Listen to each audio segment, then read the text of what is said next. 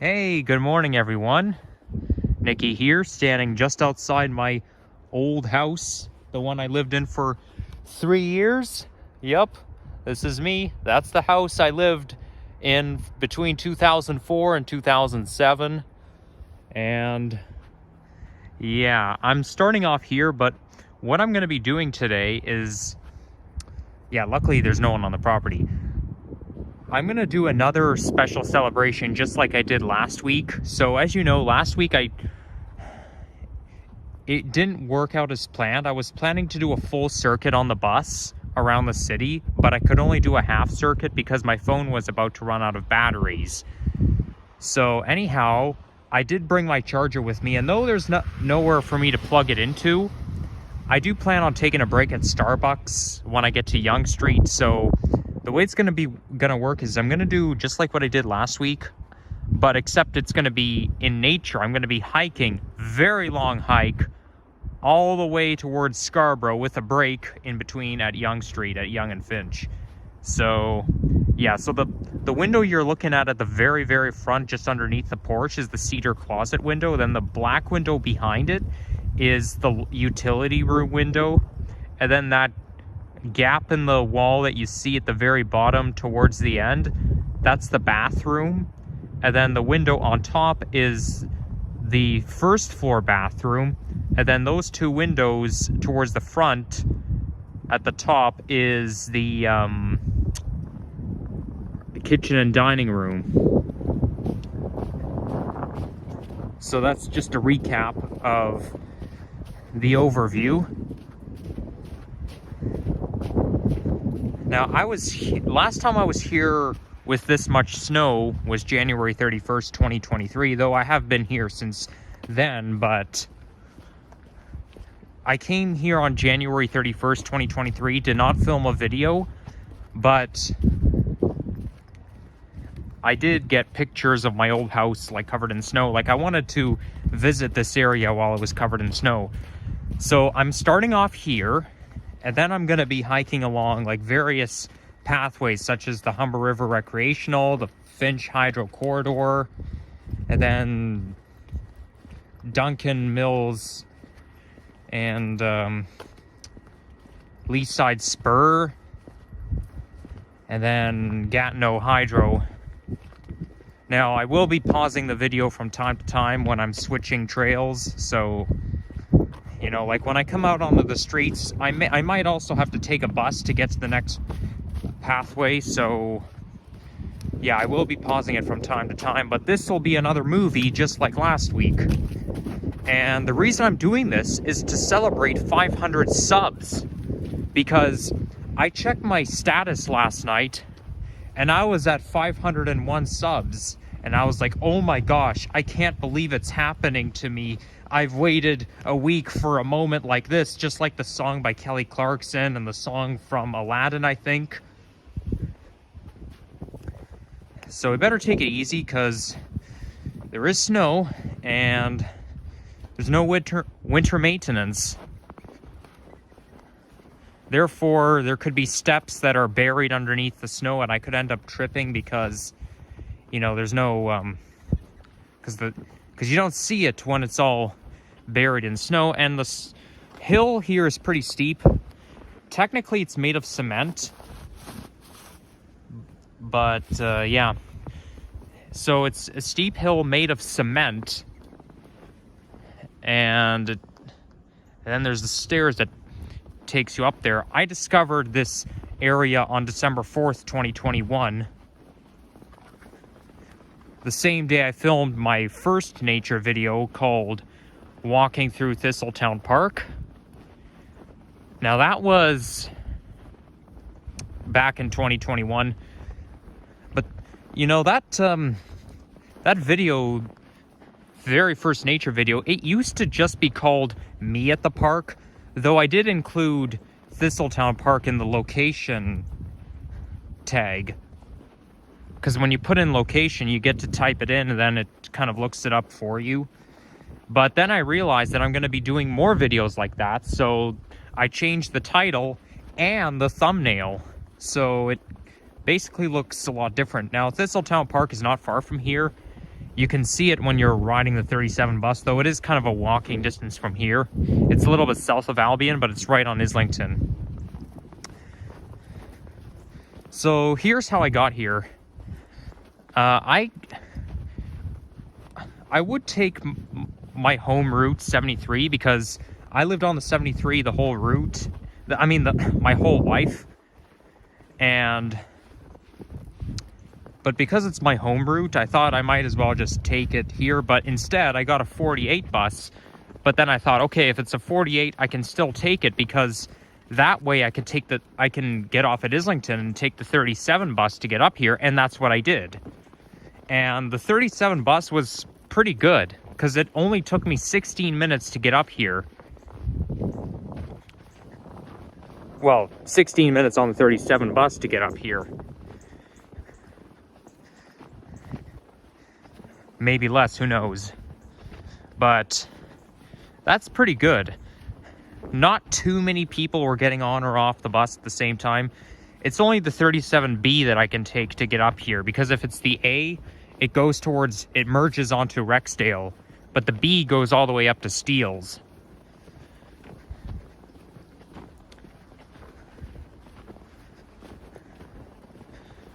And by riding the 48 bus, I did ride right by my old school, the one I keep telling you about. But I didn't get to see it very well because I was sitting beside a dirty window, which is one disadvantage of filming a bus ride in the middle of winter.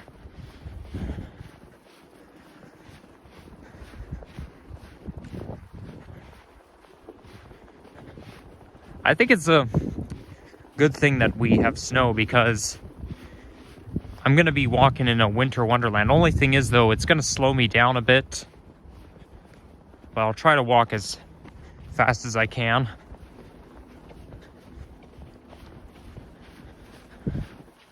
Man, snow is really nice. Maybe I do belong in a cold climate after all. I just don't like it when it's very windy out.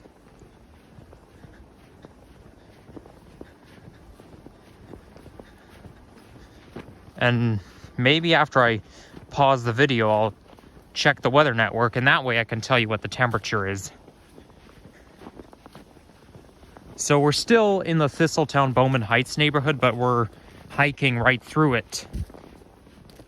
There is going to be quite a sharp turn coming up.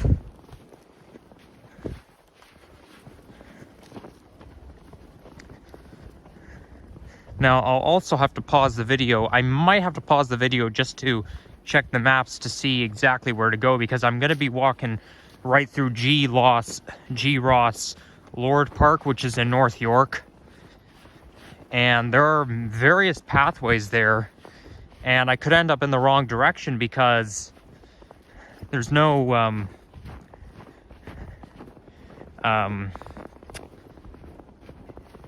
because there's just various paths, and that's how I end up in places where I don't want to end up at. So, reason for it, I just want to thank you guys for 500 subs. It really means a lot. I was planning to reach 500 subs this week, and I did. So thank you guys for your help. That was very, very nice of you. And that way I can get to 500 subs before the snow goes away again, because it's going to be milder next week. Therefore, the snow is not going to last that long. It just comes and goes.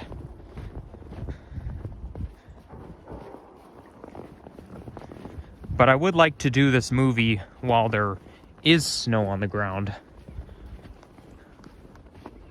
Now, that's not the sharp turn I was telling you about. That just goes right around.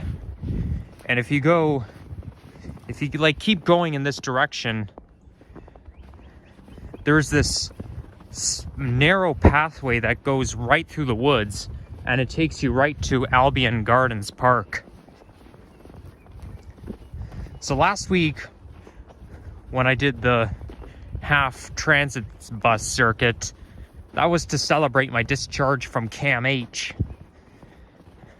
And now I'm celebrating 500 subs exactly a week later. Happy Friday, everyone. TGIF.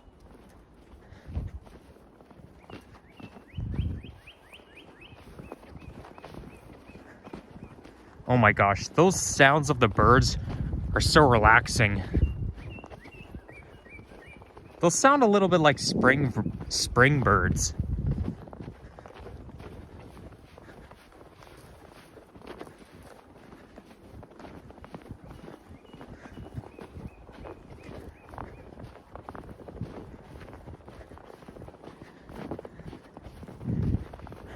Okay, so that's the sharp turn right to the right. Now this path right there that I'm pointing to, just past that blue sign and past the garbage bins, that takes you towards Finch Avenue West. But we're not going there today. We're just gonna go this way.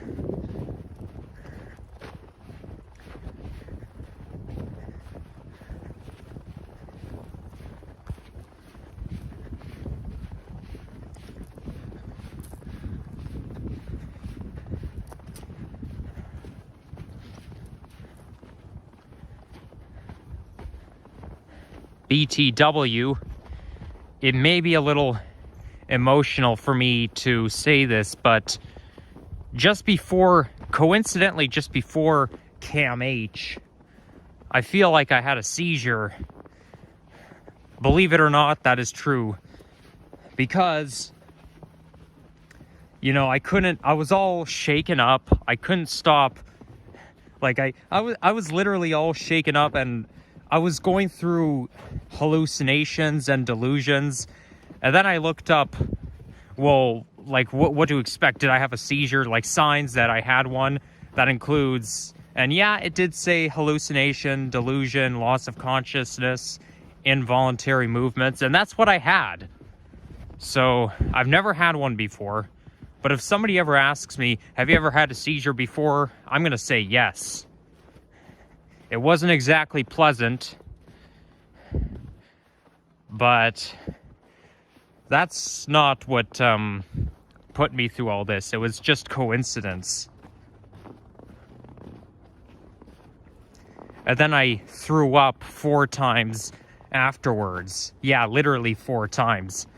Which is why you have to roll the person on their side and then tilt their head back to prevent choking.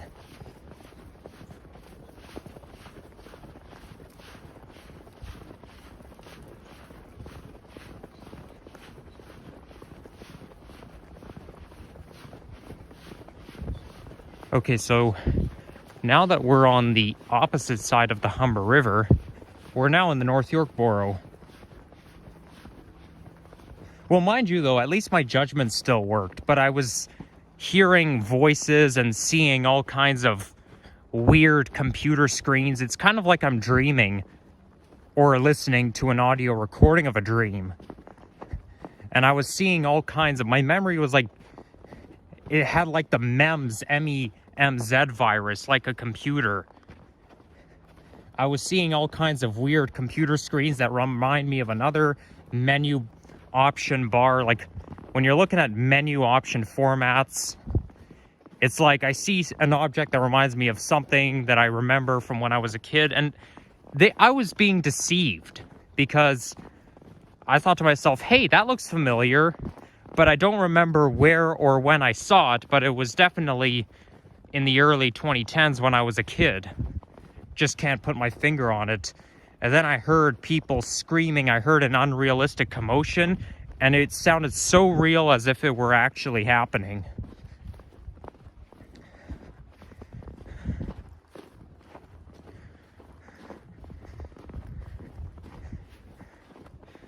So there you have it. I don't know what caused it, but there's definitely pieces of evidence.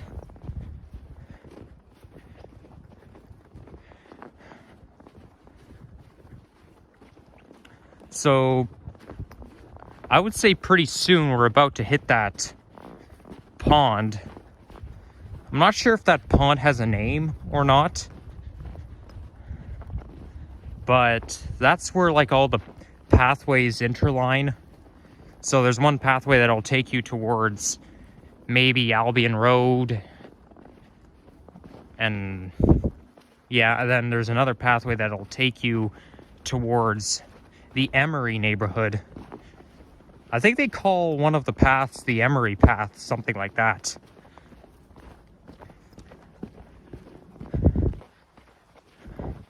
But that's not too far from Arrow Road.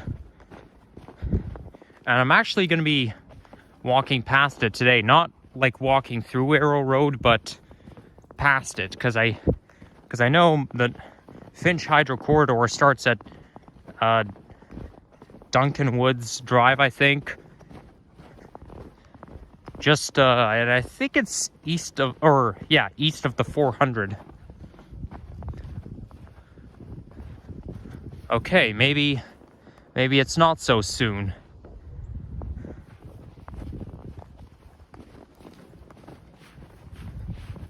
I filmed a nature clip right through this pathway here. I think it's the same one that I filmed back in September during Labor Day weekend when it was really hot out. Yes, I was here where I am now back in September, Labor Day weekend. It was September 4th, 2023 when I was here, and temperatures were in the 30s, and we reached 34 degrees that day. After having a 30-degree less August, we had like mid-30s or low to mid-30s in September, Labor Day weekend, just to make up for it. And we haven't had any 30-degree days in September since 2019.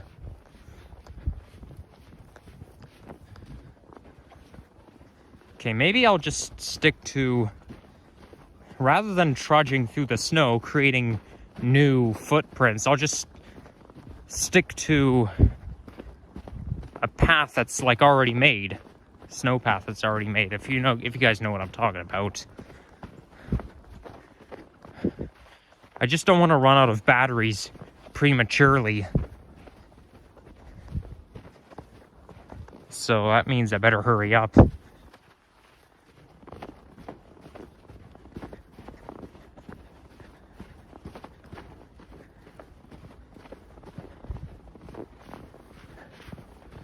Everything is farther away than you think.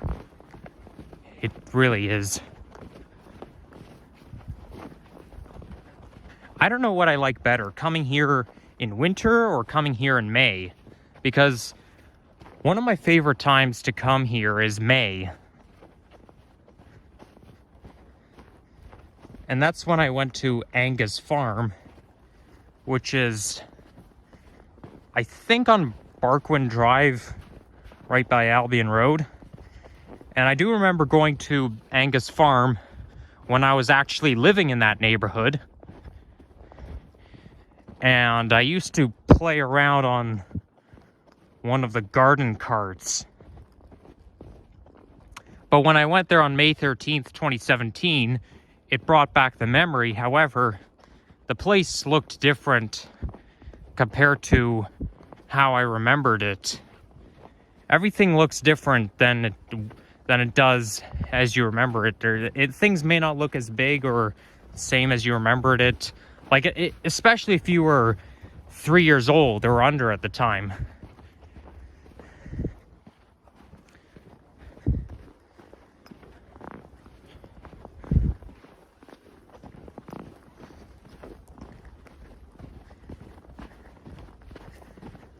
But I went to Angus Farm, well, I would say 17, 18, 19, 20, 21, 5 years, at least once a day. Yeah, I went there 5 years in a row in May between 2017 and 2021.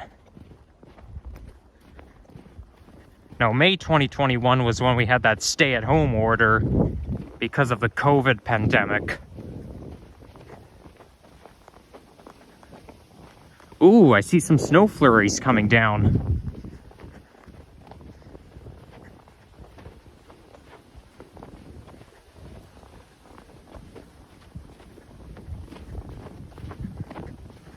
I get the whole area to myself for now. coast is clear.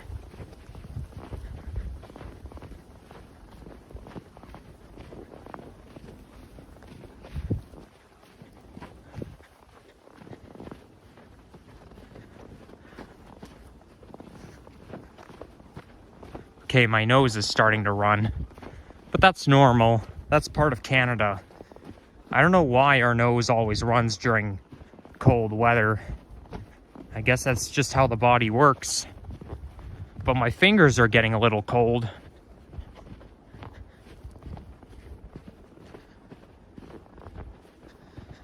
Yep, winter can sure be a lot of fun. Only when the valleys are covered with snow. Because, you know, snow has great vibes.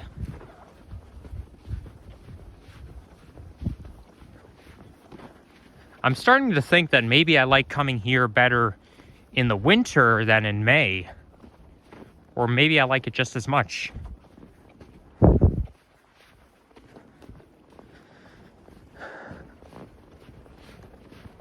Yeah, so you're basically looking at Etobicoke just on the other side where those houses are, because that's where the river is.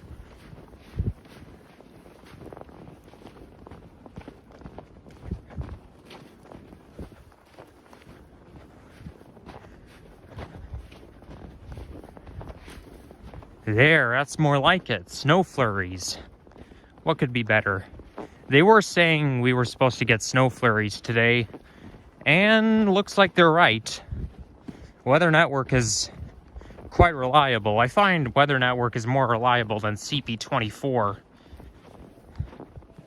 In the United States, they have what's called Weather Channel, but in Canada, it's the Weather Network. I think I like Weather Network better than Weather Channel because in the States they use Fahrenheit. And I don't know Fahrenheit as much as centigrade. Though I do know that 30 degrees centigrade is exactly 86 in Fahrenheit. And 0 is exactly 32 in Fahrenheit. But I think it's either 0 degrees or below right now.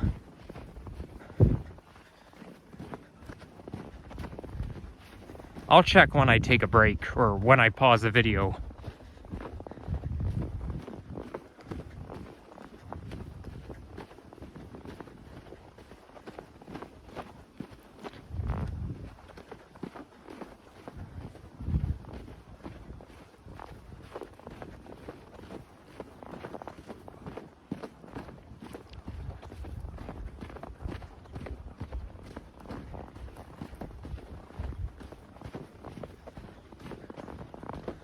So now the river is becoming more visible from my view. And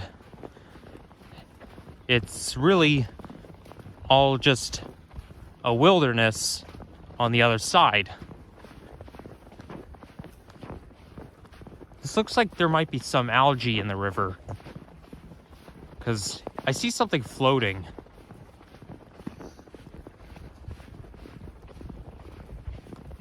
Although it could be just ice.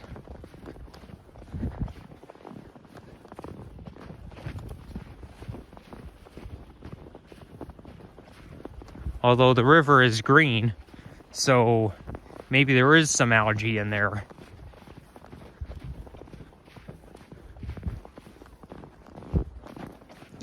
I'm still trying to find the spot where that 2005 video was filmed.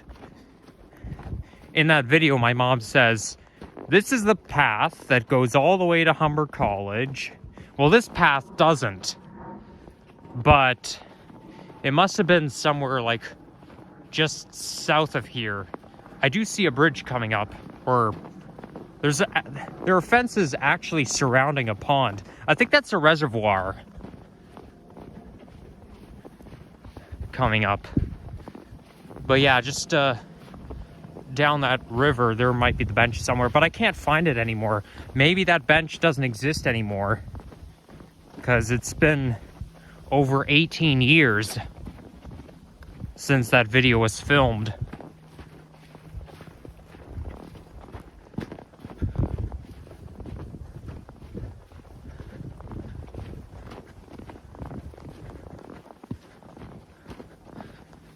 But I think we're just gonna keep going straight.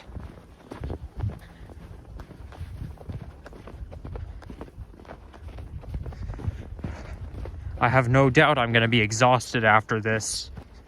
But, I mean, some people do it. One of my brothers managed to run 100 kilometers in 1 week. Was it 10 or 100 kilometers? I think it might be 100, but I mean, I can't really run because my side hurts a lot. Ooh, there's a patch that hasn't been covered in snow, made of cement. So that's what that hill that takes you out to Barquin Drive looks like. It's a steep hill, and that's exactly what it looks like, made of cement.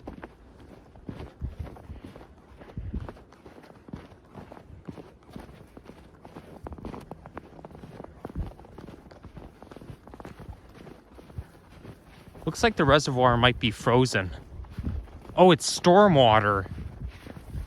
Okay, well, the stormwater's frozen, so, you know, the fence surrounds it, and that's where the paths interline. So if you want to hike to the Emery neighborhood, which is where I'm going, then you have to go this way.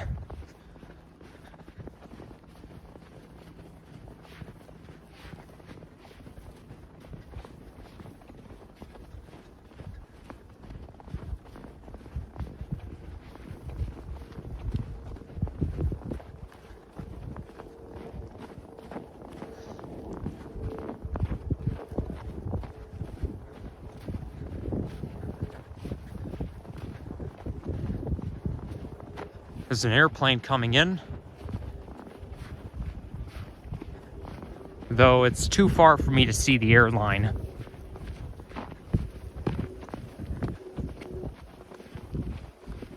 So this is where I ended up on May 13th, 2017.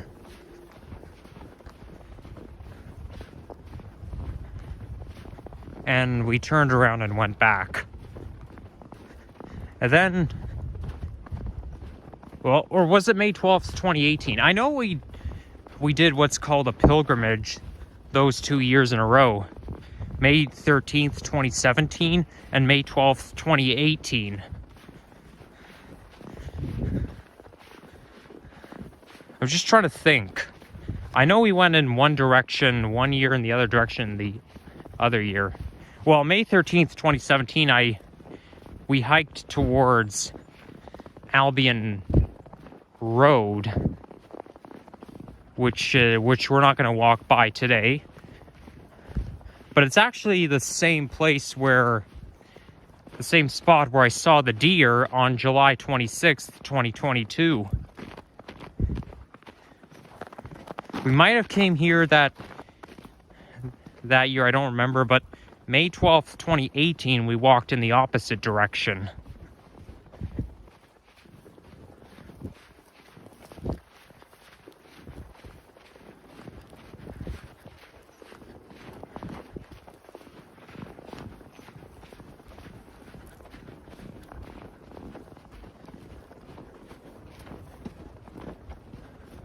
I was also here on January 14th, 2024, just before, well,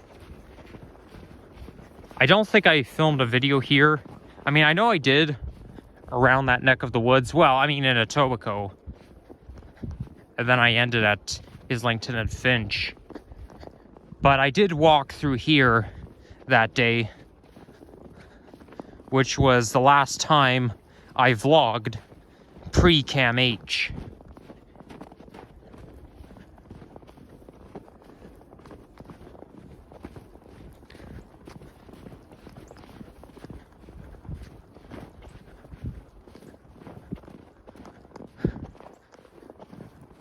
So I think we want to go this way. Though the path does continue north, and it takes you out to the side street. Yeah, we're going to continue this way.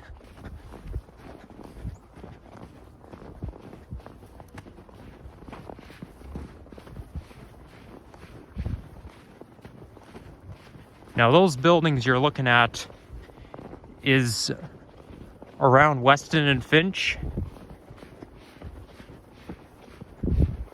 Because these buildings look just like the ones you can see from the Barkwind Drive entrance exit.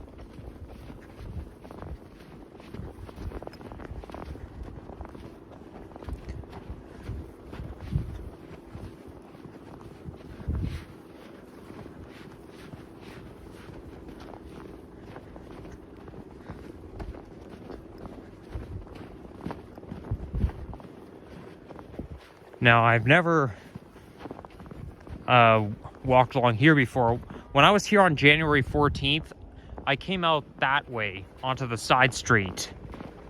But I don't think I've ever walked where I'm walking right now in this direction.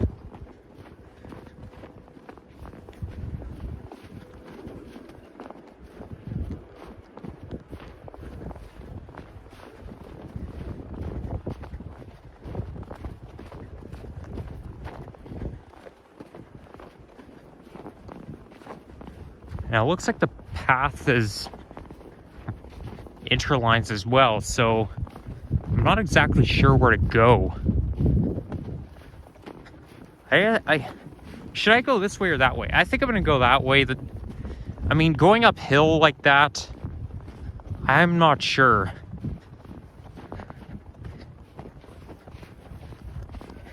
Doesn't exactly look that safe. So I think I'll go this way.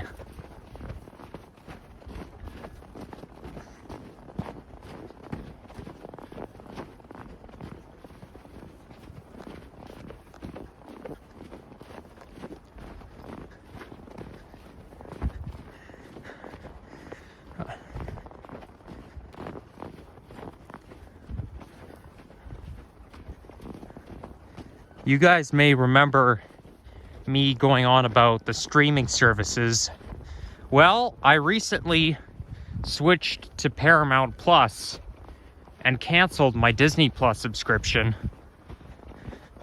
I do plan to switch back to Disney Plus around Christmas time, but I'm tied between Disney and Paramount Plus because they offer pretty good content. With Paramount Plus, I watch shows of a wide variety, from top to bottom, shows of SpongeBob and South Park. These are my two favorite shows. But then Paramount Plus originates originates some South Park movies as well. Like there's a part 1 and a part 2. I think it's called The Stream Wars, something like that. And in part 2, the crazy thing they do is they use urine for literally everything. So like they'll dunk their spaghetti in urine. Popsicles will be made out of urine. They'll brush their teeth with toothpaste made out of urine, and then they keep going, blah! They keep gagging, and then, oh yeah, they'll also eat a hamburger made out of urine as well, or with the ingredients. So they eat it, and then they kind of like retch, or they'll like gag a lot. And they even named a streaming services after it. I mean, it's kind of funny, but it's also gross at the same time. I think that's crazy. Nevertheless, I do think South Park is one of the best comedy shows. It's very funny, though it's not for kids, though. They do use a lot of strong language. Normally, I just watch the the South Park clips on YouTube, but now I get to watch full episodes, which is very neat.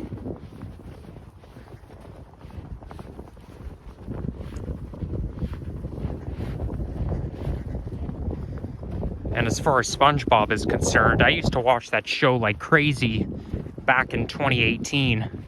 In fact, I spent the whole summer watching SpongeBob that year. But obviously, I'm not as interested in that show now. I mean, I still like the show, but I'm not as obsessed over it now as I was then. I kind of wish I was, though, because they used to stream SpongeBob on Netflix, but they didn't have a wide variety of episodes unlike Paramount Plus.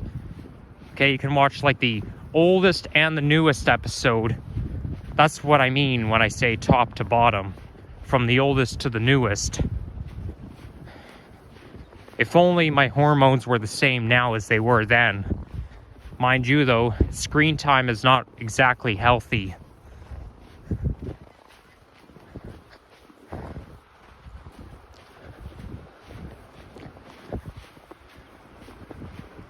Okay, so now we're out on the streets.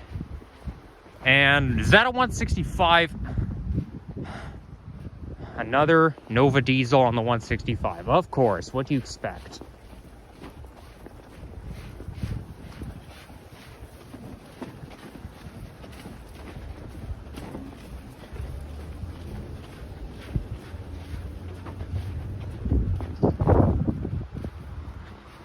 There's a high school right here called Emory Collegiate.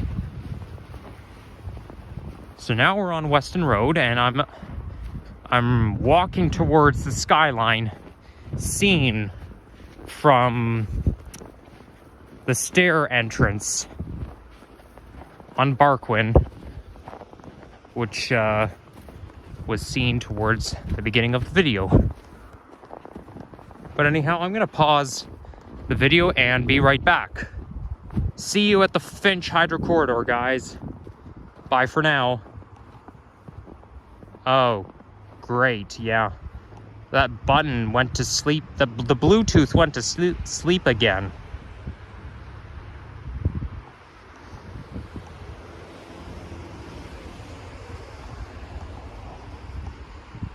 If only I can get it to work.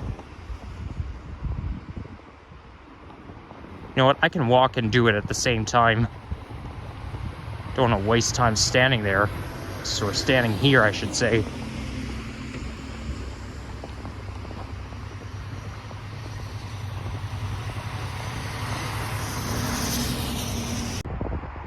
Alright, I'm back. It is 11:05 a.m. And now I'm starting off at the Finch Corridor Recreational Trail. Now I better be careful because the selfie stick is a little bit unsteady now. The phone cradle rotates very easily, so you know, I just have to hope that I don't drop it, and if I do, it better not be in the snow. I just walked by the Finch West maintenance storage facility, and I was actually gonna start my video off there and then just walk to here. But as I was putting my phone on the selfie stick, I dropped it in the snow.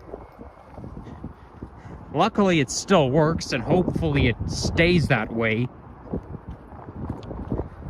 But now I know that if I'm going to put my phone on the gimbal or on the selfie stick, it's better to do it not near snow, because just in case I drop it. But you know, I can't zoom in because I'm wearing gloves, and it's a little too cold to take my gloves off. It's -2 degrees centigrade, but if you look very carefully, you can see Emory Neighbourhood, and that's where I ended my video off. I was actually there on Monday as well, if you guys can remember. But instead of viewing it from Barquin Drive, I'm viewing it from Norfinch Drive. So it's not Duncan Woods where it starts off, it's Norfinch. Now this path goes as far west as, or far east as Finch West Station, which is Keel and Finch. And then it kind of stops, but then continues just after Finch West subway station towards Dufferin, and then it kind of continues, starts again at G. Ross Lord Park, continues, and it pretty much continues towards Yonge. Now, since they shoveled the snow here, or they did some winter maintenance along here, so since I'm not walking through snow, it's going to speed me up, though wearing winter boots slows me down as well, but not as much as earlier.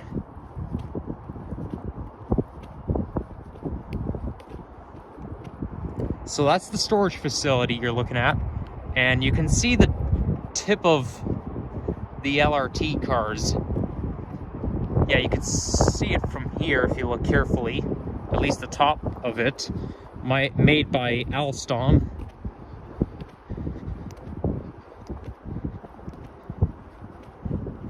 And I believe it opened, at least the storage facility opened in 2021. So there they have a wash facility where they wash the cars, and a maintenance, so it's just like Willowbrook Go Rail yard facility.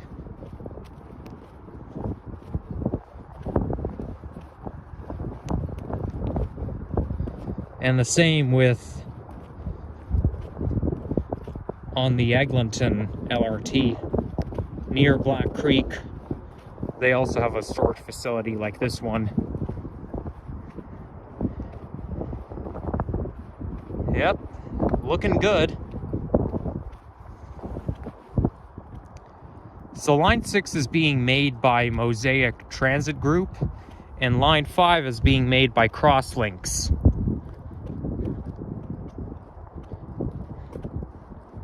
And now it said somewhere that Line 6 would be prolonged for another year. It said 2025, but everybody's saying that it's going to open this year, so I don't know what to believe.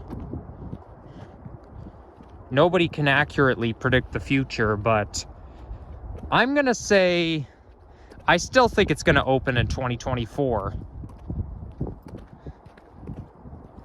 But we shall wait and see.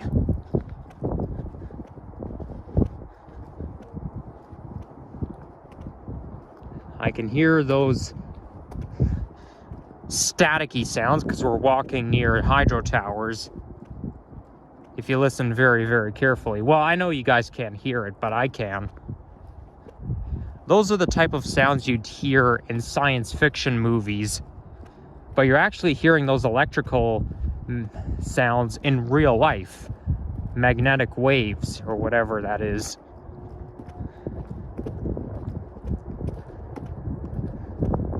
I bet you studying magnetic waves is going to be very, very, very hard to grasp.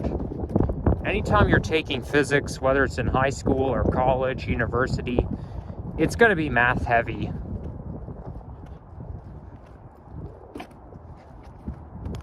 Therefore, it's hard to grasp. I mean, for some people, right? We all have our strengths and weaknesses.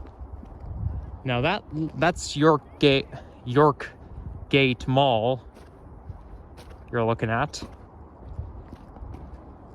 The exterior at the very center reminds me of Woodbine Shopping Center, where Fantasy Fair is. I call it Woodbine Fantasy Mall. But, you know, the way it's designed, it's the same as Woodbine Fantasy Fair and Shopping Center. Except it's not in there.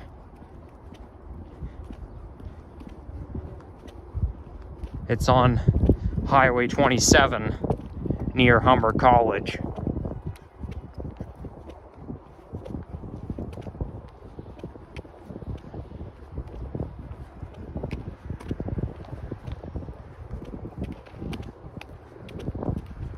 Okay, maybe, you know what? I think I'll just go take a quick peek over there before we continue on. So this is Yorkgate Boulevard. Wait a second, I know this neck of the woods. That's Jane Street over there. I remember getting off the bus there on December 29th, I think, 2023.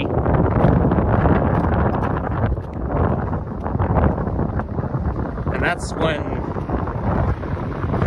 Did I make a nature video there? Oh, well, I did make a video on Hydro Corridor, and so I think we're gonna be walking the same places where I've already made vlogs before in this movie, special 500 sub celebration. But yeah, we are gonna walk through some of those areas that I've already made walk-in videos through, or nature videos, because it's a corridor. So I'll just take a quick peek from here. Whoa, it's getting a little windy. There you go.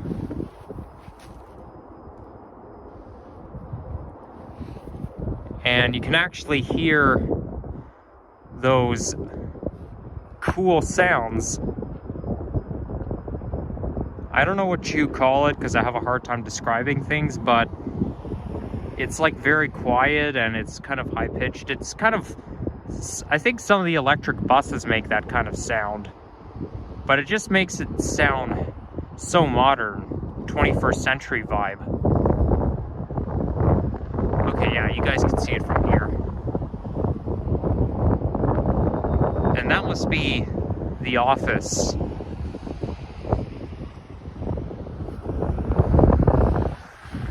And there's 122 parking spots for staff.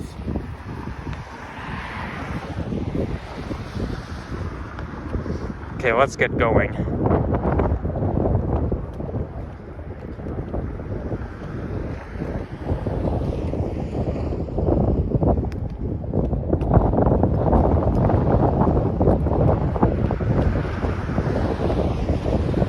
Oh, look at those group of pigeons over there. Okay, you guys can't see it very well, but I can.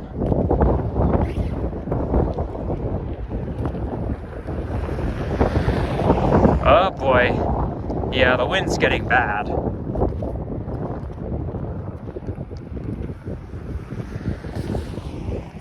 It feels really cold on the face.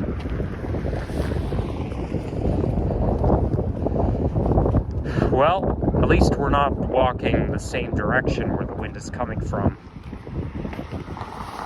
Because when you do that, when the wind blows in your face, it's even worse. But if it's blowing towards your back, I mean, it can still bother you, but it's not as bad as when you're walking the same direction of the wind. You know what? This light doesn't really matter, so I'm just going to walk right through. It's a very small street, so who cares? There are not that many cars here anyways. It's not like crossing Jane Street. Whoa. Hello there, Mr. Pigeon.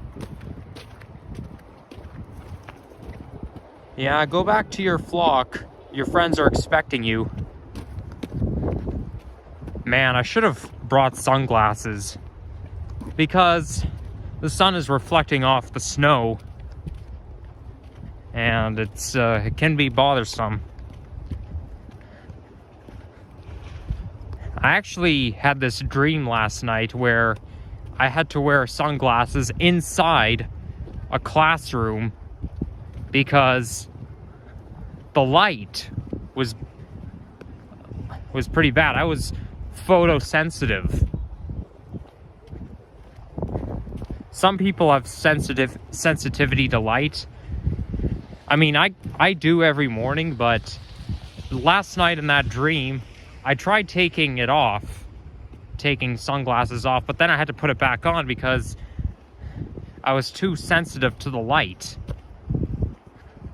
But in real life, I'm not really sensitive to light. I'm kind of used to it, actually.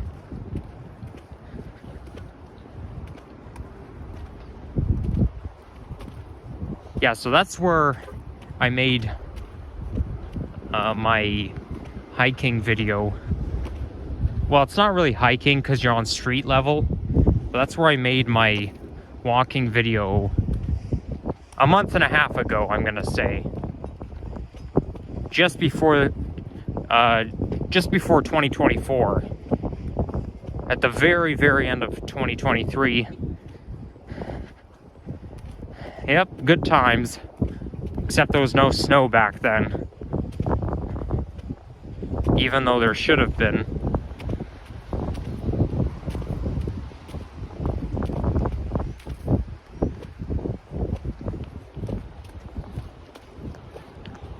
Well, I would say one advantage of wind blowing in my direction is that I get to walk faster. Well, I mean, if it's blowing the direction I'm walking. But if I'm walking towards the wind, it's a nightmare.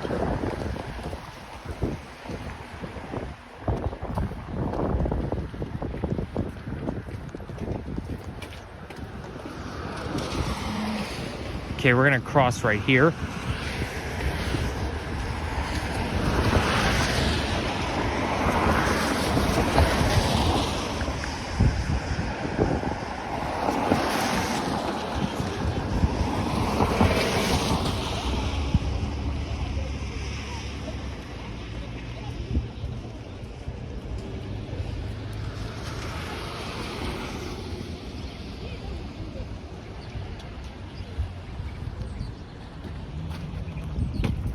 All right, time to go.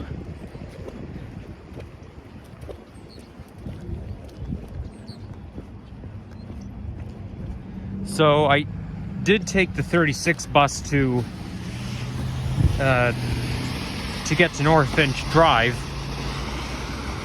So that's what took me a while. Yeah, I'm glad I took the bus because it would be quite a long walk, and I don't want to waste my energy when I'm trying to do a movie. I'll have to come up with a title for this movie.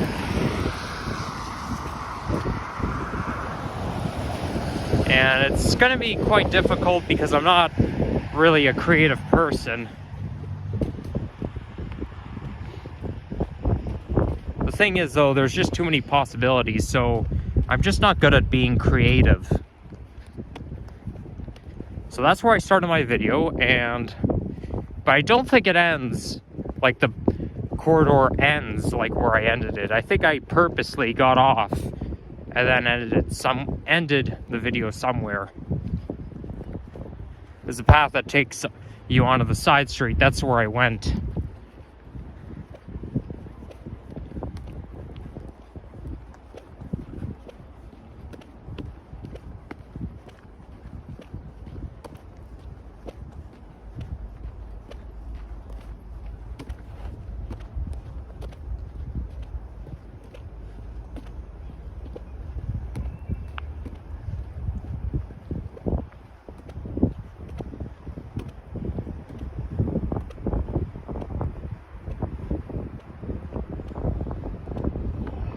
And there's the OG hybrid over there, made by Orion. Still on the verge of retirement. 2 OG hybrids in a row. Well, there's still some OG. There are more OG hybrids than the 7900 2006 diesels.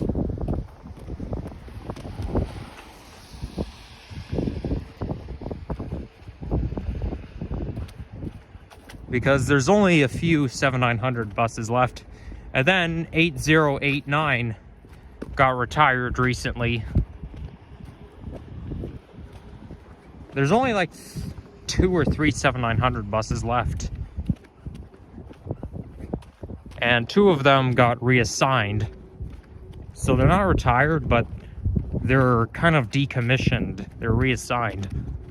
Although I think decommissioned and retired probably means the same thing. But it's definitely been pulled out of service.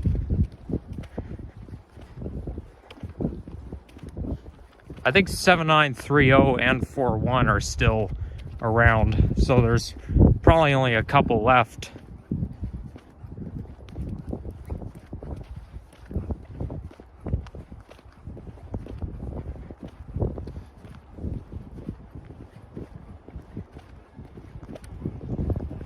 And there's my favorite type of bus. Orion 7 NG HEV in classic livery.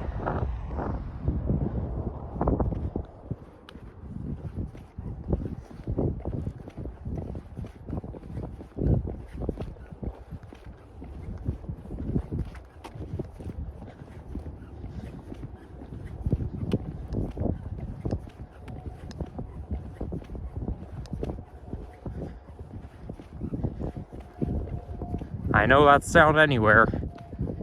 Very distinctive. Thank God those buses are not on the verge of retirement. Obviously, the 1700 to 1829 series have retired towards the very end of 2019, which is unfortunate, but there's still a lot of those 1200 to 1423 buses left. Though, yes, some of those are retired too. Although they're not as old as the 7900 OG diesels and the 2006 Orion 7 OG hybrids, made the same year.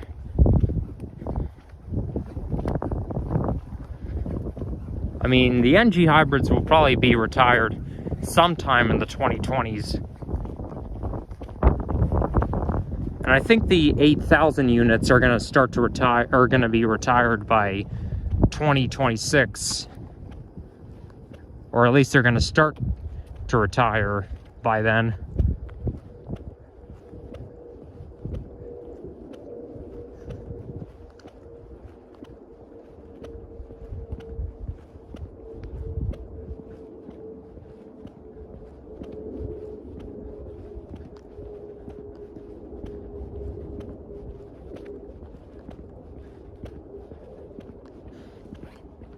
That looks like a school over there. Yeah, I know I pointed it out before. I feel like I could smell a waffle for just a second ago, making it seem like there's a diner nearby. That reminds me, that song by Jonas Brothers called Waffle House has so much of a diner vibe. Anytime I hear that song, it always makes me feel like I'm actually in a Waffle House. So the title and even the song itself has the same vibe. It sounds like a song you'd hear at breakfast time. Same with the song Butter by BTS. Now that one came out, I think 2021 or 22. I started hearing the song Waffle House in August 2023.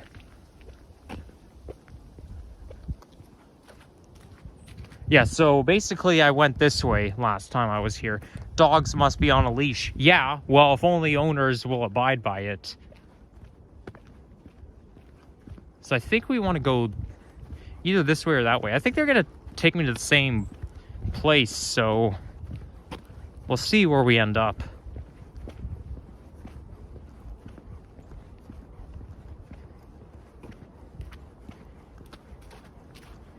It says here, Huron-Wendat Trail. Well, those are obviously the settlers that set foot on this land. It was originally owned by traditional territories, by the Huron-Wendat, the Anishinaabe, Haudenosaunee Confederacy. So these are what our lands are native to. They're native to Wendat, Huron. Anytime you go to a ceremony or something like that, or in school, they'll always acknowledge the land. They call it the land acknowledgement. But I guess it makes sense to go this way. There's a baseball diamond.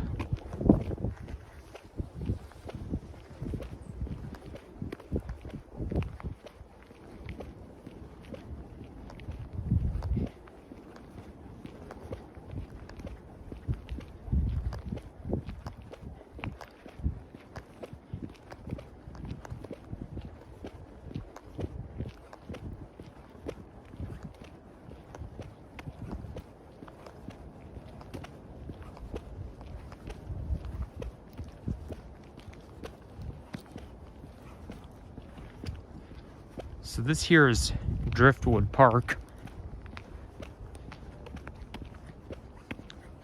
Now Driftwood is one of the stops on the Line 6 Finch West LRT.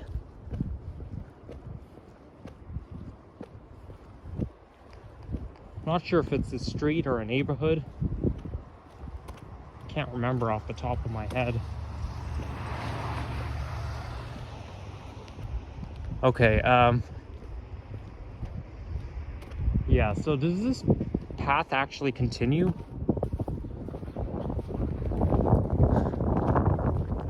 We want to walk towards Finch West and not Pioneer Village Station.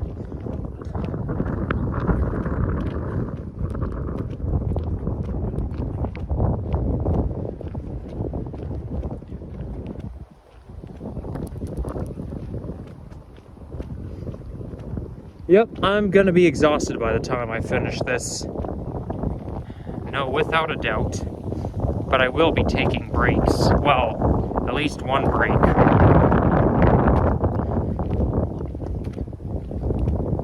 So it looks like it continues a little further.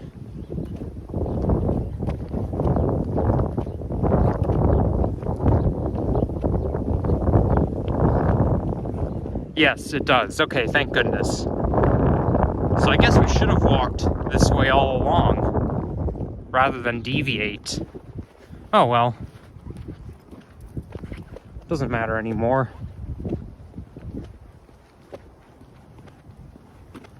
What matters is that I'm not lost.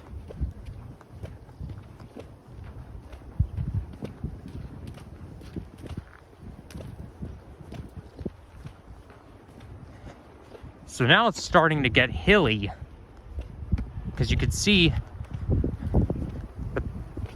the path continuation is on a lower altitude. Uh-oh. It looks like the hill might be steep. Okay, well, we better be careful. Thank goodness they do winter maintenance on corridor trails. School bell.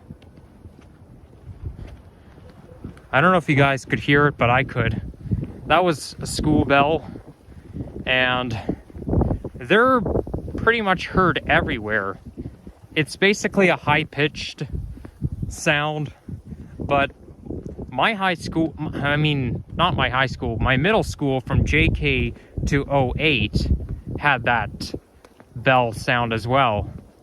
So the sound that I just heard, well, they're heard everywhere. I think every elementary school in the TDSB has the same sound. Mine did, obviously. Well, actually, it didn't used to, but it did since I was in 3rd grade.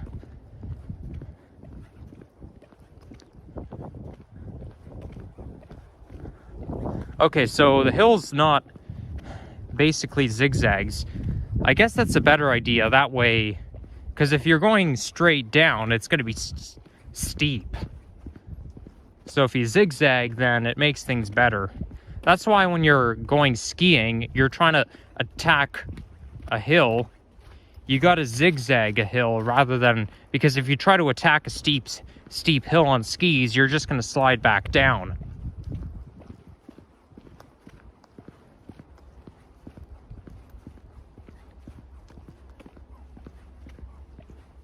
Okay, so this one says Black Creek Recreational Trail, Shoreham Drive. Okay, we're gonna go this way.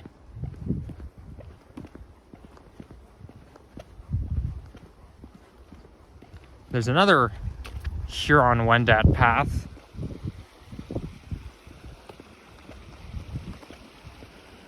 Now this stream right here this creek is partially frozen. It kind of looks like someone urinated in the creek, because the water is somewhat yellow and white at the same time. I mean, I don't think anybody would urinate in there, but It kind of has the same vibe.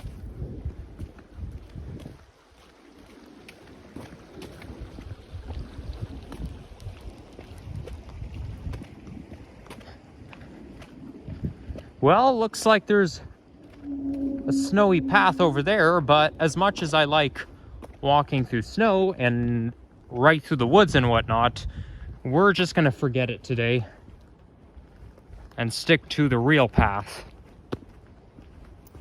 The real official bike path made of cement and not snow.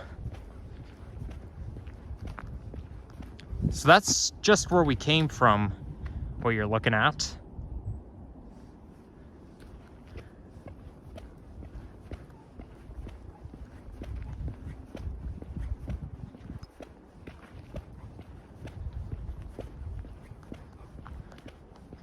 I see kind of a dark cloud over there, so it looks like it might snow again later today.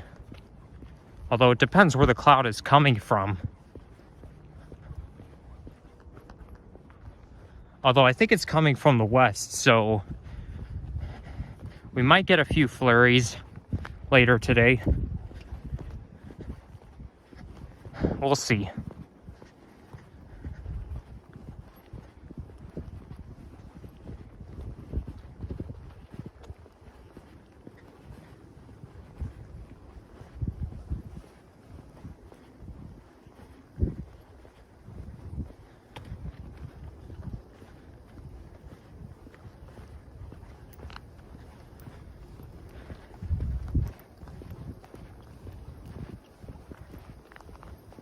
Okay, now I can hear it better. I can hear the electrical sound even better.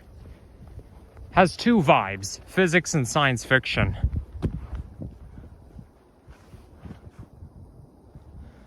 And of course, my battery is now down to 20%.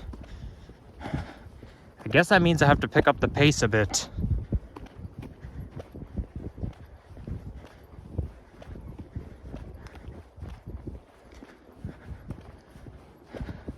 Well, you know what? I'm not going to take chances, so I think when I get to Finch West subway station, I'm just going to pop into McDonald's and see if there's an outlet there. I'm sure McDonald's has an outlet, but has some outlets where you can charge your phone, but I don't think I'll be ordering food from there. I'm trying to cut down on spending money. I do have some money in my Starbucks account, so that's probably all I'll use.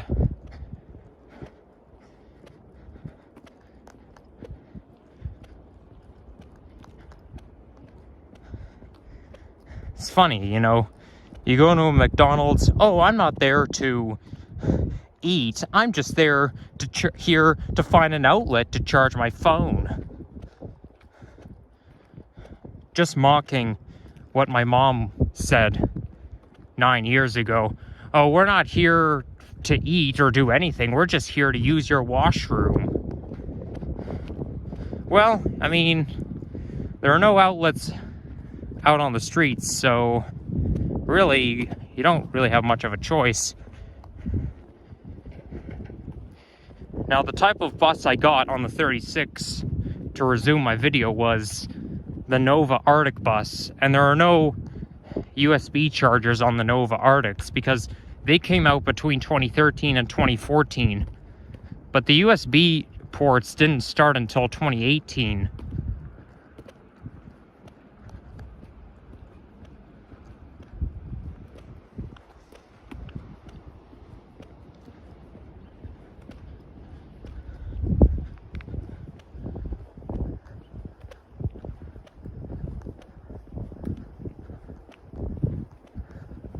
And it looks like it continues.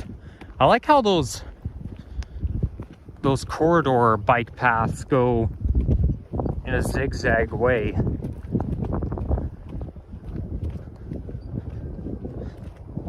I mean, it's kind of a long cut as opposed to a shortcut, but still, I kind of like it for some reason.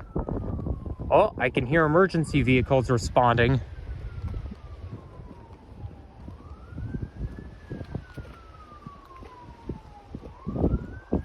They're so loud, you can hear them from probably a kilometer away. It's getting louder, so it might be coming closer. Oh, I see it. It looks like a fire truck. Yep, it's a fire truck. There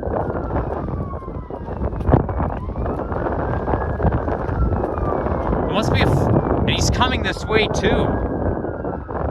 There must be a fire in one of the apartment buildings. Well, who left their stove on? Oh well, we don't live there, so it's none of our business.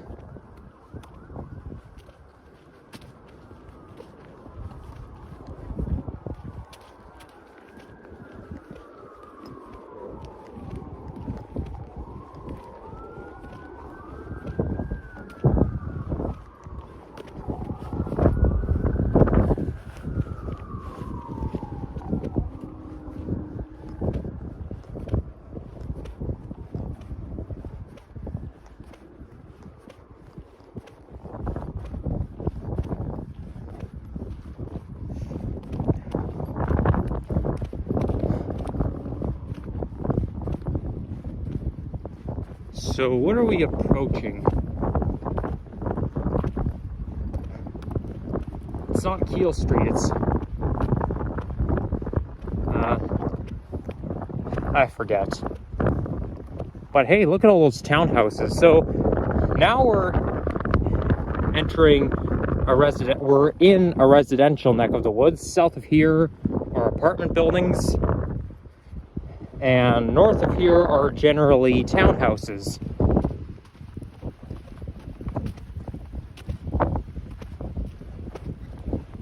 Mostly single-family homes.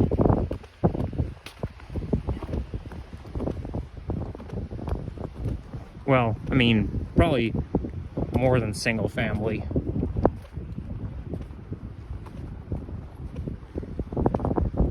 Sentinel Road, of course. Yeah, Sentinel is another station on Line 6.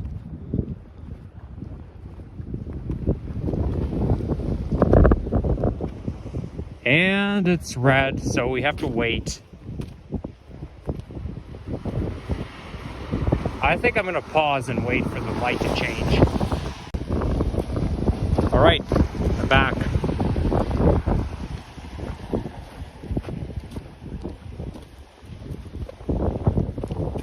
Looks like we're almost there. Just one more block.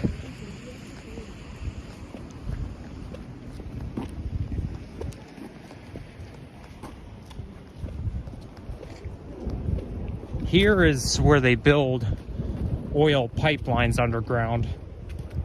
Therefore, no digging allowed.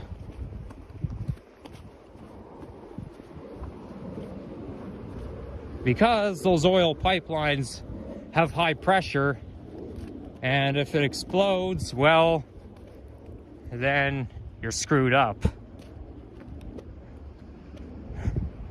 Oil, anytime I think of oil, it always sounds dangerous. I mean, it is if it's high pressure. That's why they put those warning signs up.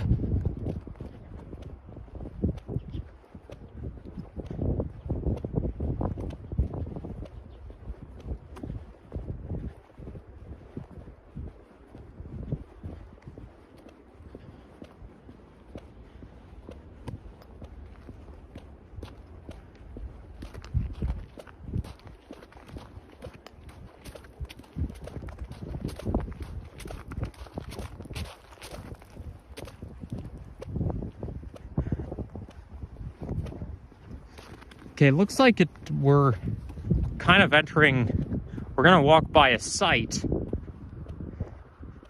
And it looks kind of, it's either industrial or it's a community garden.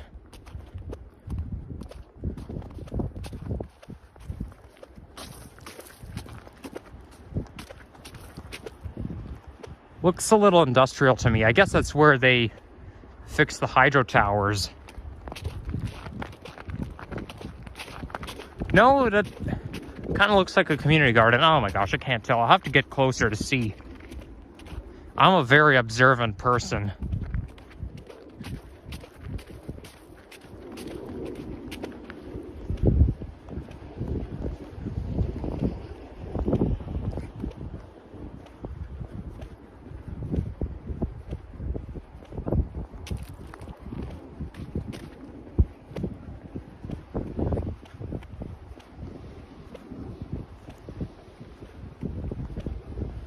No, it's a community garden.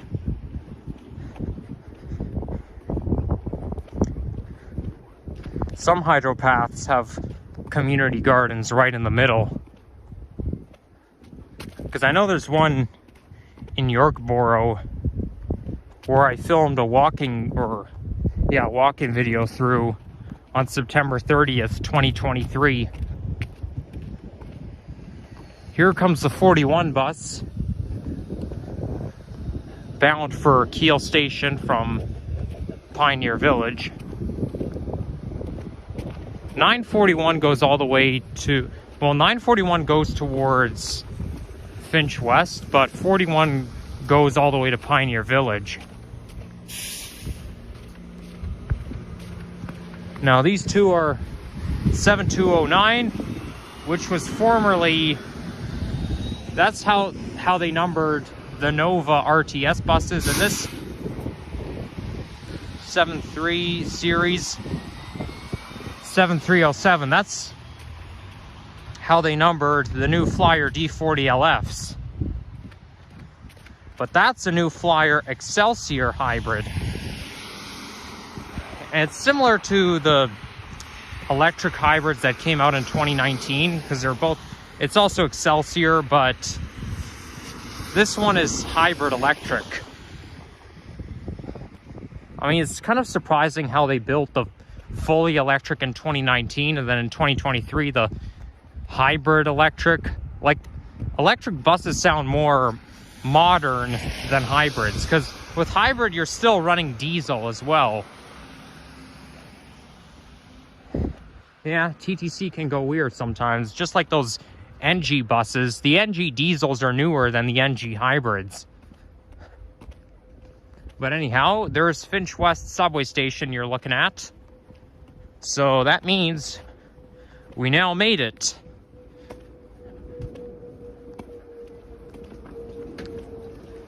And after this movie is to be continued.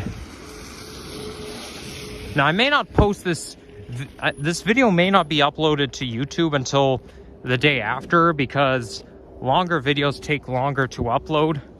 Plus, I have to do a lot of work in like making this movie as well, like modifying it and whatnot.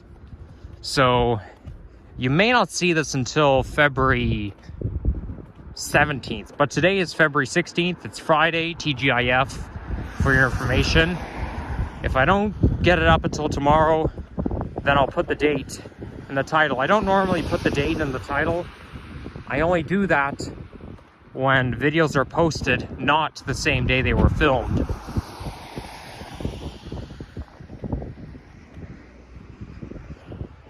Finch West subway station has a distinctive look. Anytime you see a building that looks like that, you know where you're at. Like, if I were to see this from like miles away, I could tell, oh yeah, that's Keele and Finch. That's Finch West subway station. Man, those Line 1 subway extension stations, they're all space-aged. Well, Highway 407 is more space-aged, but the exterior on all of them is always architectural and impressive.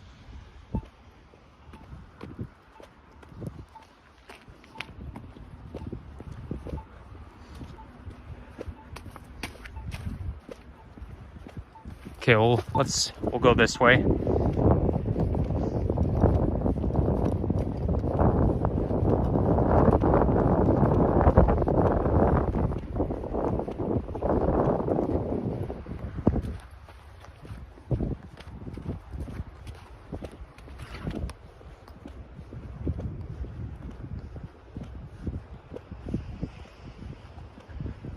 Now, I could have started my adventure from the valley in my neck of the woods. But the reason I started off at my old house, well, first of all, I don't really want to disclose where I live, even though I've already filmed in the valley in my neck of the woods before.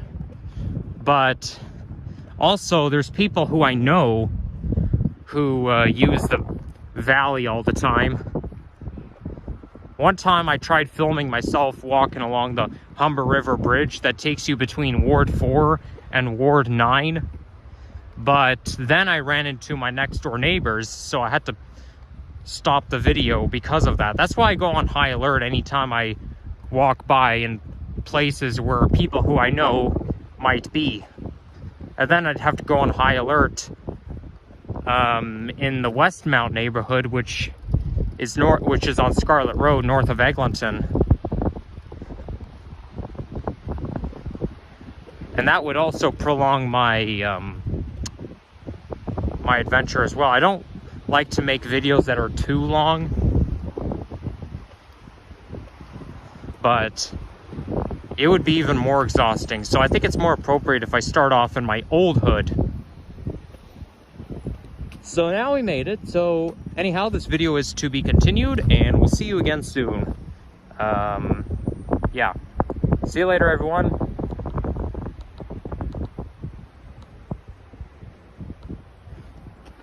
And I'll just walk and get the gimbal to wake up, or get the selfie stick to wake up at the same time.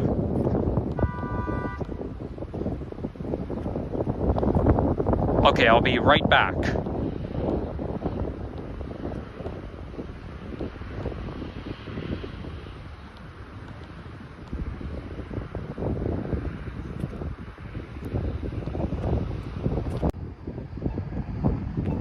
Alright, so I'm back. Okay, the clouds are getting dark again. I have some bad news. Okay, well, first of all, let me explain the whole story. I did say I would drop into McDonald's just to charge my phone. Well, I did, but there were no chargers. So then I saw Tim Hortons, and I figured they might have outlets. McDonald's doesn't. Well, Tim Hortons does have outlets. In fact, they even have USB ports specifically designed for charging your phone. However, my phone couldn't charge because there was liquid detected in it.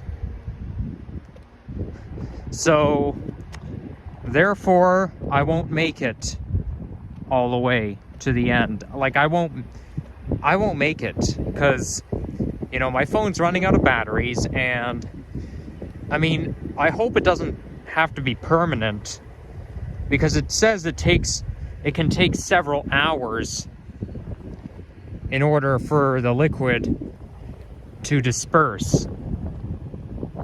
However, I'm not going to sit inside a Tim Hortons for several hours waiting to be able to charge my phone, because once I charge it, I'm going to have to wait even longer. Therefore, it'll just be a waste of time. And yeah, the only reason why liquid has been detected, as you all know, because I dropped my phone in the snow while I was trying to put the phone back on the selfie stick to take a picture of the LRT. I should have done it away from the snow. So it's unfortunate, but I guess that what that means is that I'll have to try it again just to make up for it. I'm gonna have to make up for it somehow, because this is not complete. I would be able to go all the way, hike all the way to Scarborough, but I can't do that if my phone won't charge.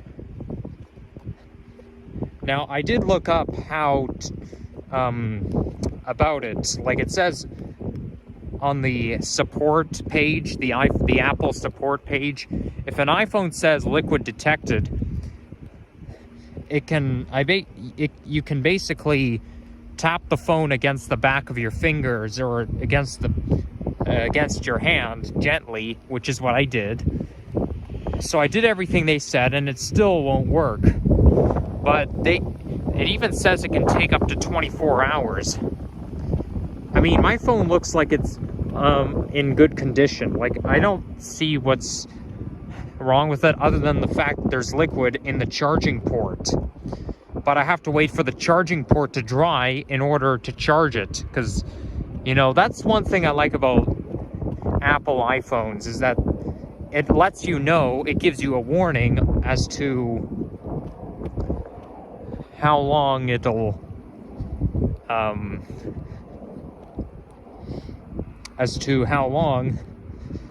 charge. You know what I'm saying? Like, it'll warn you. But you know what though, I just came up with an idea. I'm not gonna post this movie the same day it was filmed. Okay? You probably won't see this movie until Sunday or even Monday. But today is still Friday, February 16th, so when time comes, I will make up for it, but I'll put it together in one movie, so, you know, I definitely won't post this the same day it was filmed. I was thinking of doing a part 1 and a part 2, but I think it's better off that I just try it again, and then when I'm ready, then I put it all together just to make up for it. I mean, it can be practical because that way I'm not wasting as much of my physical energy. Because, yeah, without a doubt, I will be totally exhausted.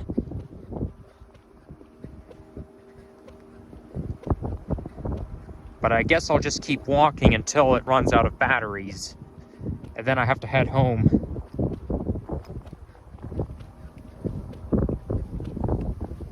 Well, unfortunate, but, you know, it's, life comes with disappointments. I feel like there's always something going wrong. Either I forget my charger, or I drop my phone in the snow, or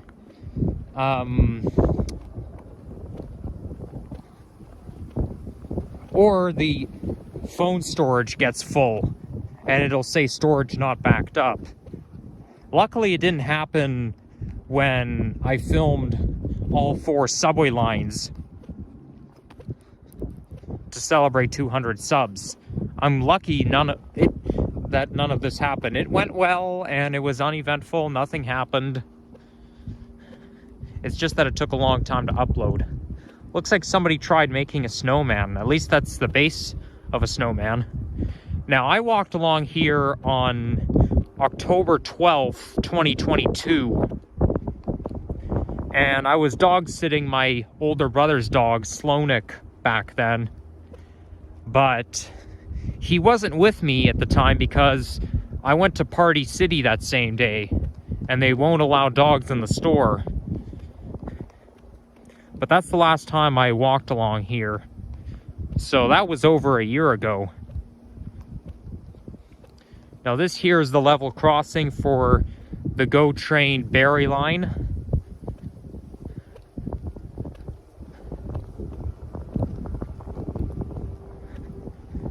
And I don't think I saw any GO trains when I walked along here last time. That was unfortunate. However, last year in February, don't exactly remember the date, and I didn't film a bus ride, but I rode on the 939 Finch Express right along this busway here, and I did see a GO train.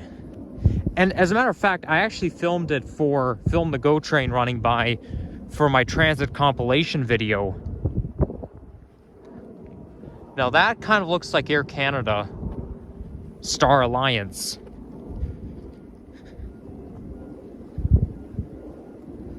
Or it could be Delta Airline. Look both ways for trains. Okay, we'll do that. But this is a cool place to go train spotting. Especially if you're a GO train fan like me. Okay, I don't see any trains there. And I don't see any trains there either.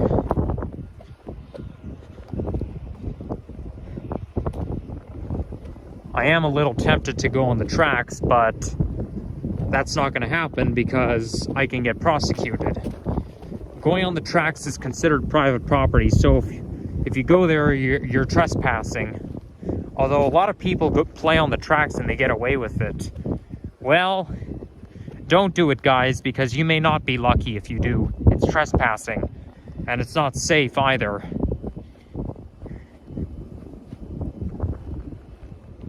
There's another plane. This sort of looks like Turkish airline.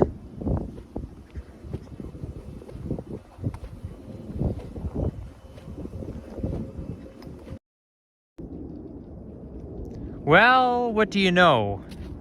I am back the same day, and this time I did manage to charge my phone. So here's what I was doing. I was gonna come from over there through G. Ross Lord Park. Oh, there's a plane in the sky. Can't see the airline though. But anyhow, just as I was about to head home, selfie stick is tilting. I found another Tim Hortons location, so I went in there and gave it another try, and this time I was able to charge my phone. So that's a relief. So really, everything's back to normal. I just have to be careful and make sure if I'm putting my phone on the phone cradle to do it away from snow or puddles. But yeah, but I did deviate from my route just because to make up for the wasted time. Like I was going to continue along the Finch Hydro Corridor, then go towards Bathurst, then go towards Dufferin, and then start at G. Ross Lord Park. But the thing is though, the paths are a little confusing because I may forget which way to go, whether to go one way or the other. So I thought I might as well just stick to what I know. That's part of the reason. But yeah, also to make up the wasted time. So then I took the 36 bus several stops, and I got off prematurely because the Maps application is misleading. So on Maps it says that there's a pathway between Finch and then the Hydro Corridor, but apparently it looked so much like a construction site. There was mud everywhere, there were trucks, then there was a sign that said no unauthorized motor vehicles allowed. So I thought, and it said monitored by 24-hour surveillance. So I thought, you know what, forget it, because I have a feeling if I went right through there, I'd be trespassing. So I basically cut through a neighborhood and cut through one of the side streets just to get here. Now G. Ross Lord Roberts Park was named after Dr. G. Lord Roberts, and he was the former chairman of the TRCA. And in 1972, the park was created to help with flood control, which makes sense given the fact that there are downhills, like it's on a lower altitude. Okay, now I'm hearing those static sounds again, and it's like a junction. That must be a real telecommunication network.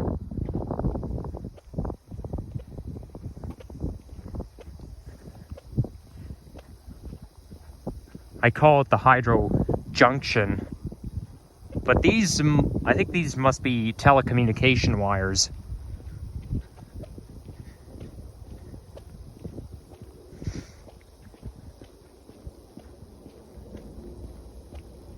I'll definitely check out that park one day.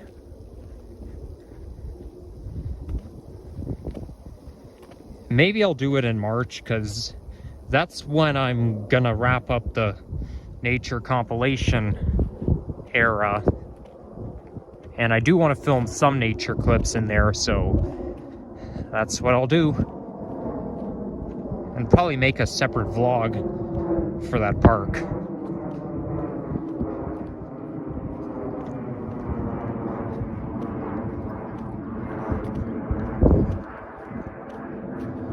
It would be nice to live in one of those houses, because the view is quite nice here. It's very flat, kind of like a prairie land.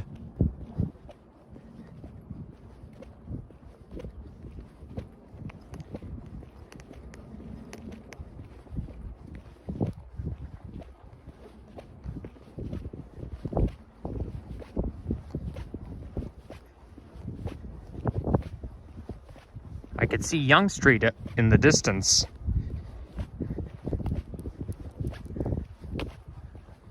There's a high school right there. Well, I know there's a high school around Bathurst and Finch, so that means I'm almost on Bathurst Street.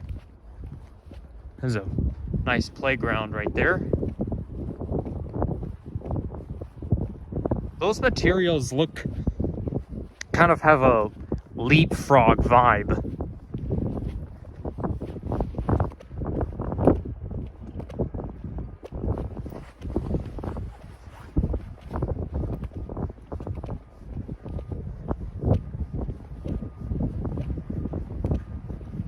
I think that might be a football field.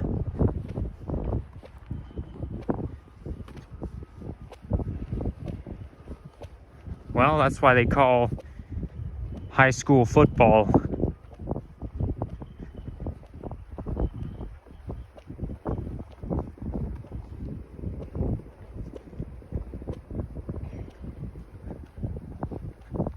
My high school didn't have a football field or whatever this is. Although it did have like a big field probably for, well, they did have a big field for fun fairs or any other special outdoor events.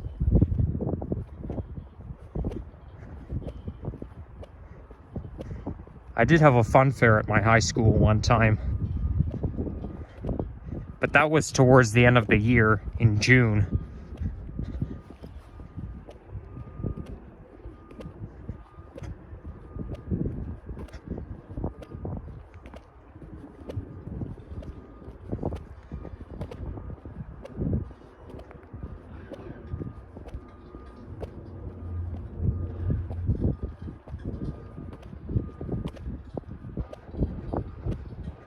I guess the wind, either somebody forgot to close the garbage bin or the wind blew it open.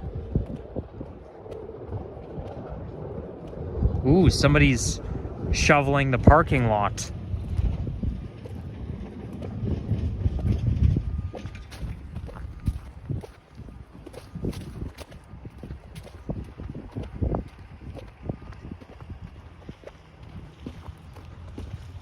Okay, I think we're losing the path somewhere.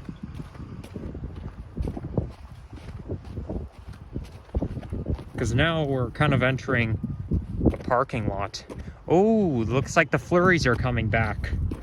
I knew it. I knew this was going to happen.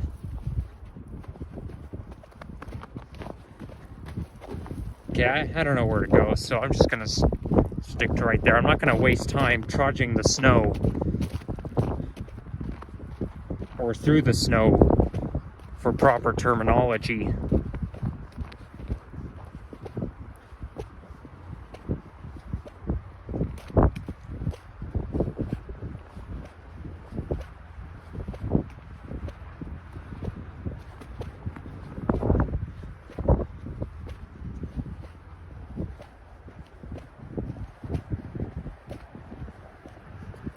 Okay, so there's Bathurst, so I don't think I'll pause the video just to continue. I think I'm going to continue this all the way to Yonge. Although, we still have quite a walking distance to go. It looks pretty far away, but we'll get there.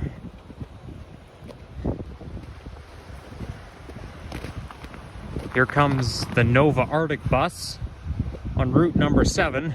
There should be 907 Bathurst Express because Bathurst is a major route.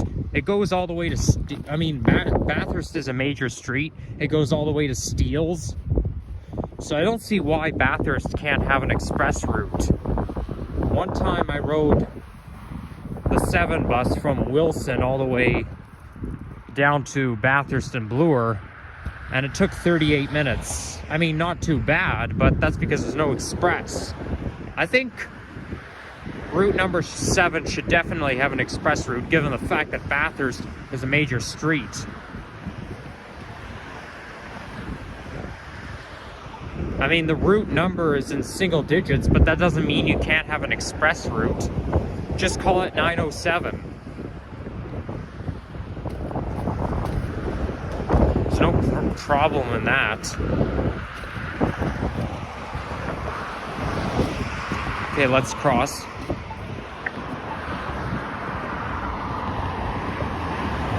So that's Esther Shiner Stadium. Is it referring to the stadium back there? Who knows. Now, back in the summer, I filmed a walking video along here. And I walked from Shepherd all the way to Steeles.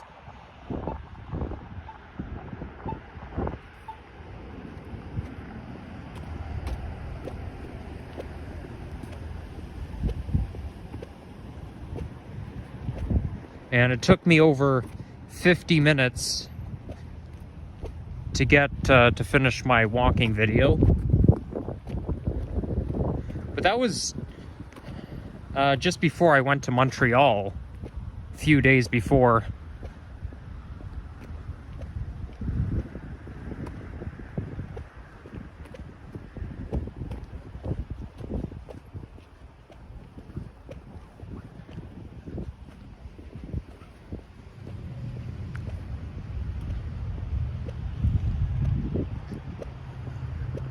So we'll know when we get to Yonge, when the buildings get closer. And then after that, I'm gonna go to Starbucks and grab a grilled cheese sandwich because I'm getting hungry, but I think it's better off that we break at Yonge Street. That way, you know, because, you know, Yonge divides the east and the west end of the city. Their grilled cheese sandwich is pretty good.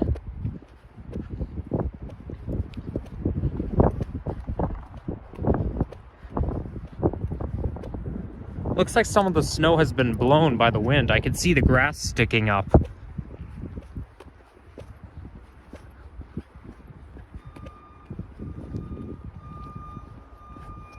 Looks like they're building something.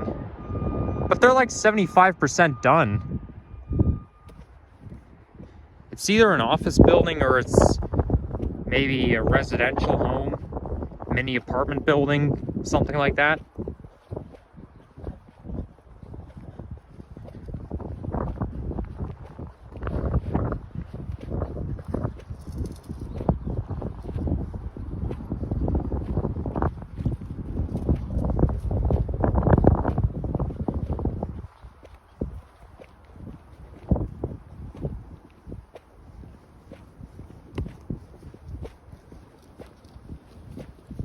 So now the snow is coming from the west.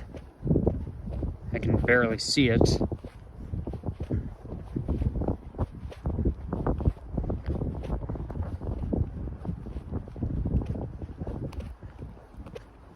That's a nice looking home over there. Quite modern.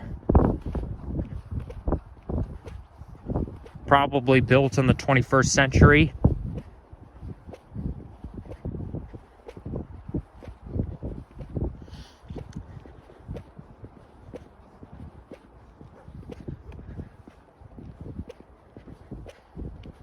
So I don't know if we're still in the Duke Heights neighborhood, Like, I know it's York University Heights around Finch West subway station, but at the same time, it's also Duke Heights.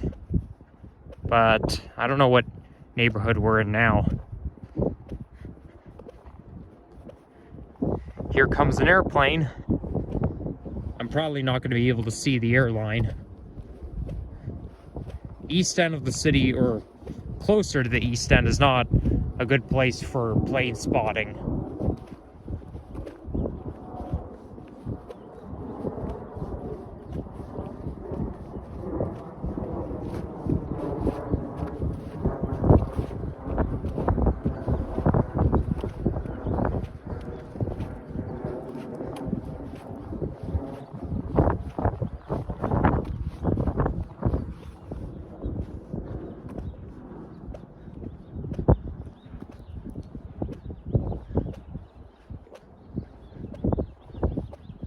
Ooh, sounds of the birds again.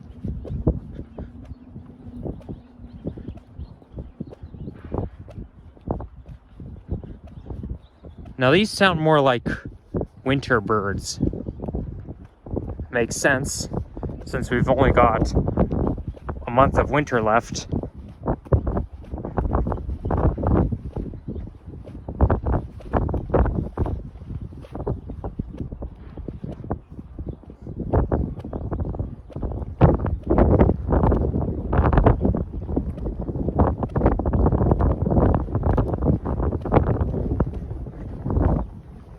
Now the path does continue on Bishop Avenue. Oh, there's a dog barking. I could tell it's a small dog.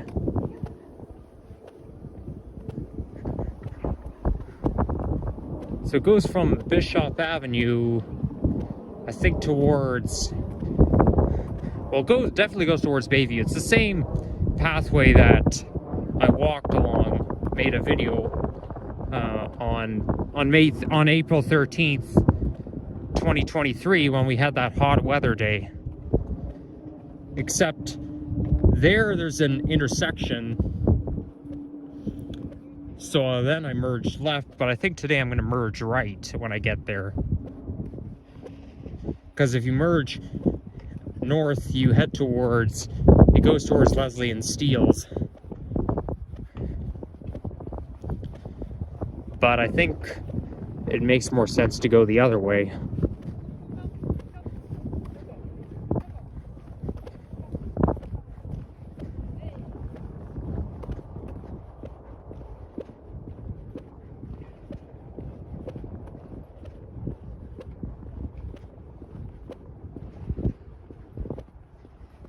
I'm a little tempted to cut through the snow and make a shortcut, but I think it's best that we just stick to the bike path and the real pedestrian path if we can help it.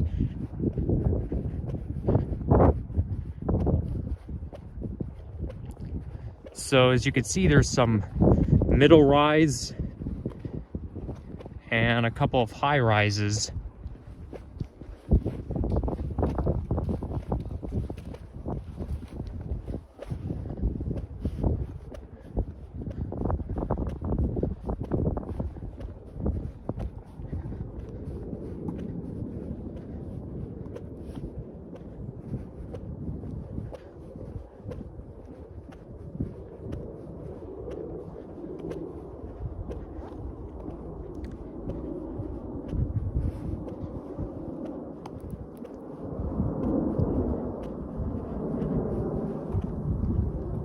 Here's another plane whose airline I cannot see again.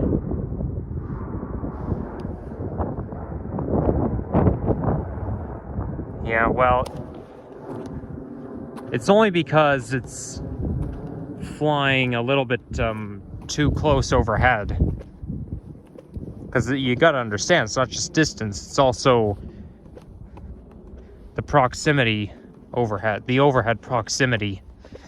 Okay, and now my phone cradle is tilting again.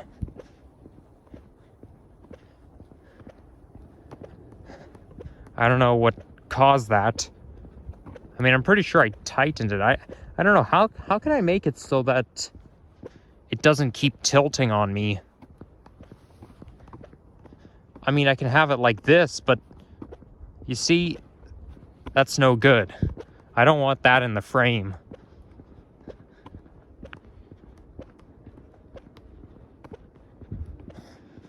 Well, I mean, I'm confident I can figure things out. Every selfie stick is different.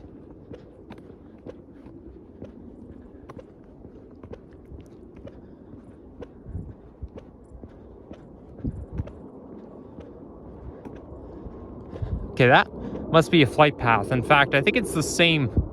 It's probably the same flight path that flies over that park that I visited on May 19th, 2023. Forgot the name of it. But that's a great place for plane spotting. Okay, I can see it now. It's Air Canada. And it's not Star Alliance. Whoa! You can even hear the humming sound.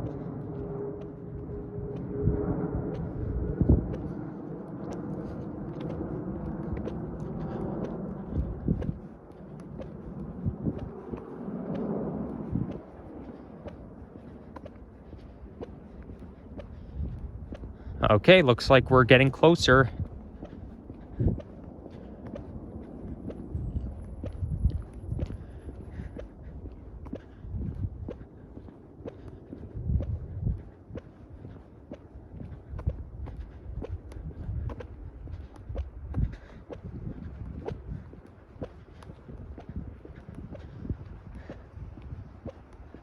Well, these buildings over there look closer than those ones.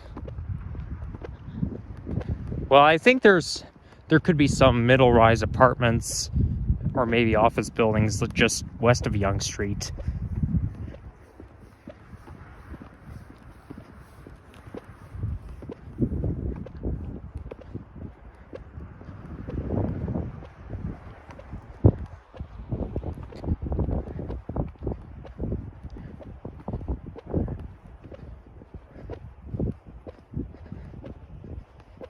So now it's time to cross.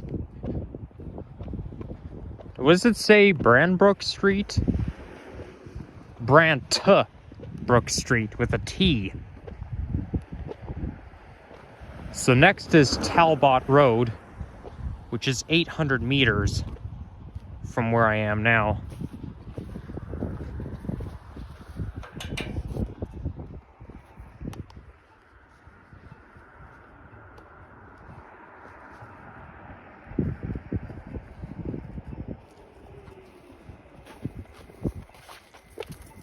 I think I came up with another idea. Maybe I can hold the selfie stick upside down. Let's see here. Well, that could work, but it does feel a little awkward. Nah, probably not a good idea. I think it's too awkward.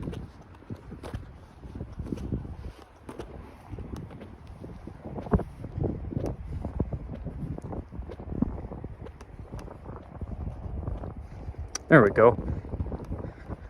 Now I'm securing it with my own hands, holding it closer to the phone cradle.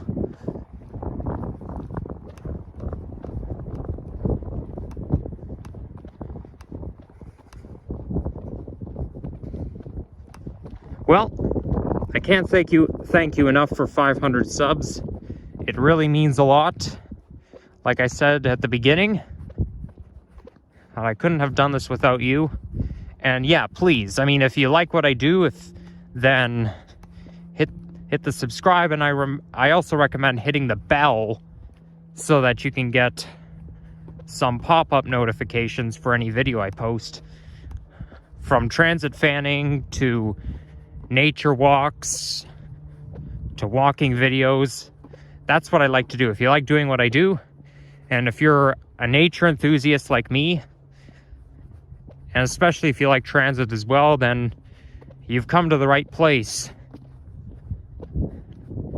And I'm halfway to 1,000. I'm at 501 subs currently, but 500 is half of 1,000. And when I get to 1,000 subs, I'll be eligible to get my channel monetized. But it took many years for me to get to 500 subs, so... But that's a little different, because I didn't always used to do walking and transit videos. Like, at the beginning, you know, if you look at my oldest videos, they go as far back as summer of 2018.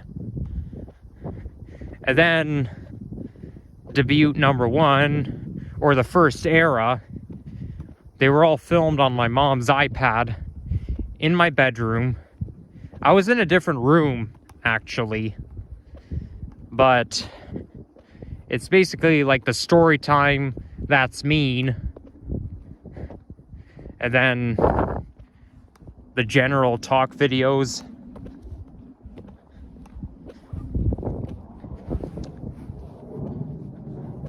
But then, as of late 2021, November 2021, that's when I started to film outside my home after getting a phone. And then I made my first video in the second era, or second debut, on November 18th, 2021. Although that was a short, it was basically me filming the subway train. But then I filmed an elevator ride video the day after, on the 19th. Or was it the night? No, it was the 17th is when I filmed the short, and the 18th is when I filmed the elevator ride. And then I posted my first nature video on December 4th, 2021. And then my first walking video on April 24th, 2022. Which is me walking along Dundas, near my neck of the woods. And then throughout the spring of 2022, I would film nature hikes along the Humber River. And yes, that's where I filmed near my neck of the woods in the valley. So now it's generally just transit, nature, and walking videos. So yeah, please, I mean, do feel free. And I do post occasional throwback videos as well. Some of which include when I was really little. So you will see some throwback videos once in a while.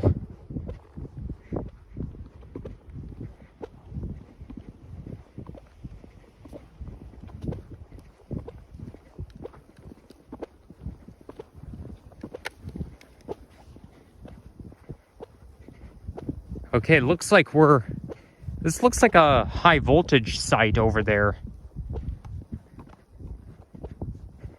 Which is, I mean, that's what I call it, but it's technically called a power station. Yeah, never go into a power station unless you're authorized. Because I have no doubt you can get charged for trespassing if you climb over the fence into the power station. In fact, in 2011, there were a couple of teenagers in Paris, France, who tried to hide from the police. So they climbed into a power station, and then they died due to the high voltage. Yeah, no, electricity is very real, so don't ever mess with it.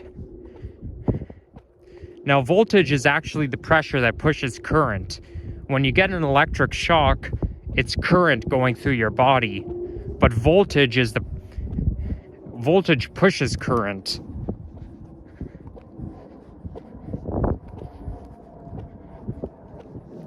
If you look at Ohm's law, you'll see like V on top of I and R.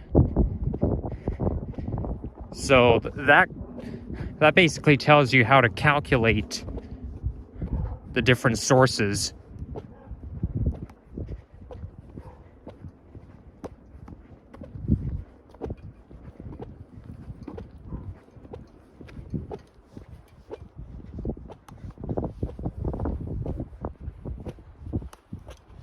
Okay, part of the selfie stick is in the frame.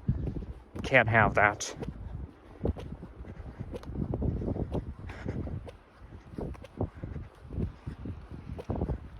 I mean, I could have gotten myself a gimbal, but I'm too cheap. I am a cheap person, so I would have figured that the selfie stick would do it, but maybe not. I mean, I do find it's pretty good, though. But I just don't like to spend... I don't mind at all spending money. I just don't like to spend it too much. And honestly, I feel like I'm spending money every day. Somehow I try to avoid it, but I just can't resist.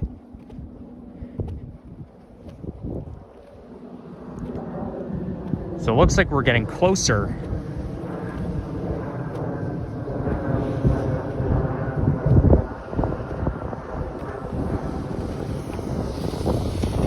You know what? I came up with another idea. Yeah, I'm not gonna post the video the same day it was filmed because my idea is now to do the second half another day. You see, me walking all the way to Scarborough, that's just too much. So I think after this, I'm just gonna head into Starbucks, grab myself some lunch, a grilled cheese, then head home. So you guys will see me another day. I don't know when the full movie will be posted, but I guess we should wait and see.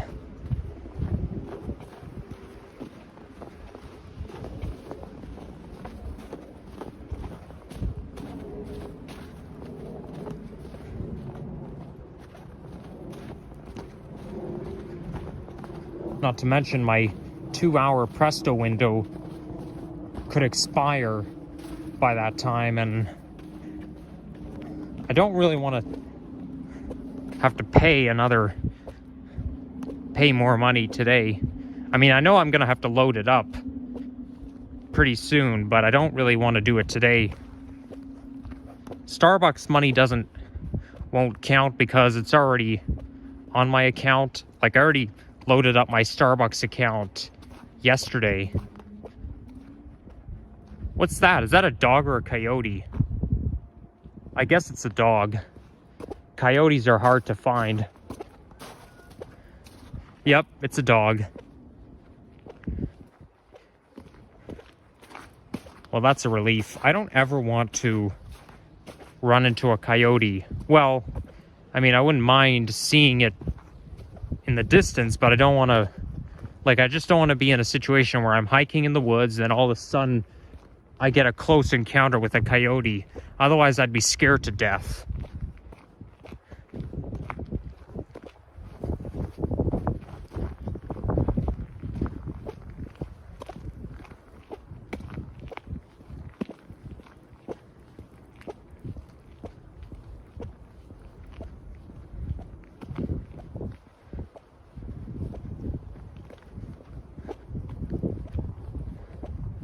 I could see the Viva York Regional Transit buses heading into the terminal. So we're near Finch subway station. You know what? Maybe I haven't filmed a transit ride on my new selfie stick, so maybe after this I'll film a subway ride home. And that will be posted today. Same day it was filmed. There's no reason why it shouldn't. I filmed a subway ride from Bloor Yonge up to Finch on March 11th, 2023. But this time I think I'm going to film it in the opposite direction.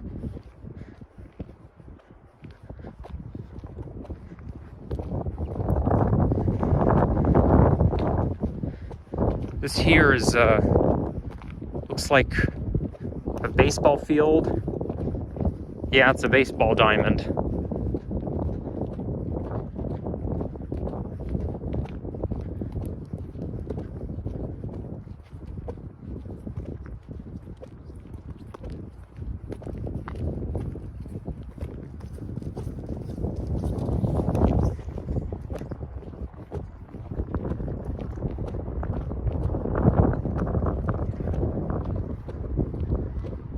Those are willow trees.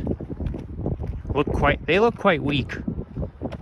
Although I wonder if willow trees are semi-deciduous. Or coniferous, I should say. Yeah, I feel like willow trees are semi-coniferous.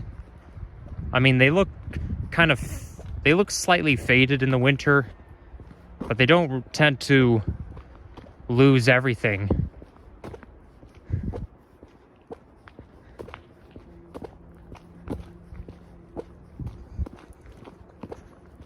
So,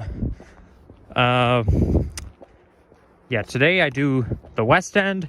Tomorrow I'll do the East End.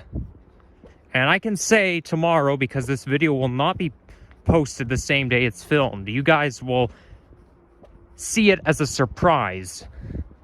So if it's not filmed the same day if it's not posted the same day it's filmed, then it doesn't matter, because it's meant to be a surprise to you guys.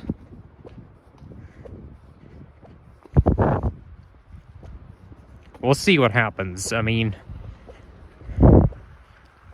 I might come back here tomorrow. If not, then probably Monday. But it's something that has to be done. I'm confident enough that I can do it. Just not in one day. Ooh, look at this office building. Now that's architectural impressive. Now that could be built either in the... This office building cannot be built any earlier than the 80s. Could be 90s, 2000s. I wouldn't say 2010s.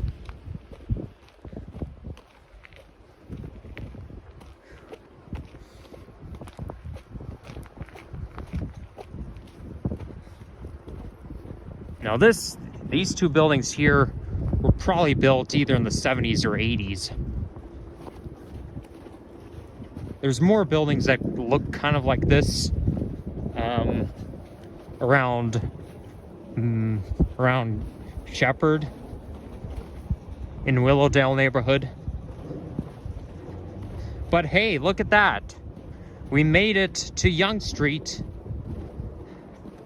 Now, it did take me a couple of bus rides in between segments, but I finally made it. And I'm quite proud of myself.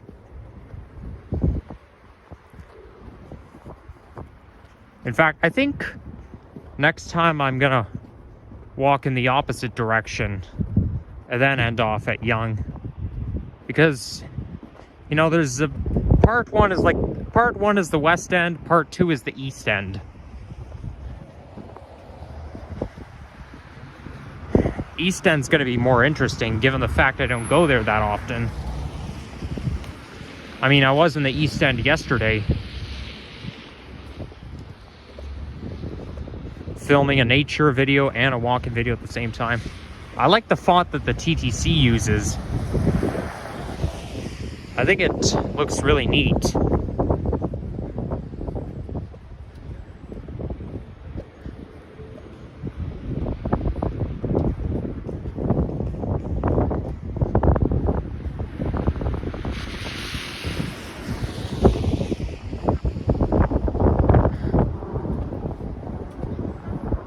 Alright, so yeah, I'm gonna wrap things up for now, so I will see you guys tomorrow or whenever.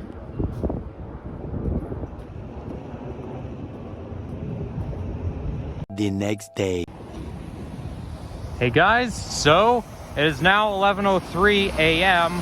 on Saturday, February 17th, 2024. Yeah, let's watch those couple of Nova buses run by. That one's on 129. Kennedy Station has so many bus routes connecting. And here's the Nova hybrid bus, late 2010s on 86, which will be bound for Toronto Zoo. Okay, it's going out of service now. But this here is a Malvern route. And there is the Nova Arctic on the 905 Express. So anyhow, temperature is minus 5 degrees centigrade, which is exactly 23 degrees in Fahrenheit. So today, I'll be doing just like what I did yesterday, except walking towards Yonge from the east end instead of the west end, but it'll still end at Yonge just as long as my phone doesn't run out of batteries, and just as long as if it does run out of batteries, I don't drop my phone in the snow like I did yesterday.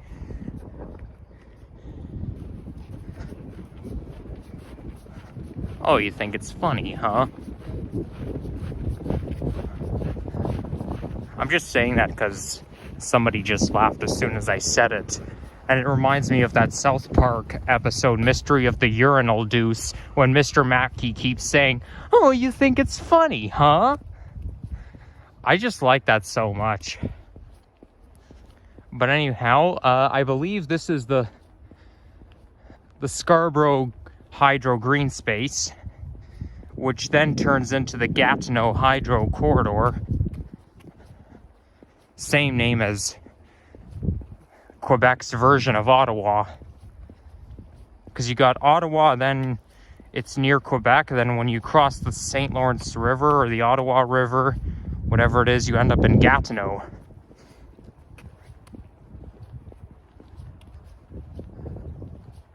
Those apartment buildings around here really make the skyline stand out. So if you're looking through a telescope from miles away, you can tell what neck of the woods you're in when you see those, or what you're looking at when you see those buildings.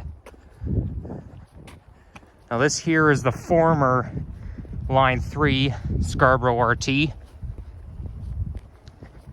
Sadly, it's not in service anymore, so I won't be seeing any RT trains along the way. Last time I was here was January 7th, 2023, and there was no snow at all, but it was very windy.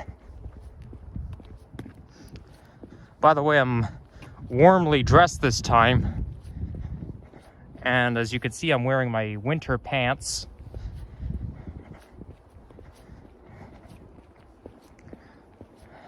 Just the proper gear you need when you're, doing any daily activities outside on a cold winter day. Because they're not only good for snow, but they're also good for cold weather as well, and the wind. Like, it really keeps your full body warm. Because when your legs get cold, it makes the rest of you cold as well.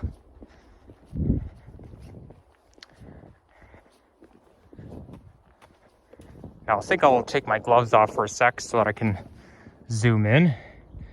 Now, I believe that's Scarborough City Centre you're looking at. Or it could be Kennedy and Shepherd, like the Agent Court neighborhood. Except that's farther away, so I'm going to say it's more likely to be... just trying to think. Ellesmere Road, probably closer to Scarborough Town Centre. Well, the SRT may not be in service, but the GO Train Stouffville line is, so there may be some hope of seeing that because... And you read my mind. I was going to say they do run on weekends, and look, you read my mind, Mr. GO Train. Now, what number is this locomotive? Wow, it's so green. 680, so that is an MP54 AC. The green paint tends to look a little bit lighter than usual. I was actually guessing it was going to be an MP54 AC, and it is. I'm such a psychic.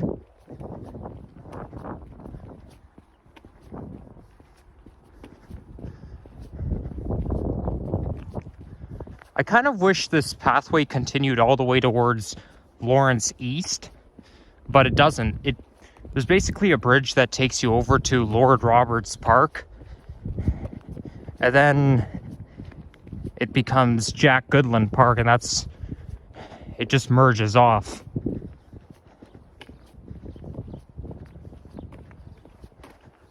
I wonder if it'll snow later. The cloud is kind of dark. Usually that means that we're supposed to get some flurries, at least. They did say we're supposed to have some flurries today. I kind of hope we do, though. Unfortunately, the snow is not going to last that long because it's going to be milder next week. We live in a place where the snow just comes and goes like rounds. It doesn't just stay on the ground for 3 to 4 months straight. No. I mean, if you go to places like Edmonton, you'll get the snow will stay on the ground from October until April at least. But here it doesn't do that.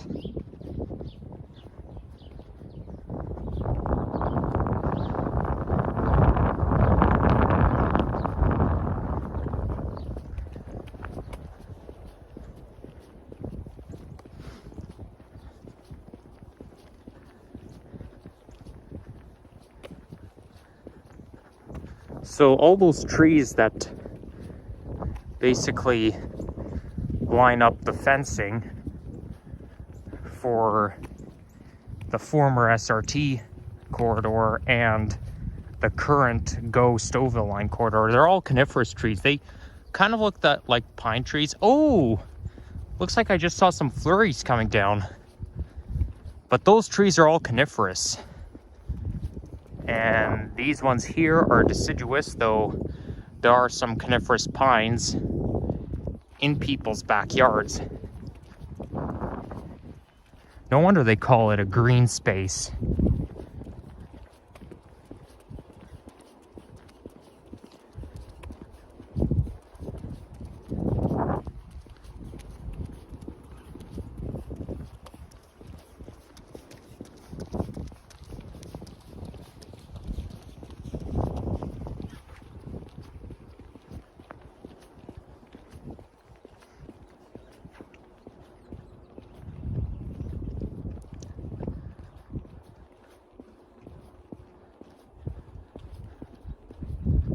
Not sure if I mentioned this yesterday or not, but one thing I do now is work out. I just started working out recently. Now, I'm not going to say exactly which gym I go to as of this week, but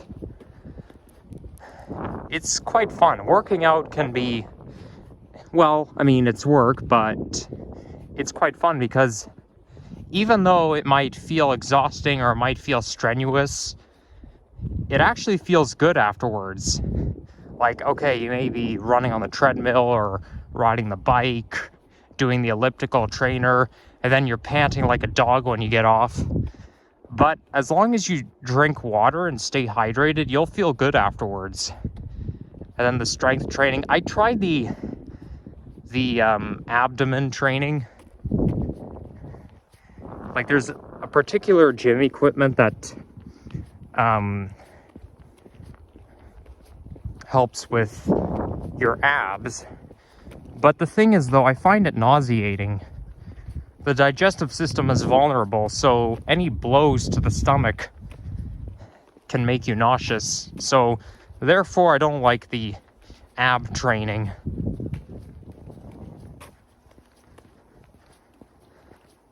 Though I do hope to get stronger by lifting some weights. I was actually able to lie down on the weight bench and then lift the metal pole with a couple of discs on it, with like up to 10 pound discs on each end. I never could before. Obviously, I was able to lift the piece of metal, but once you put the discs on there, I just can't do it. But, anyone can do it. You just can't do it right away. It's broken down into stages. It takes training, and the more you do it, the better it'll become. And then you take a step up, putting more discs on, and then you go from there. So, if anyone can do it, there's no reason why I can't. Just something that I cannot do right away.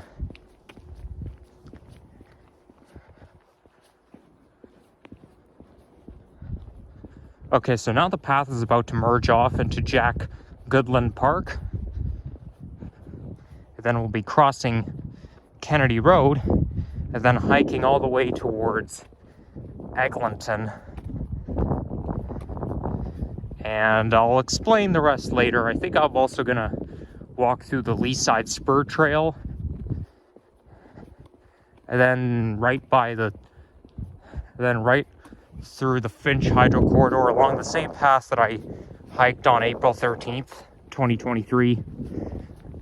When we had that hot weather day, we've reached 29 degrees centigrade that day, which is unusual. April 13th. Really? And 29 degrees feels like summer. You're not even halfway through the month. So so that's the bridge. It's very good for, fanning, GO train fanning. I mean, when the SRT was still around, it would be good for SRT fanning. But since they're not around anymore, you can only use it for GO train fanning. And I think you can see Lawrence East Station from here. Yeah, you're looking at Lawrence East, so we're obviously more than halfway there. And just over there is Lord Roberts Woods, which didn't exactly go well because that's where I had iPhone storage not backed up. So because I used up too much gigabytes, my video got interrupted. I sure hope the same thing doesn't happen here. So this is one of the Pan Am paths, which is what they call it here.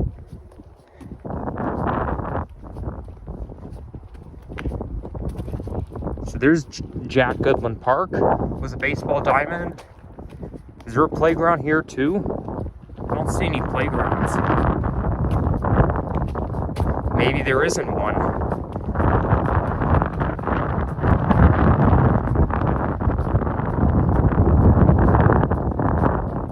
Well, the winter pants slows me down even more, so I could end up walking even more slowly than I did yesterday.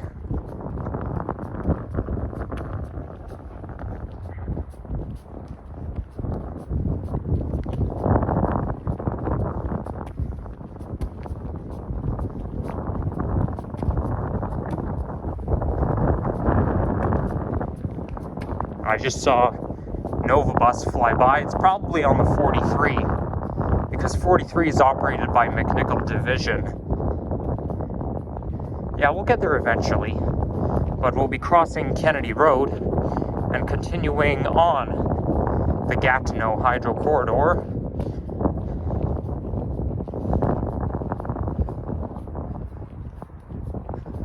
I wonder where this pathway goes. Oh well, I'm gonna stick to this one. And there's the Nova hybrid bus. It's probably on the 903. Because I find that 903 might be operated by more than one division. I mean, I could be wrong. Definitely Malvern.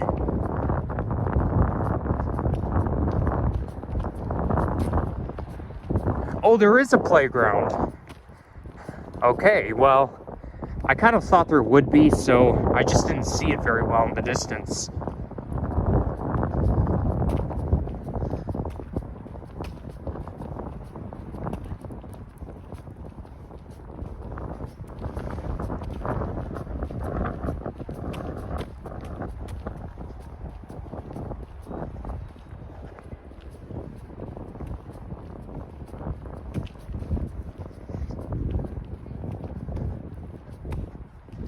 I suppose winter could be my favorite season, but I only like winter when there's snow on the ground. So today is perfect.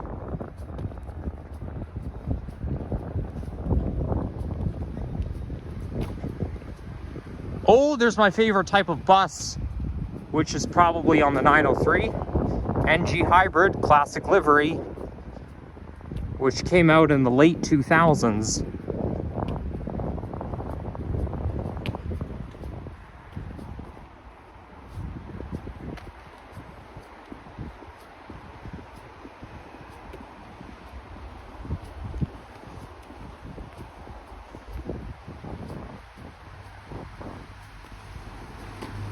Now right along here we've got some single family homes.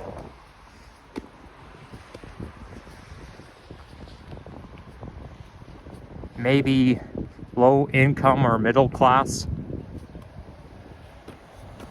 Okay, so I'm gonna continue. Yeah, so I guess I should have walked along that other merging path. Oh well.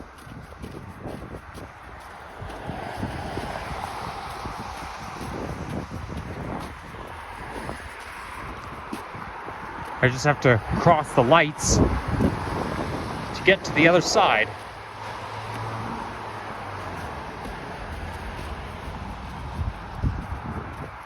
Okay, we're not gonna make it.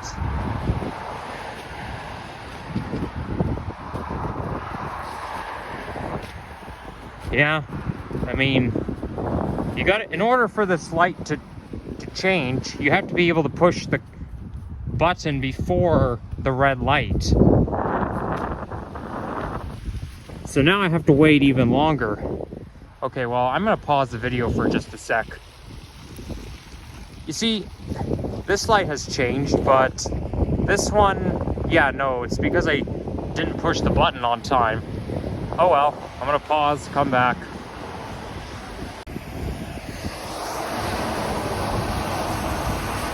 So that's basically the 129 route. So those Nova buses that I saw, they could either be on the 43 or the 129.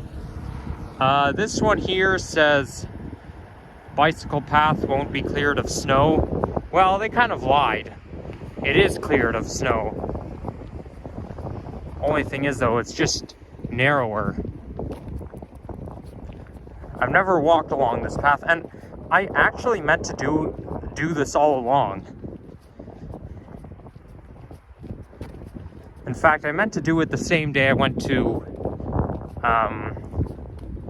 Thompson Memorial Park, but then I got caught in the rain, so I thought, forget it, I'll come back some other time. Well, today is the day, so yeah, why not take advantage of it?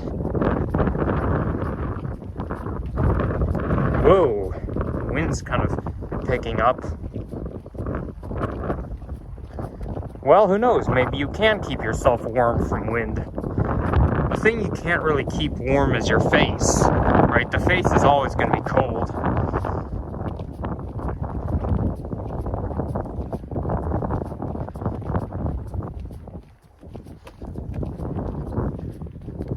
I think this pathway here ends at Lawrence. No, it ends at Eglinton, just west of Warden, I believe. Because I think it ends, you're still in Scarborough by the time it ends. Oh, look at that. There's a ladder that climbs up the telecommunication wire, or tower. I never really noticed that. But that ladder's kind of high to climb up. Maybe you need to bring another ladder with you to climb up, but I think they only raise it high enough so that no random person is going to climb up the tower, because it's a safety hazard. If you touch one of those connecting lines, one of those connectors, you could probably get electrocuted. You probably get a shock. Like, there's like a lot of volts in there.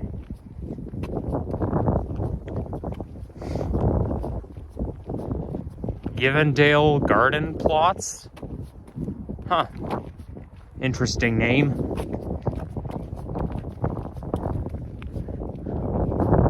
So they're restoring the meadow here.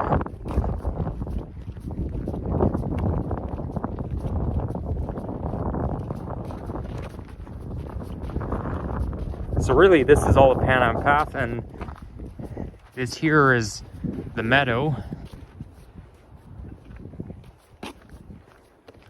where wild animals probably live.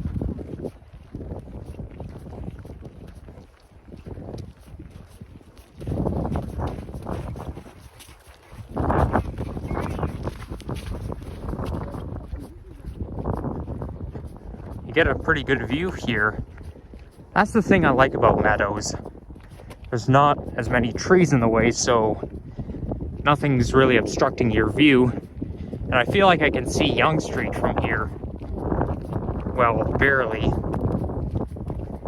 Although it could be Bayview or Don Mills and Shepherd that I'm looking at.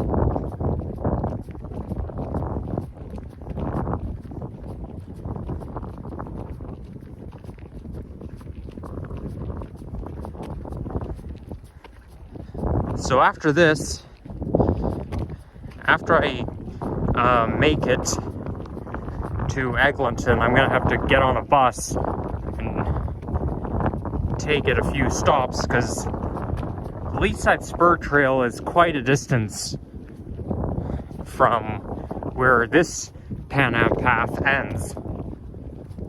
So I will have to take a bus to get there, but I won't film my bus ride because this is strictly supposed to be a nature movie.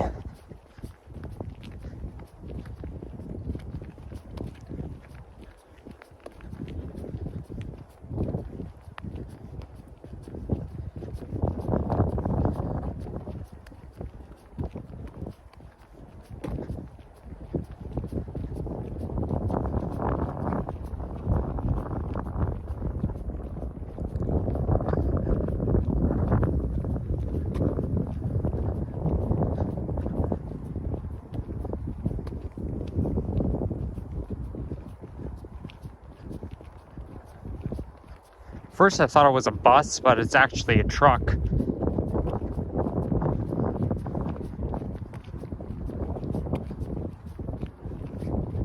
That could be, who knows, that could be Birchmount Road.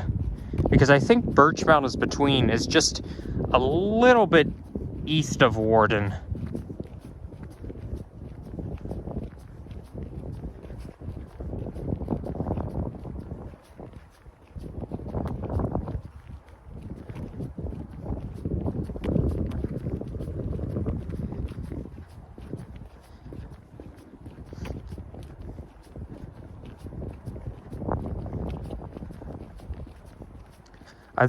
I once walked along a Pan Am path like this, but it was in Scarborough, but it was in like towards the northeast end of the city.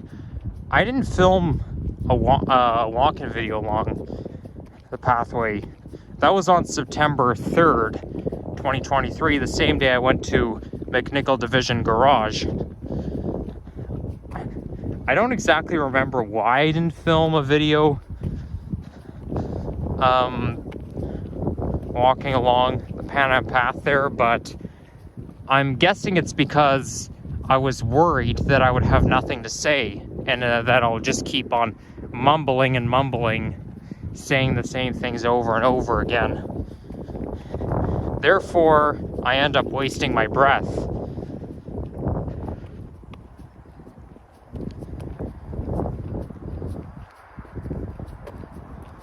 Okay, I do see a traffic light, so now we're approaching the street, so we will have to cross.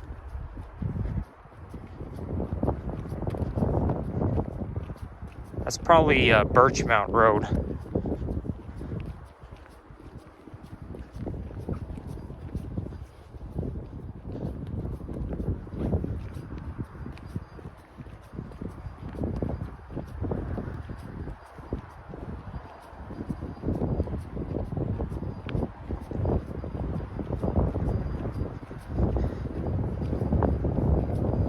That's a nice looking house. Half of it is made of bricks, half of it is painted white, half of it is made of brown bricks. Like the second floor is white. Maybe they like did restoration of that house. Maybe they built that second floor, because sometimes they do that. Sometimes a house will originally come with one floor, then they build another one. And it looks like that house could be one of them. Yep, it's Birchmount Road. I was right.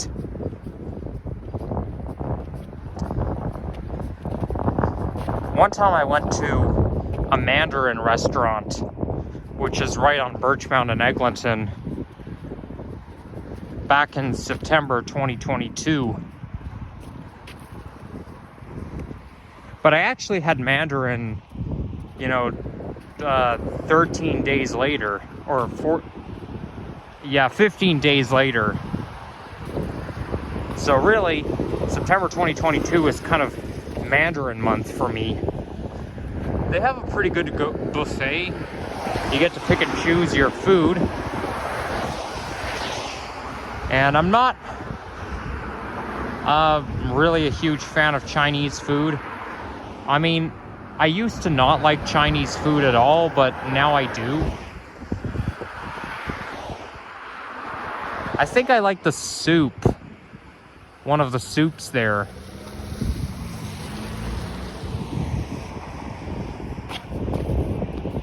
And I think there might be a couple others Chinese foods that I like, but don't know the name of. And don't really know how to describe it. Oh well. It's not exactly important anyways. Yeah, so Warden Avenue is 1 kilometer from here. So they don't want people mowing the meadow, because you don't own the land. These are rules laid out by the Toronto Region Conservation Authority, TRCA. You could probably get fined if you end up mowing something, because even though it's just nature, well, the thing is though, it kind of like takes you back to the olden days. Like when you guys were in school, you'd basically learn in history class about who owns the land, just like the treaty that we hear all the time. But you see, you can't mow here because the land here is not yours. It belongs to the public, and only people from the TRCA can do this kind of stuff.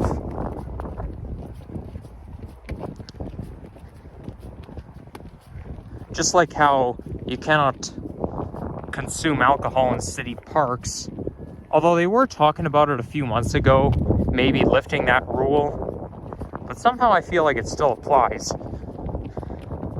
And yeah, I mean, it's just nature, and you're also not allowed to dig in city parks or have a campfire, because the Conservation Authority can get you in trouble. So, yeah, just treat every city park and every public land as it is. Don't hurt Mother Nature. Okay, this path here is going to be a little icy. Actually, it's not slippery.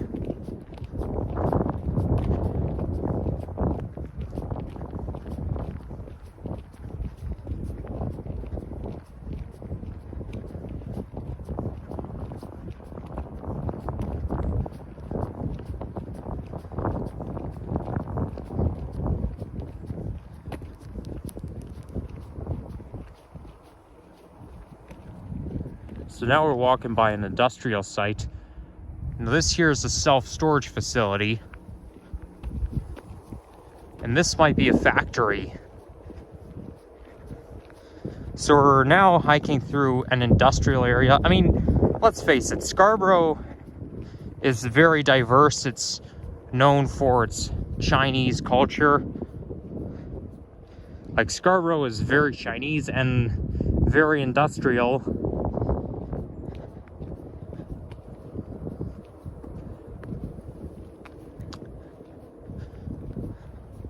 Known for its commercial activity.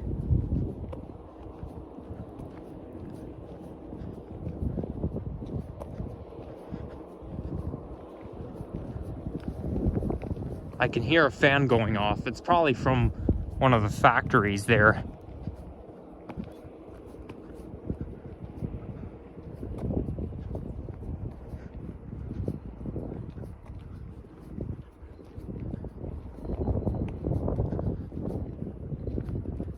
Now we're gonna walk right through a school bus yard. I'm not really a fan of those those type of school buses. They were made by Thomas Bus Industries, I think that's what it's called. But those modern buses, I don't know, there's something about them that I don't like, and I just can't put my finger on them. I used to ride the school bus to and from school back in the day. Not high school, but middle school. Then in grade 8, I basically just walked to and from school.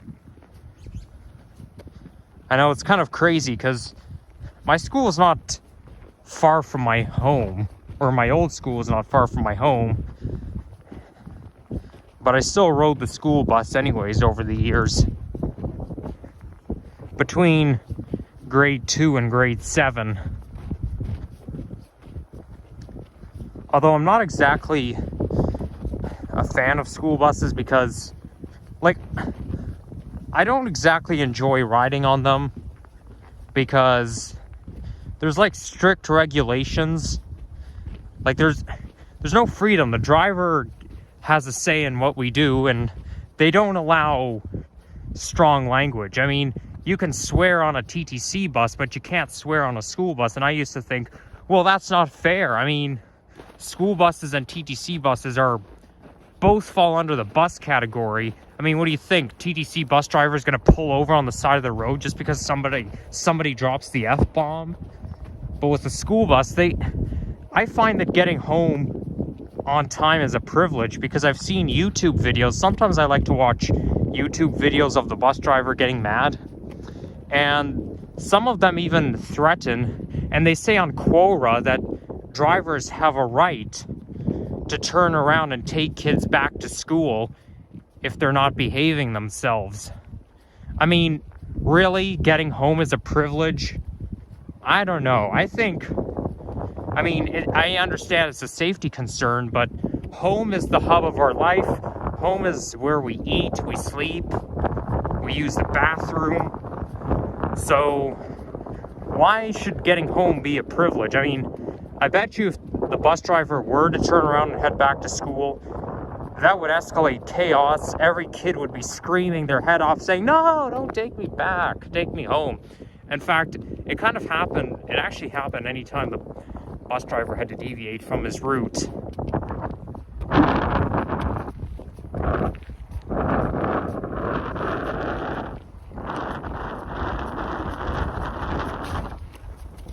It actually happened on April 29th, 2014, when the bus driver had to deviate from his normal route coming home from school.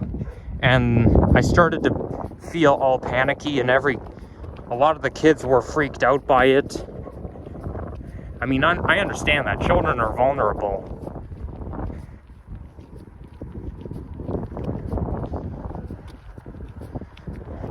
It even says on Quora that bus drivers can actually turn around and head back to the school even if the bus has already arrived at the first stop. They can say, nope, you're not getting off the bus, you're going back to school.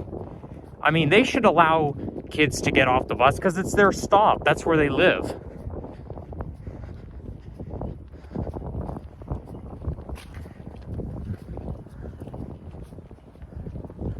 So anyhow, there's no traffic light here. Though there are cars coming this way, so we still have to look both ways. Now there is a car coming here, so yeah, now we could cross.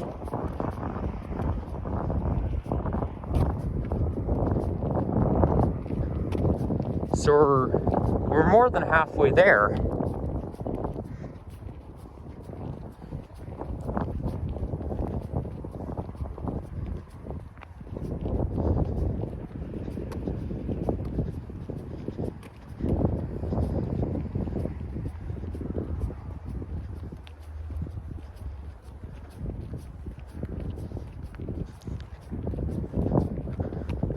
So now we're walking through maybe some upper class neighborhoods with townhomes and maybe duplexes.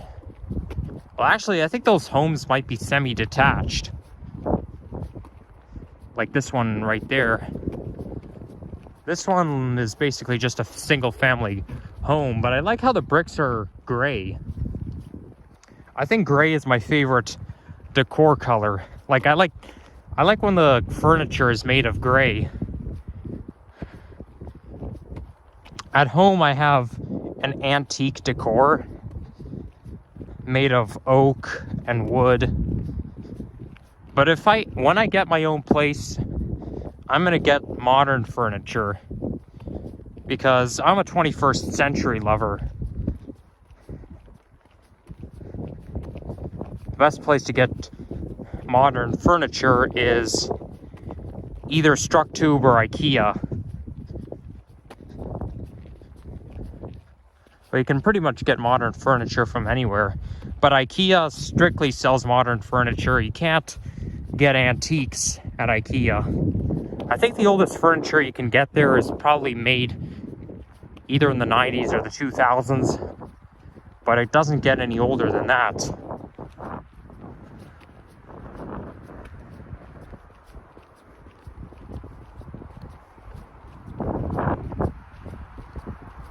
There's a Tim Hortons over there. Okay, well, you know what? I think I'm gonna go in there and charge my phone, and then I'll continue the video. So, yeah, we'll kind of wrap things up here. So I think that this is Warden Avenue right there, but the path continues just a little bit more, but I don't want to run out of batteries while I'm trying to make a movie. I don't want it to be ruined like what happened last week.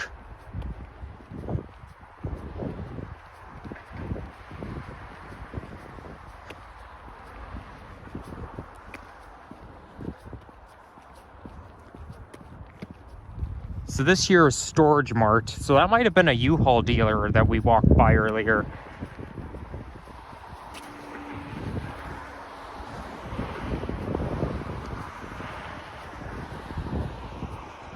All right, I'll see you later, guys.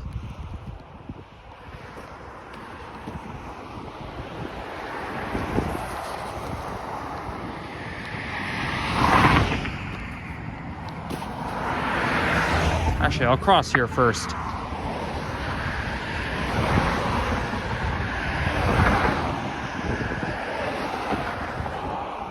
Okay, maybe I'll stop it manually. A few moments later. All right, I'm back on the Pan Am path. Now, I didn't charge my phone all the way to 100% because I don't want to waste time. But now, without further ado, we're going to continue on.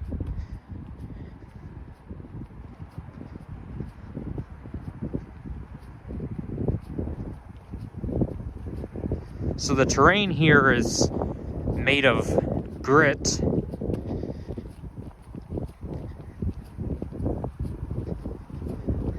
And this Gatineau Hydro Trail is actually very popular for hiking, just taking a walk, or riding your bike. Dogs are welcome here too, but must be on a leash, even though a lot of owners don't obey that. But we've got urban landscapes, and yeah, we got urban landscapes here surrounding the path now. And then we'll walk through a couple of city parks that are adjacent to one another, such as Wexford and Ashtonby Reservoir.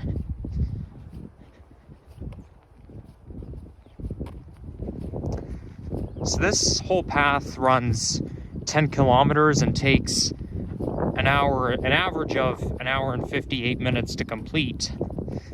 But I don't think it took me that long to get here. Like, I'm pretty sure I'll make it to the end before then.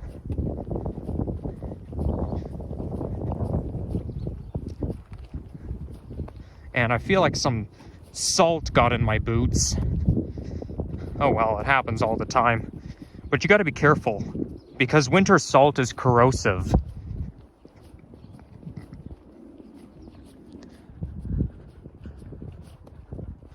this one says peso on it. That's the name for Mexican and Cuban currency. In Japanese, it's yen.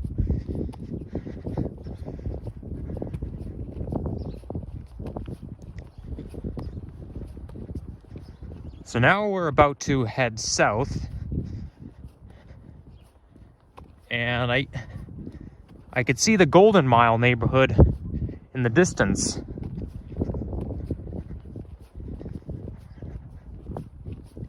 Which is where the LRT goes above ground. And sometimes they do the LRT testing of the LRVs, so this is a good place to catch a sighting of them if they are obviously testing them.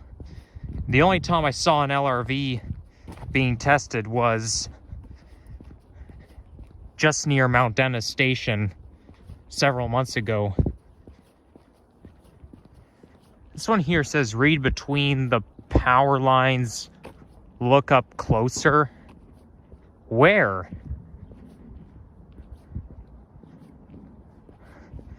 That doesn't even make sense.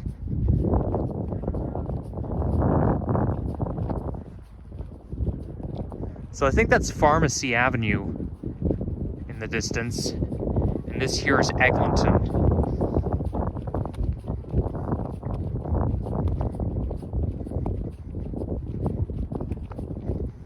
Temperature now is -4 degrees centigrade.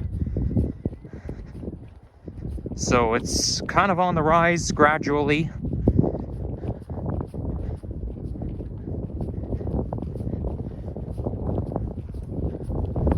So over there you're looking at Wexford Park. And over there is Ashtabula Reservoir Park. Two separate city parks on each side of the pathway, which are adjacent to one another.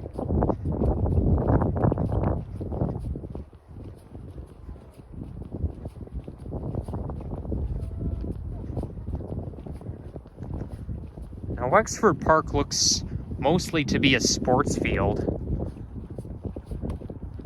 And looks like you're looking at the woods. We got some forestry, which is at street level, but it's surrounded by tree canopy.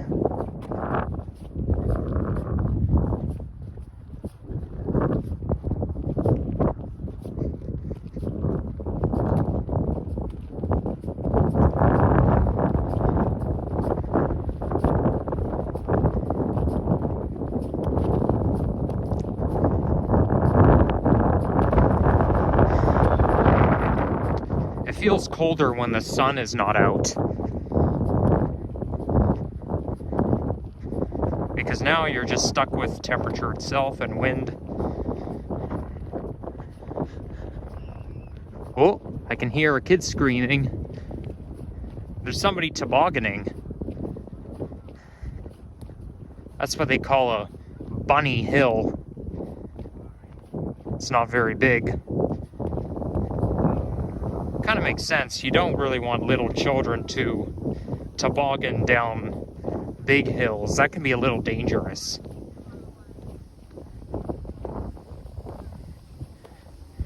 I used to go tobogganing as a kid, but then I stopped liking it. I think the last time I went tobogganing was, I think, in the late 2010s. But I stopped liking it because when I go down the hill, if I sit in front, I get a face full of snow. And that's not pleasant at all. You know, you can get snow down your neck, right in your face. Oh my gosh, it's really painful. I guess tobogganing is just not for me anymore.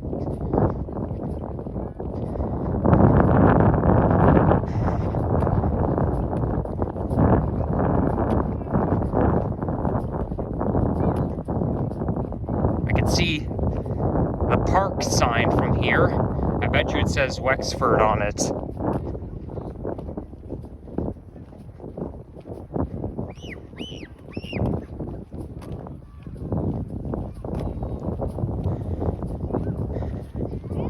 Yeah, well, you know, it's Saturday, so what do you expect? There's gonna be kids out.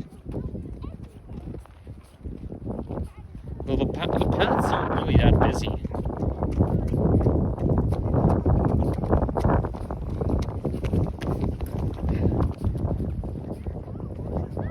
Though I do encounter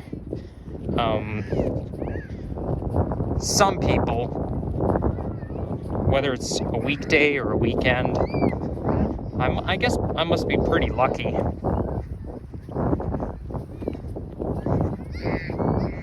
To be honest, I don't really like listening to children screaming. That's why I don't feel comfortable around children under age 7 on average.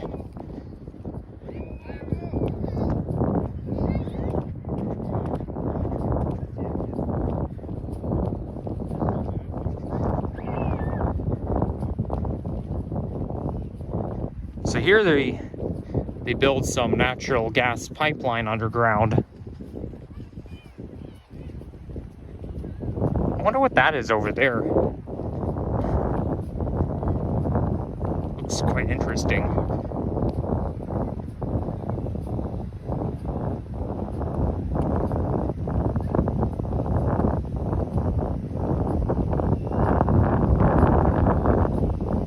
Oh, it looks like some sort of propane station.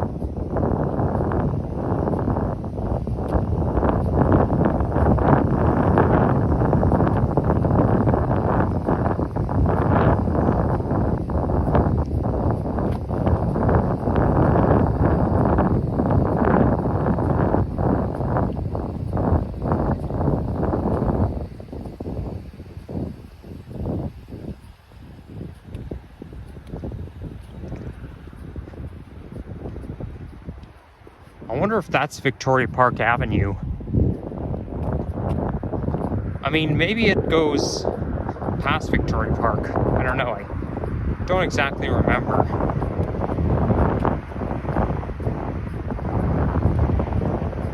Okay, so Pharmacy Avenue is south, is this way. Oh, oh, no. That's Pharmacy Avenue right there, but this way takes you towards Eglinton.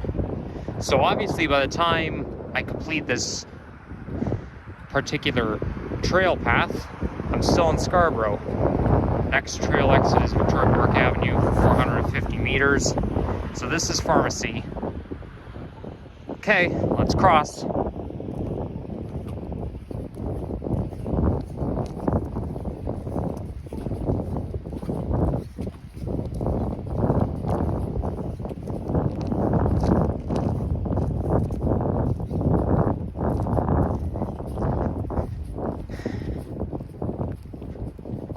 So now we get there's a bit of a break here from the meadow, but I mean, it's still technically the meadow, but the urban landscape comes back just up ahead.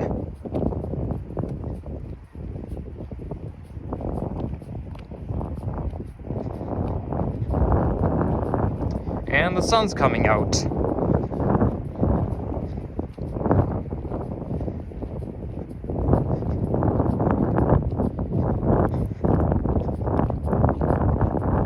There's a couple of nice houses. I think I like this one better somehow.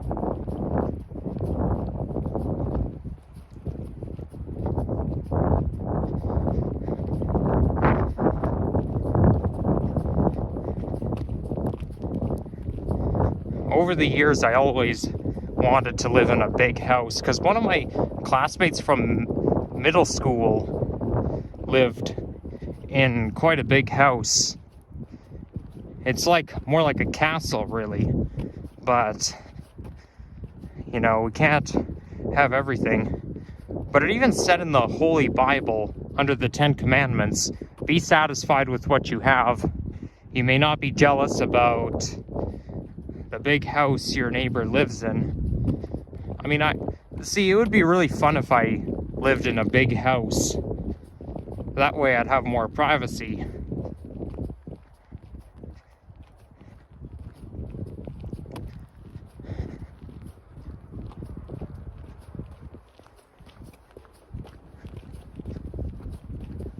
So I guess this does end at Victoria Park Avenue according to the sign.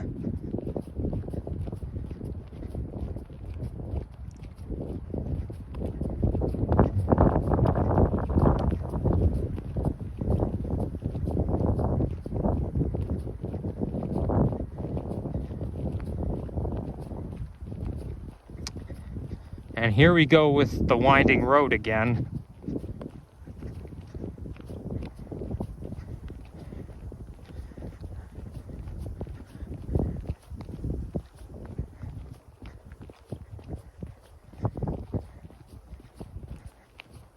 I guess they designed it so that you'd get more exercise by, you know, merging, zigzagging.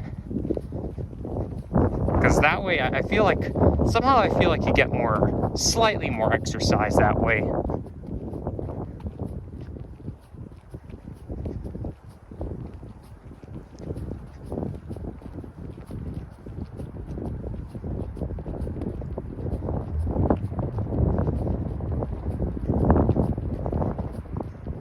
Oh, looks like a hill is coming up. Well, they did say that... Okay, we better move out of the way. They did say that there is a hill somewhere along here. And it looks like they were right. Okay, yeah, I could see Yonge Street from here. That looks like Midtown Toronto I'm looking at. I'm not going to take my gloves off to zoom in. You guys can see it from here. Well, actually, you can see downtown. But yeah, most of it is downtown that you're looking at. Maybe Midtown, but you can see the CN Tower right in the distance. Fine, I'll take my gloves off. Just hold on a sec. There's the Nova bus. Nova diesel. There we go.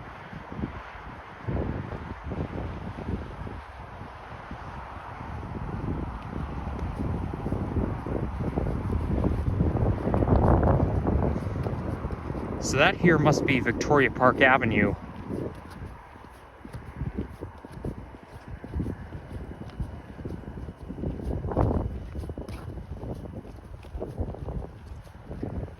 Now, does this actually continue? Trail ends. Oh, okay. So it ends right at Victoria Park. Huh. Okay.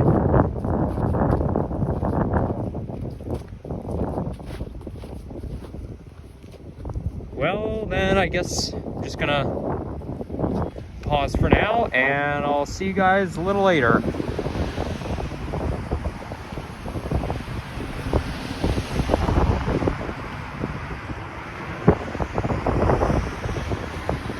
Here comes another bus. It's probably on the 24.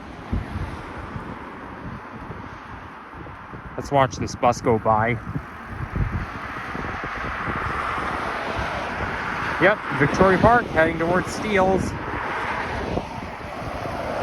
Mid-2010s, Nova LFS, diesel.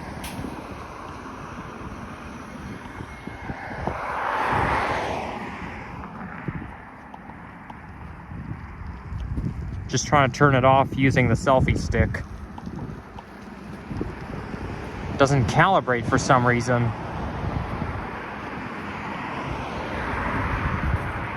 Why is it so hard for this stupid thing to calibrate?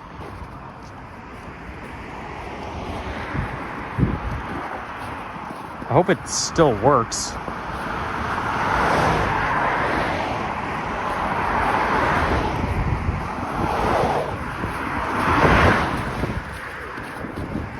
Oh well, guess I have to turn it off by hand.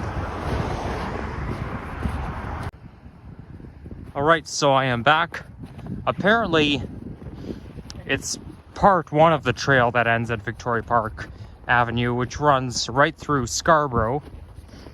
So it's strictly a Scarborough trail, but now, yeah, I was wrong all along. It doesn't really end until Eglinton, west of Victoria Park. So Now that we've passed Victoria Park Avenue, we are now probably in the North York Borough. I don't think we're in Old Toronto or East York, although North York can go as far south as Eglinton, so I'm going to say it's more likely we're now in the North York Borough.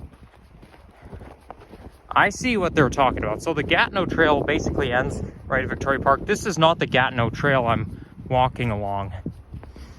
This pathway basically goes right through the allotment gardens. I already forgot the name. It starts with a J, but it's an allotment garden. But you do get a pretty good view of the forest. It's a meadow right here, but a forest down there. Oh, it's made of cement. Okay, I'm a little confused.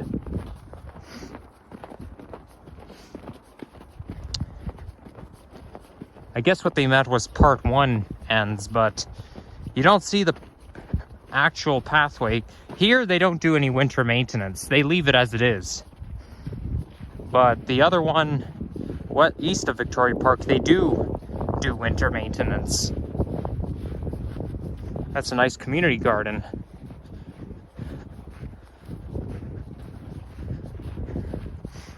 A lot of meadows like this have a community garden in there.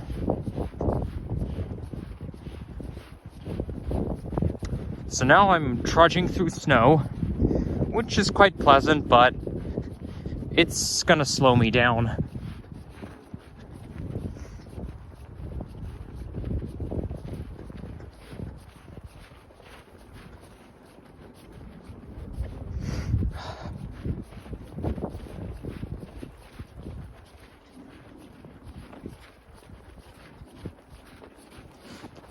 But hopefully I can end up where I need to go.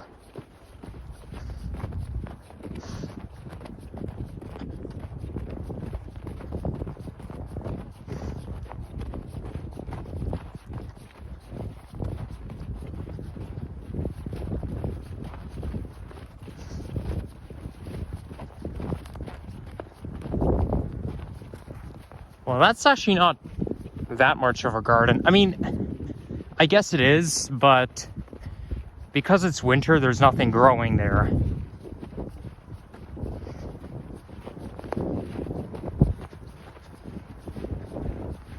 I guess that's what an allotment garden is. It's basically located right in the middle of a meadow. That's all I can think of. That's how reading helps with vocabulary, because you try to guess what the word means by analyzing the text, which is what they teach you in English class.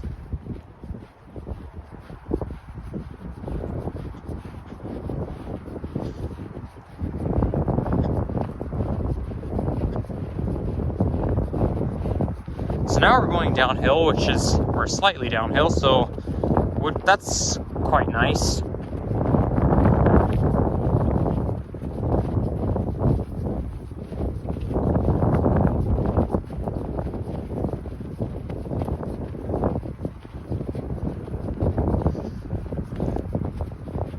So now we're at Eglinton. We've reached the end of the line. For now. Just for now. And then I'm going to get on a bus and then head towards the Lee Side Spur Trail.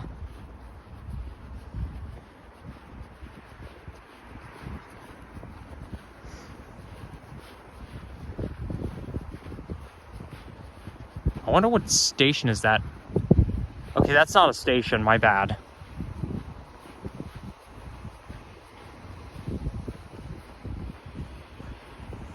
It looks so much like a streetcar line. Although they have something like this in San Francisco, California. 20 Well, anyhow, minutes that'll later. be it for now, so see you a little bit later. Peace out for now. All right, I'm back. About to hit the Lee Side Spur Trail. Now, the last time I was here was October 27th, 2023, except this time I'm gonna walk in the opposite direction.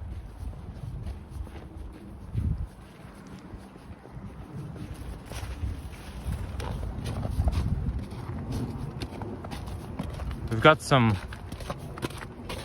stairs coming up. Well, basically it just looks like a step ladder. Well, don't mind if I do.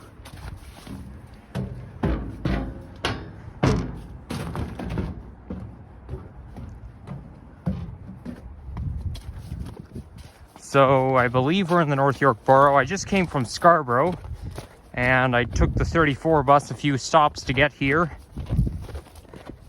So now I'm back. Now, last time I checked, my phone was at 19% battery, so I better make this as quick as possible. I don't want to run out of batteries prematurely. Man, I'm getting kind of hot. Even though the temperature is below zero, when you're getting a lot of exercise, that's like the key to warm you up. Mind you though, when I was in primary school, I didn't like winter because at recess time, it was so cold that I wasn't even in the mood to move. I was just standing there freezing my behind off. But now I see it's very real. It may be cold when you first get out, but once you keep moving, you end up warming yourself up. I hope I'm not overdressed. I really did bundle up. I'm even wearing a scarf right now.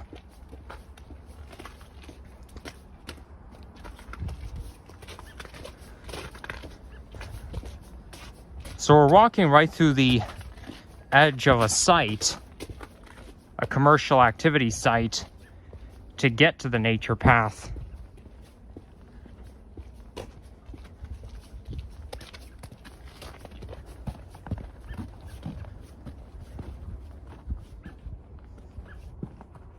And then just west of here, they're building a condo. It looks like they're 60% done, or maybe 70. More like 70%.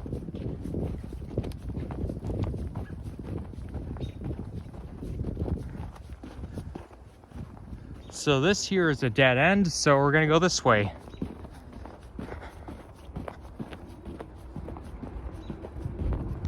There's my shadow down there.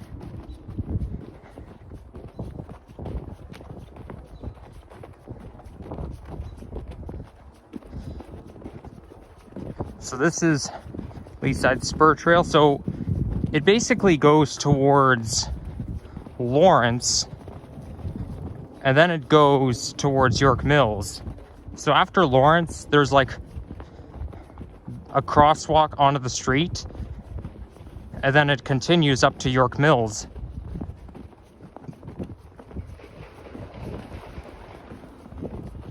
Whoa, some construction activity going on during the weekend.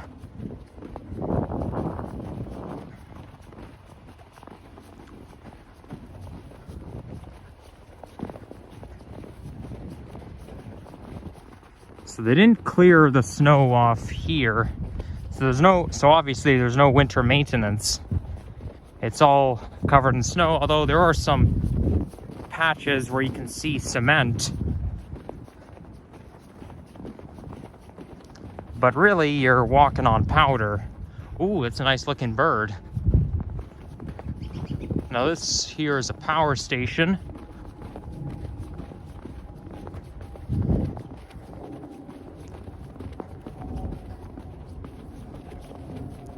I do expect to see some more flurries pretty soon, judging by the clouds.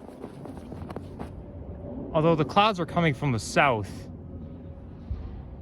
Yeah, so we may see some flurries along the way.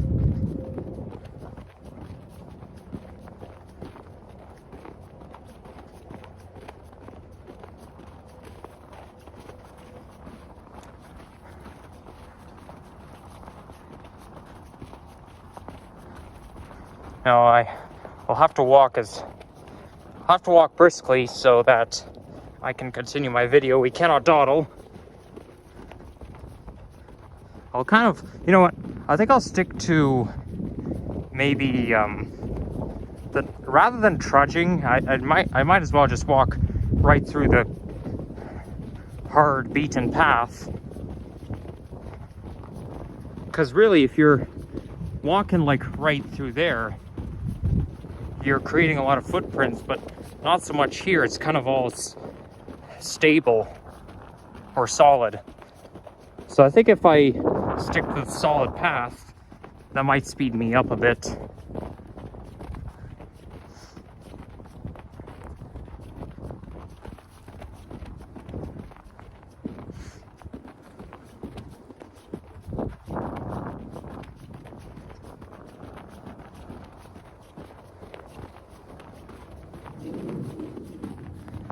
That's the sound of an airplane.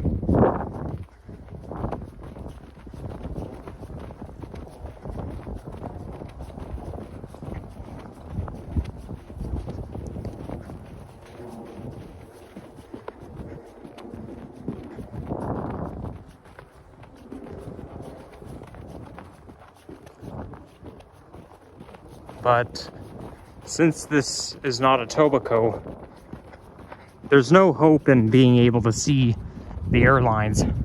Even though I'm no airplane expert, I'm always fascinated to see what airline is coming in and out of YYZ.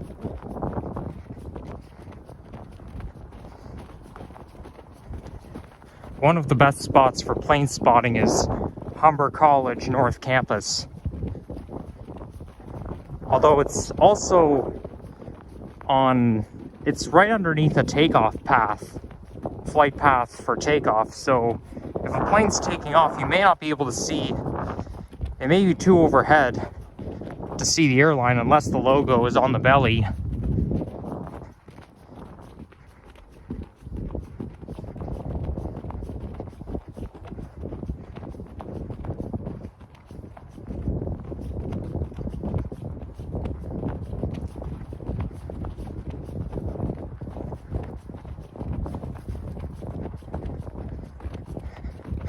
Looks like someone's going for a jog. That's nice. Even better way to warm up. Although, if the path is slippery, then it may not be as safe.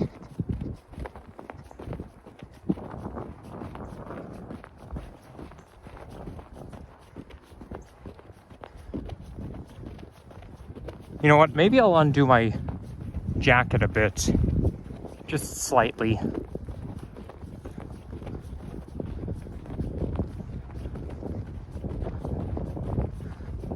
Most importantly, you have to cover the neck.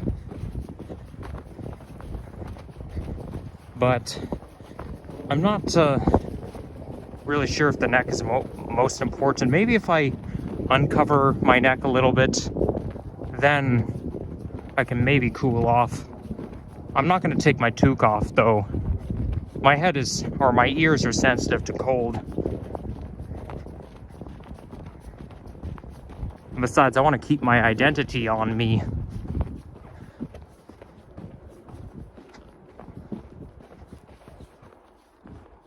Okay, now I have 10% battery remaining. Dang it.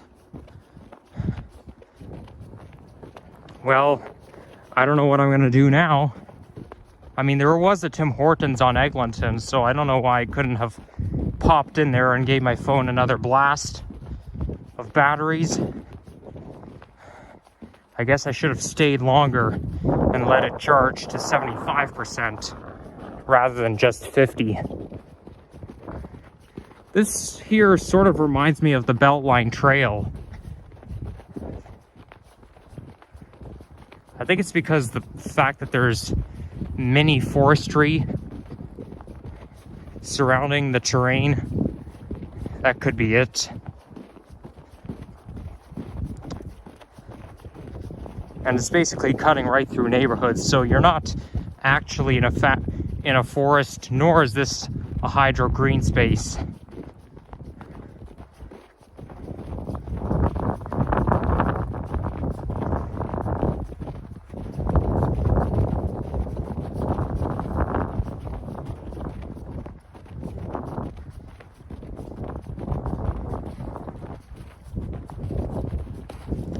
Mind you though, even if my phone does run out of batteries, well, here at least, I've already filmed here a few months ago, but in opposite directions, so maybe it wouldn't be so bad if it ran out of batteries right now, but not walking between Lawrence or hiking between Lawrence and York Mills. That I'm gonna want to include in my movie, given that I've never even hiked there before in my life.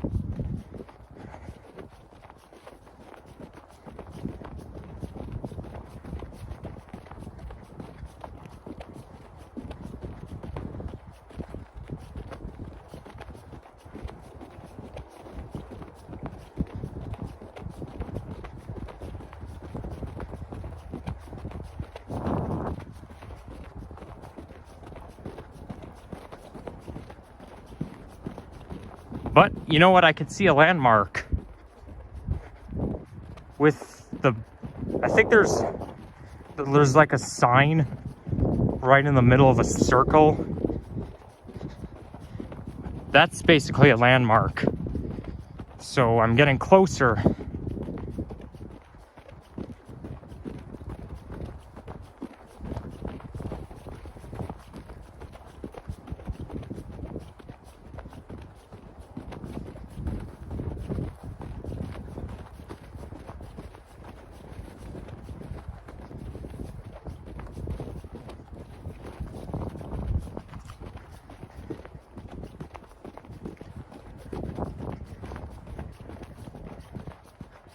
Mind you though, I'm gonna have to find a place to charge my phone, and I don't know this neck of the woods very well.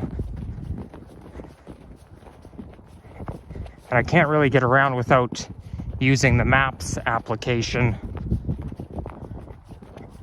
But I don't want to ruin my movie either.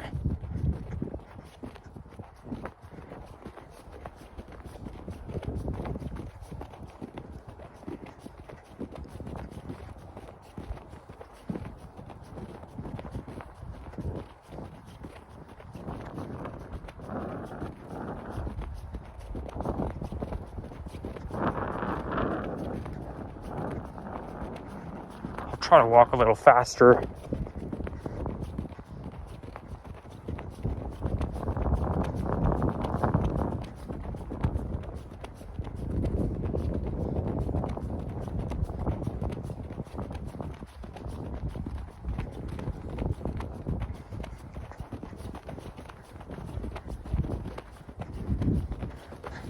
So yesterday it's hiking from the west, today it's hiking from the east.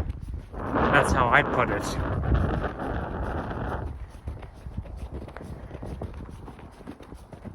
Okay, that's not Lawrence. That's like somewhere in the middle. Okay, I'm gonna stop the video and then try to look at the application. I don't think I'm gonna film all the way to Lawrence, even though I should.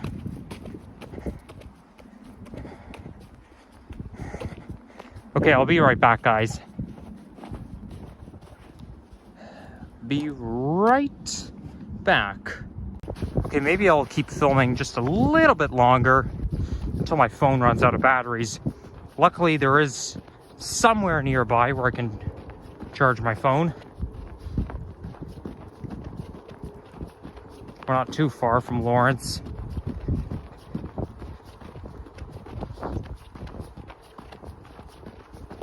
And this time I took my phone off the selfie stick for now.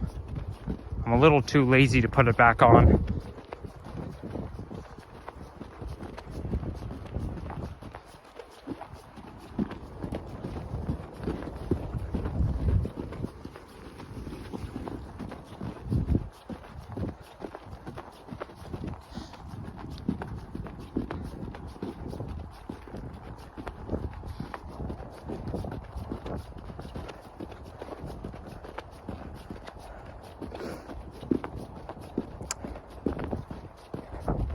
And as you can see, I am walking in a winter wonderland again, with good vibes. I even like that song Winter by Vivaldi, the classical music. I think that's my favorite classical music in one of the four seasons. I find the winter song is very relaxing.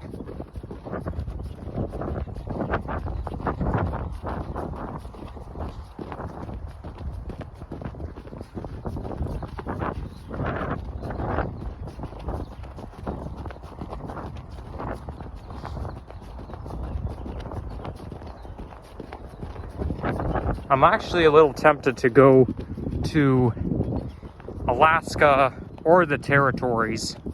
Not in the near future, but at some point. Like, I never really wanted to go to Alaska or the territories because it gets really cold up there. But maybe if I go in October, it should be good.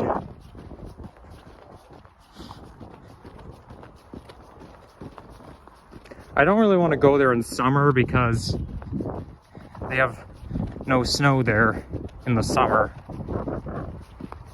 And the leaves don't fully grow in those regions, so I think it's kind of boring when there's nothing on the trees or when trees don't bloom as much. So I think it would be better with snow. I'm kind of in the mood to go cross-country skiing. I actually did on December 30th, 2017 at Horseshoe Resort. But cross-country skiing, it's fun, but it can also be exhausting. Okay, I see cars. That means we're almost at Lawrence.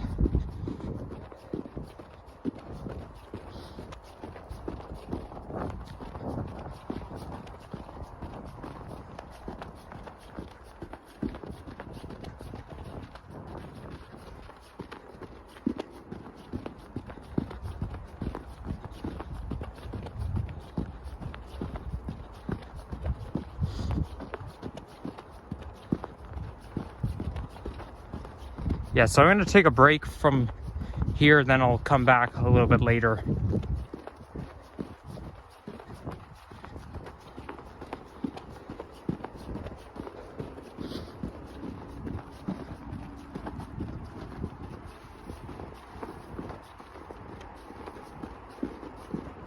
Yeah, that telephone wire up there, it so much reminds me of the Beltline. The York and K. Gardner Beltline.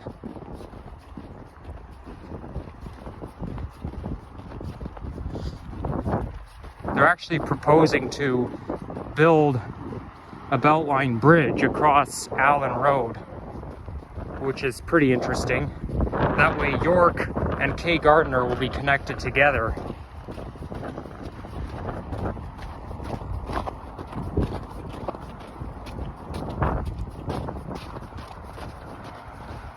All right, guys, I'll be right back.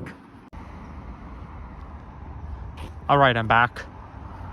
So, obviously, the rail beds that we saw earlier that are parallel to each other, that marks the legacy of Leaside Spur. So this here is the Oraman Circle that you're looking at, which is basically a landmark. So anyhow, now hiking from Lawrence to York Mills.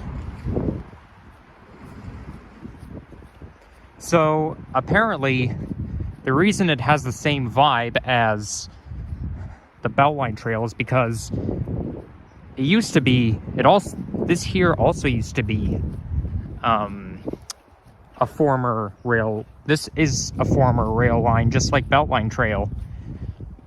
But the Leaside Spur was the name of the railway line, and it was the route for CN trains.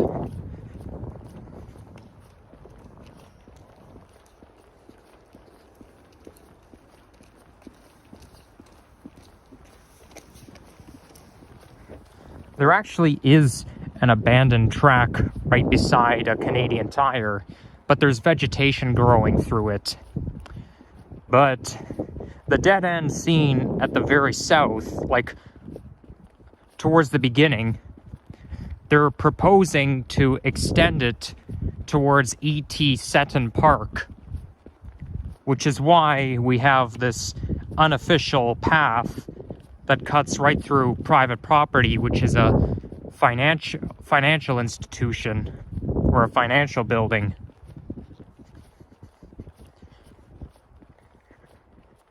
Now, the rail bed was built in 1910, like they used it in 1910, but then it got decommissioned either in 1930 or the 1930s decade.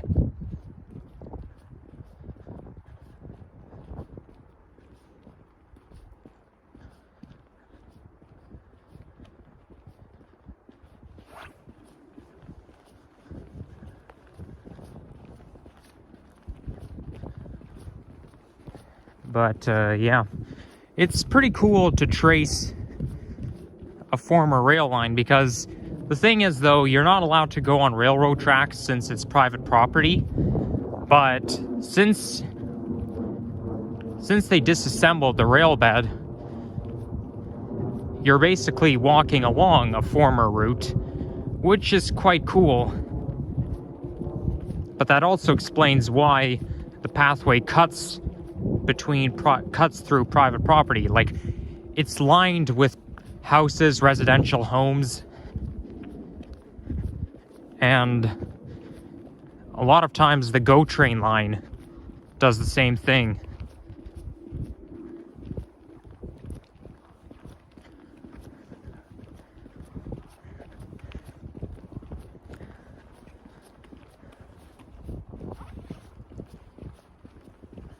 Hey, is that a... Oh. No, I don't know what you call it, but I was gonna say if it was a snowmobile that I just saw. But no, it's some sort of thing that they use to put salt on the roads.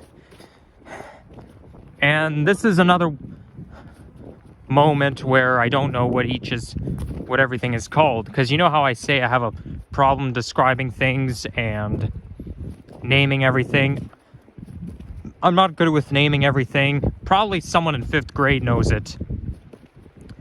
But blame learning disability, and also, along with autism, I've been told that I have a possible mild intellectual disability. So, I mean, it's not guaranteed that I do, but I do feel intellectually disabled somewhat. Like, there's evidence that I do. If I do, it's mild. Like, there's mild, moderate, severe, and profound. I mean, it's unfortunate, but developmental disabilities can't be cured. They're permanent, they're a lifetime thing.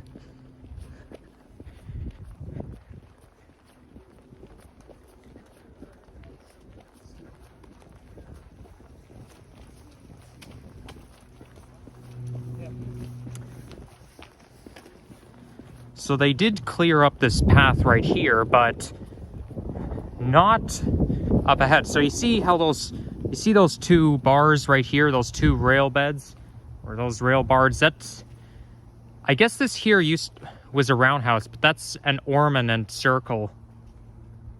But that represents its legacy.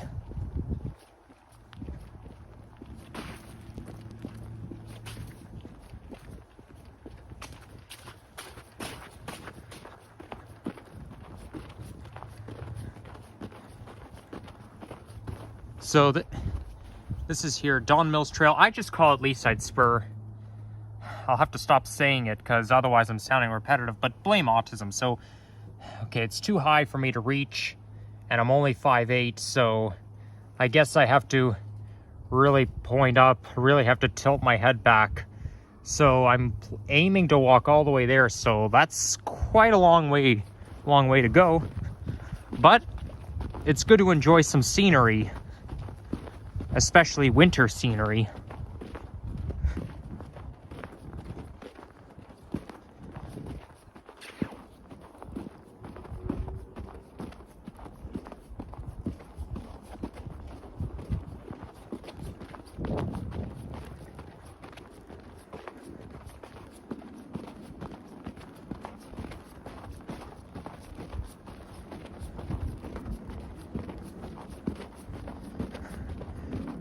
I just went to the CF location right on Lawrence and Don Mills,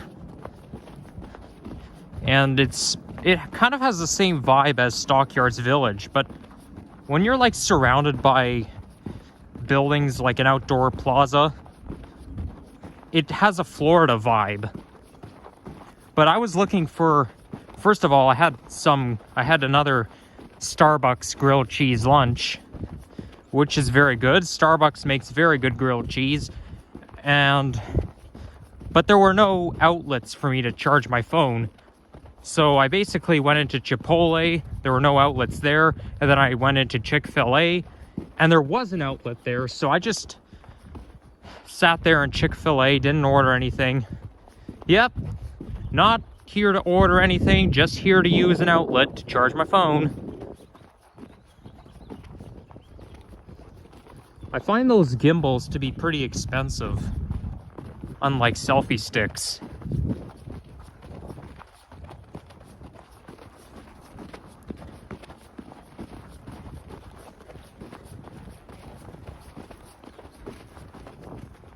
Oh, that looks like a good place for me to film a nature clip, but it's not gonna happen today.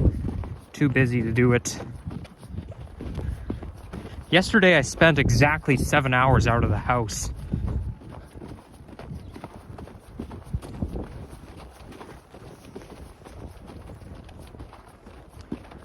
By the way, there's a Longo's on Laird Drive, but that is a restored historic building of the engine repair building. Like, it basically, when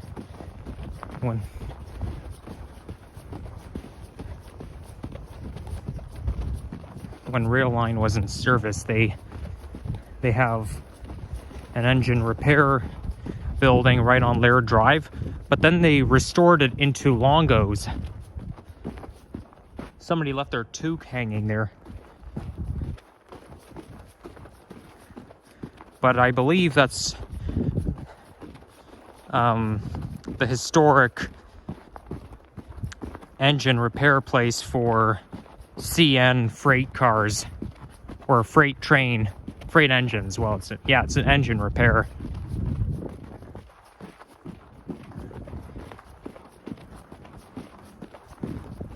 I don't know why, but I just like walking right in between private property. Oh, there's a nice tree house over there.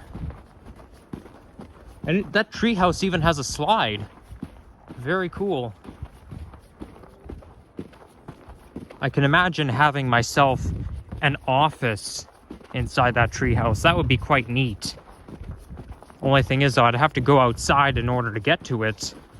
But I don't know. I think having an office right in a tree facing the woods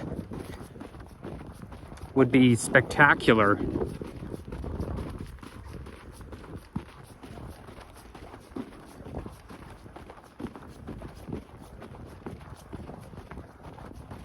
But yeah, I just like walking right in between people's houses. I don't know why, just do.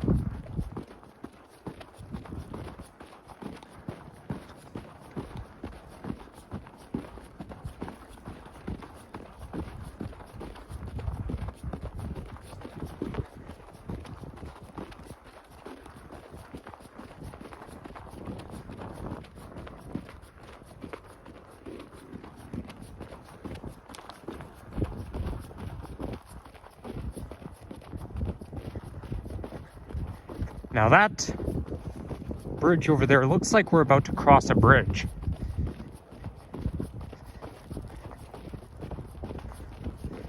So that bridge right there is over 100 years old.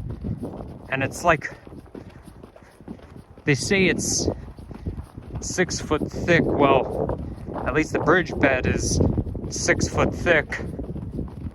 And it's made somewhat of wood and steel at the same time, but they made it strong enough to allow some locomotives, or yeah, to allow heavy engines to pass through.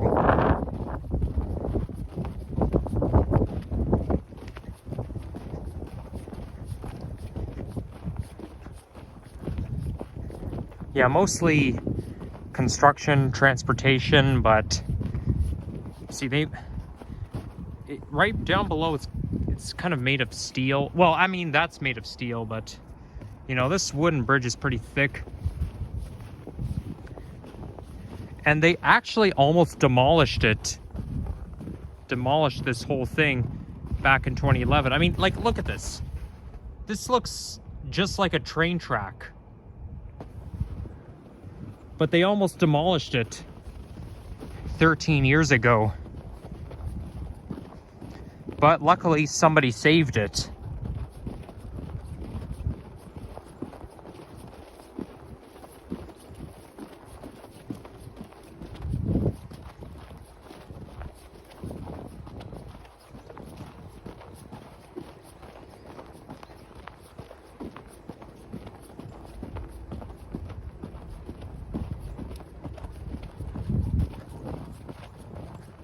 Looks like it could be an indoor soccer field over there.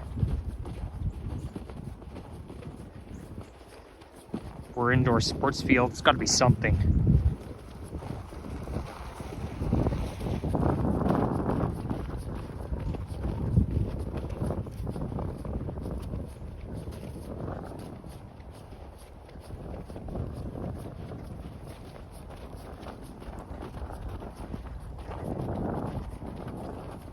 I can hear emergency vehicles responding.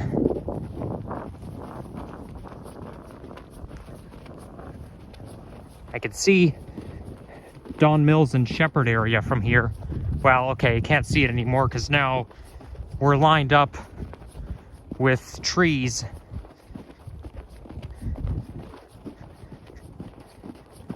Deciduous trees.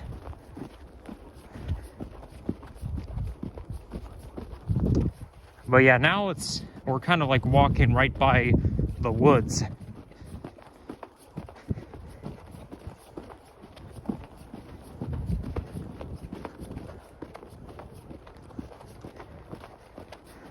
We're supposed to meet up with the Richmond Hill GO line corridor, but it doesn't happen until towards the end.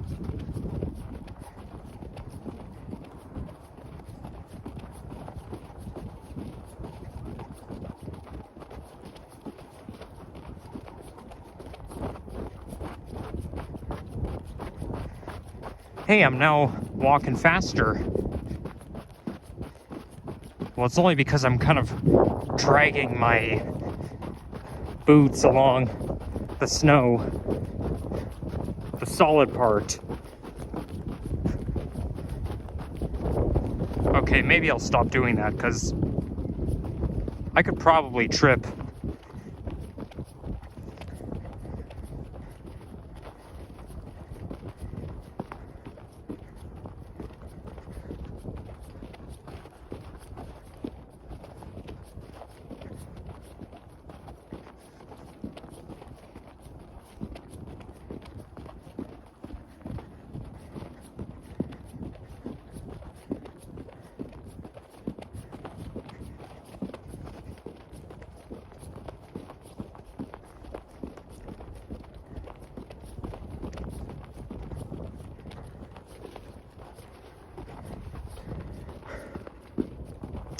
If I like snow so much, maybe I should go to Alaska at some point.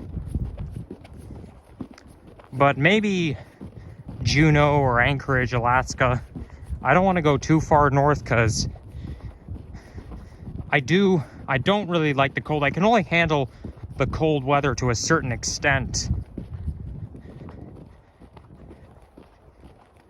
In certain places it can be minus 40 degrees centigrade. I can't handle it if it's that cold.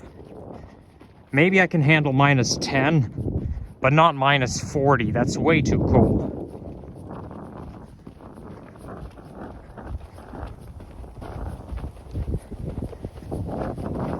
and I've never traveled to the southern hemisphere before. I plan to be a world traveler, to travel to all kinds of different places. My uncle was a world traveler, same as one of my neighbors in my apartment building.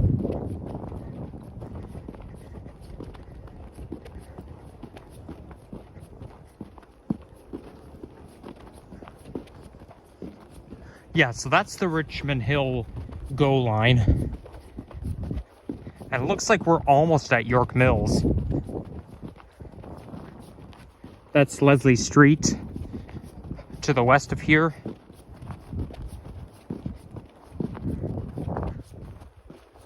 Now, there's no hope in seeing a GO train along here because Richmond Hill doesn't run on weekends.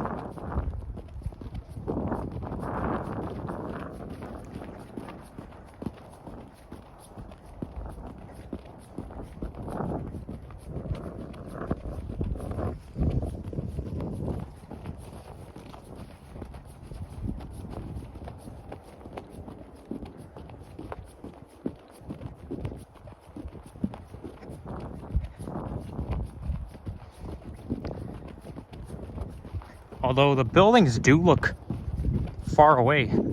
That's a nice looking office building. I'm gonna say it was probably built between the 80s and the 2000s. I don't know how good am I at analyzing which years or which decades a building was built. Oh, I could see the end of the pathway all the way over there, or just where the sunlight is.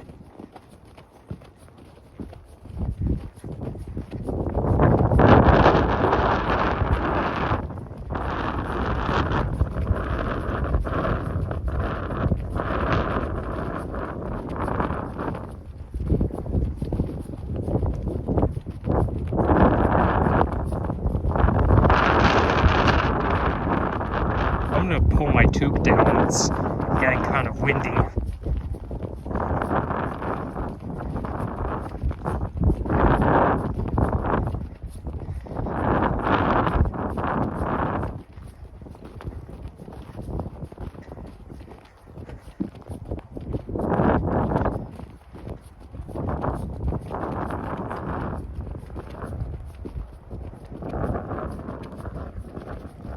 So just north of here would be Oriole GO Station, but that's on Leslie, just a little bit south of the 401.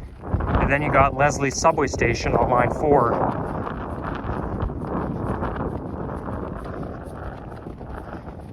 Honestly, I just like riding the Richmond Hill GO line because it's like a scenic route. Like when you're riding it between Union Station and Oriole, you're like going right through nature. I kind of wish we had snow when I rode the Via train to and from Windsor, Ontario.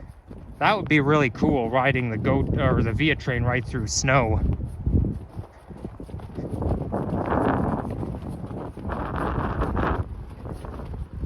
Ooh, now the snow is covering the rail beds. Actually, no, I think I see a fence there. It's blocked off. No, the Richmond Hill GO line is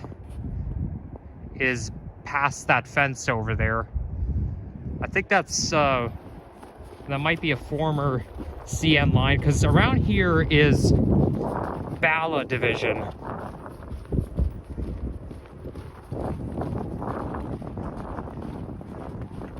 And Bala Division for the CN rail cars. I don't exactly know where it is, but I know it's around here somewhere.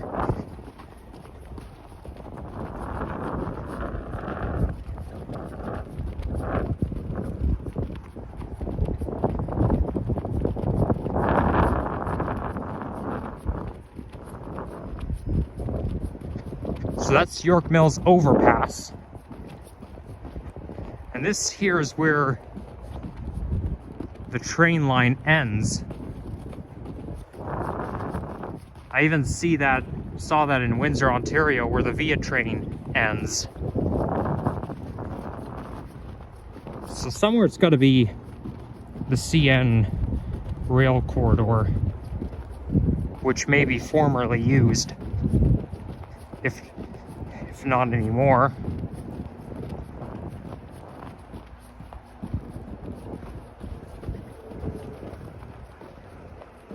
So that's Shepherd Avenue East that I'm looking at. I can hear the sound of an Orion NG hybrid bus.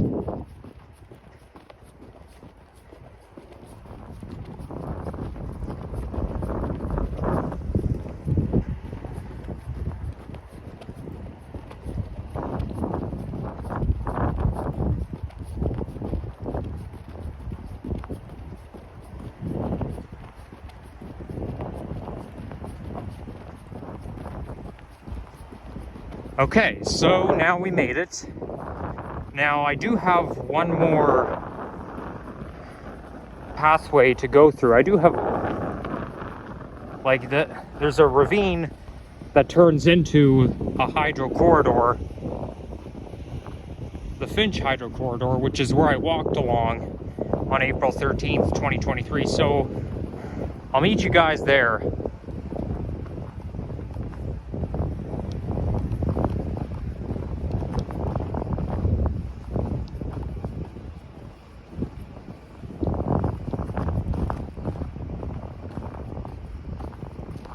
See ya.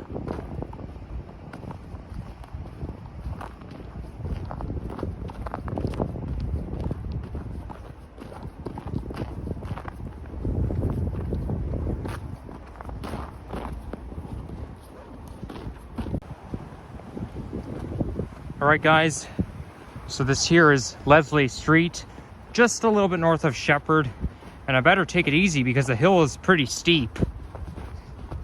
Man, I'm getting exhausted, but I still have some ways to go. And temperature is now -5 degrees centigrade to give you an update. And it's already afternoon. Somehow I thought that today's adventure would be shorter than yesterday's, but I think today's adventure is going to be even longer than yesterday's.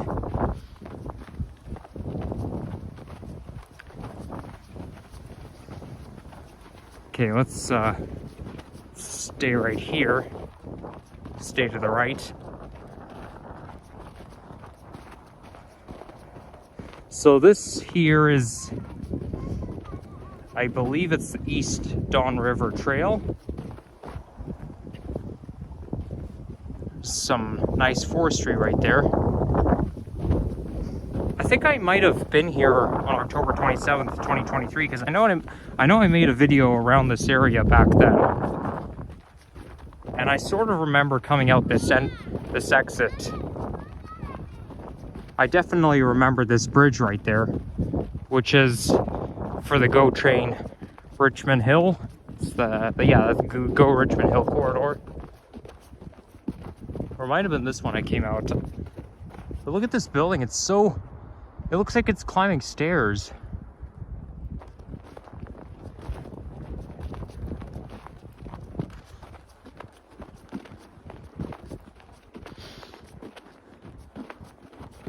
So yes, I am in the same place where I was a few months ago, except it was fall back then.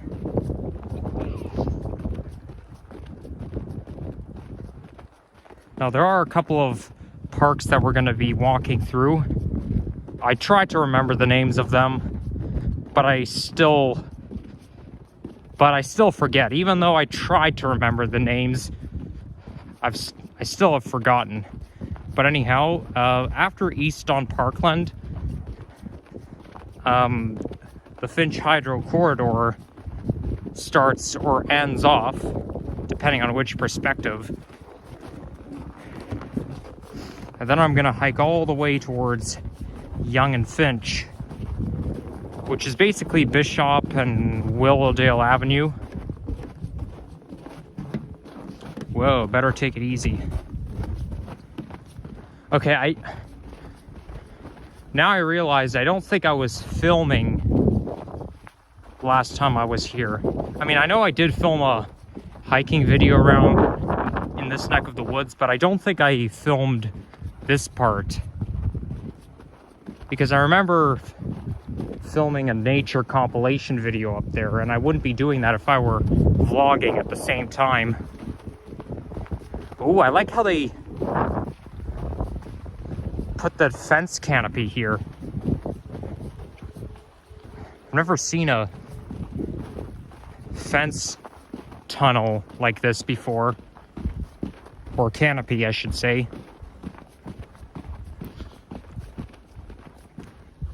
I guess they do that to protect you from falling branches or falling trees. Yeah, I filmed the nature clip in there, then I came out.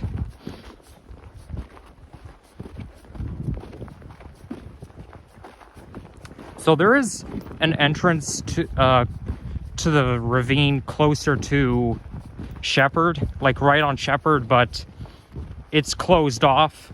And then there's another one just a little bit to the north, and it's also closed off. No fires allowed. Yeah, obviously it's because you're within city limits.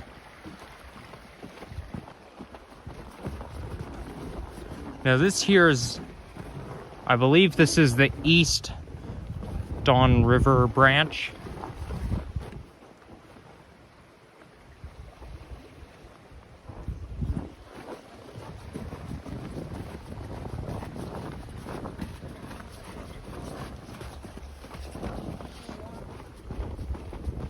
No winter maintenance here.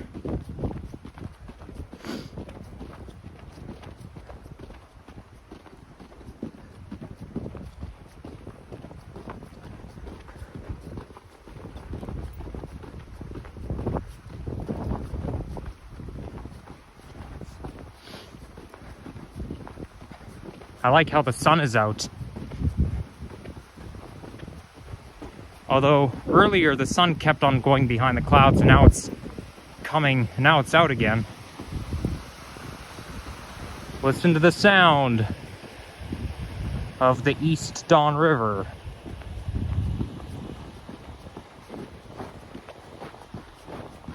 Okay, I'll pick up the pace a little bit.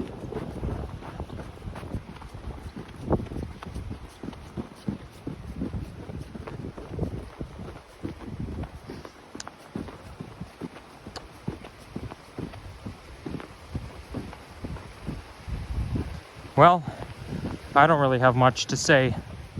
Although, I stopped at McDonald's to charge my phone again because filming really drinks up a lot of juice.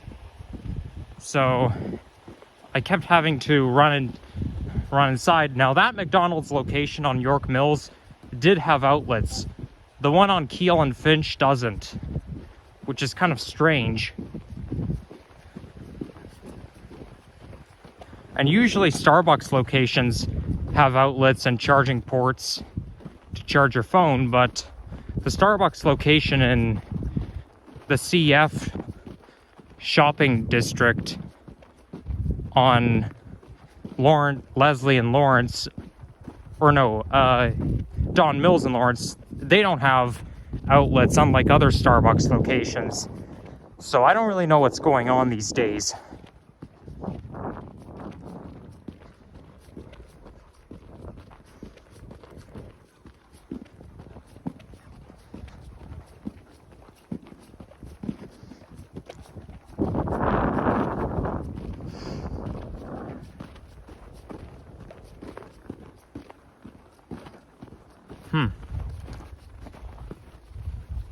Looks like there might be some wildlife past this. Okay, I'm gonna sit down on the bench, take a bit of rest.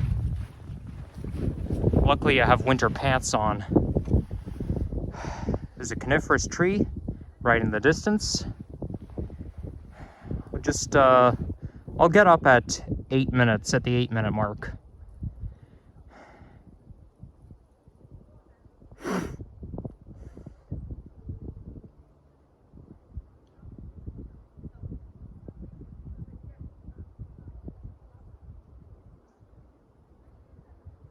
Okay, time to go.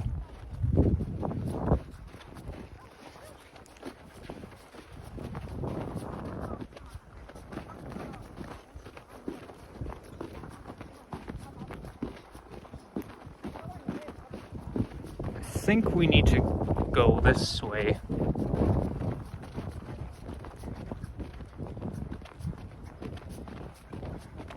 I just hope I don't get lost and end up where I'm not intended to be.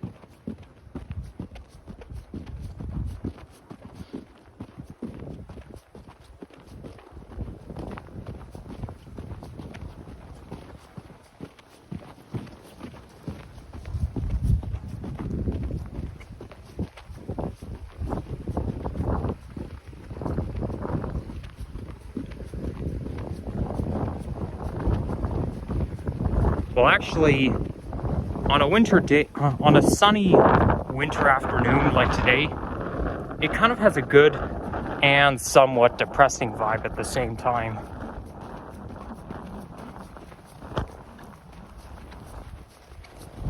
I think it's because the days are kind of short in the winter, although they are getting longer. I would say the mornings are better looking. Although morning is still my least favorite time of day.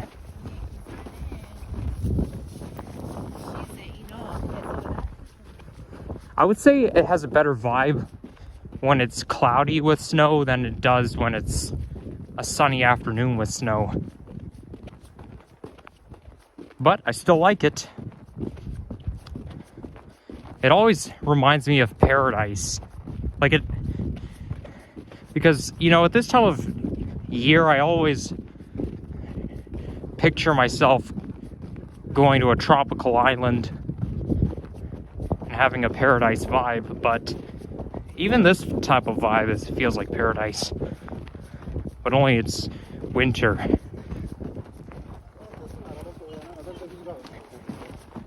But you know what, the really fun part is that you get to make snow angels, build snowmen, do whatever. Yeah, I know I talked about this already, so I won't say any more about it.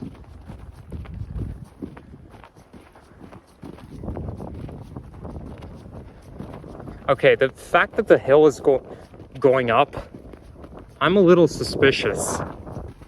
Maybe I should pause and then check the map.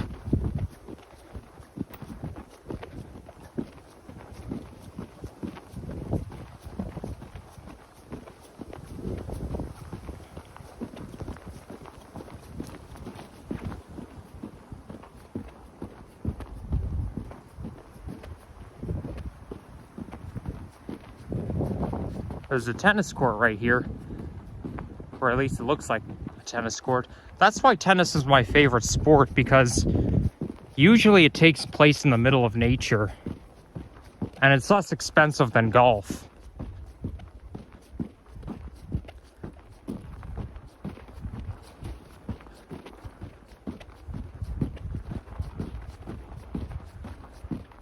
Okay, I'm gonna pause the video to see where I am right now.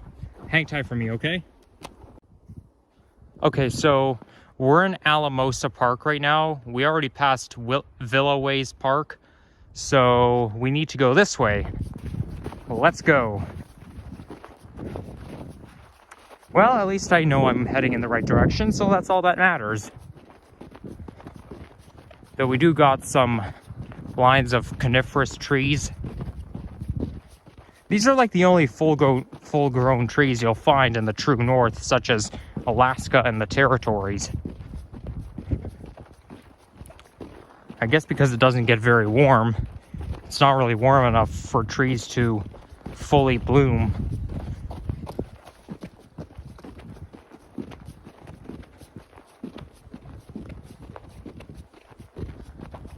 And it's almost 4 o'clock. It's 3:49 right now.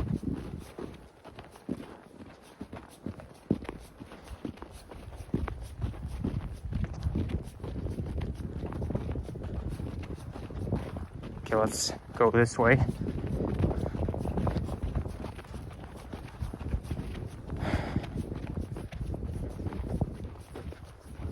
So we're slightly going to increase altitude.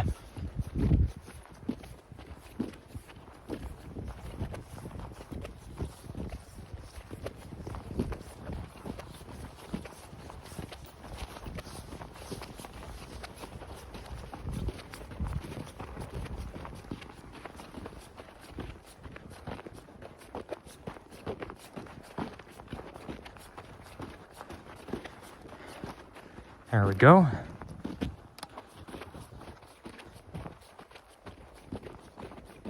And this here must be a tributary that flows into the East Don River branch.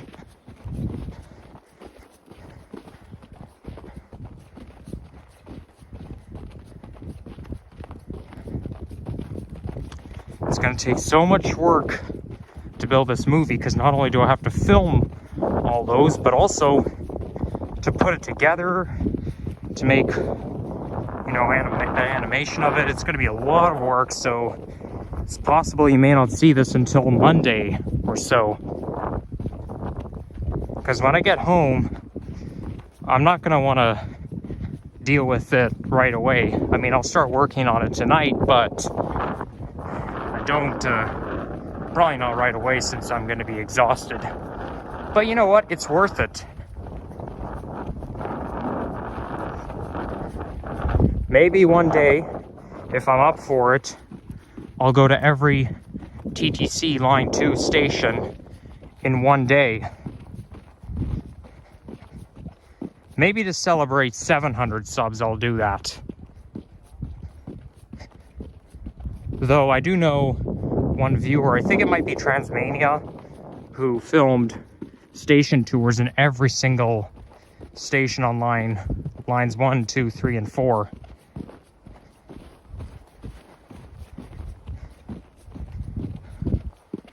I was going to film a station tour on every station on line 3, but it's too late now. Now this here is not a tributary. I think the width kind of deceived me.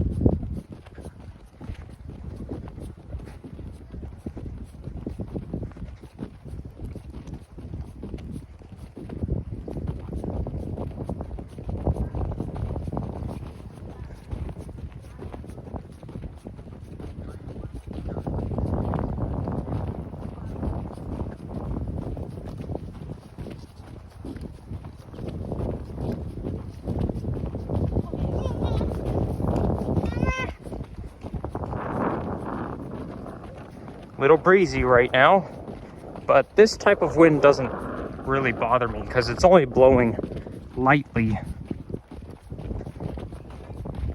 Besides, I'm already used to the cold.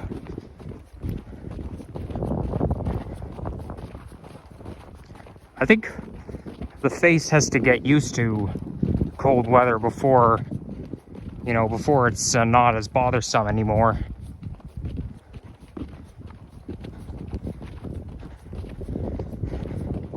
Wow, look at that. Now we're really, well, now there's really coniferous trees lining up.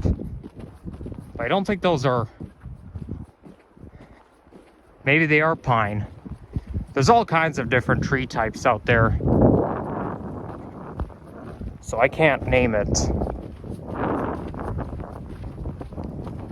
But that's an awfully dark shade of green.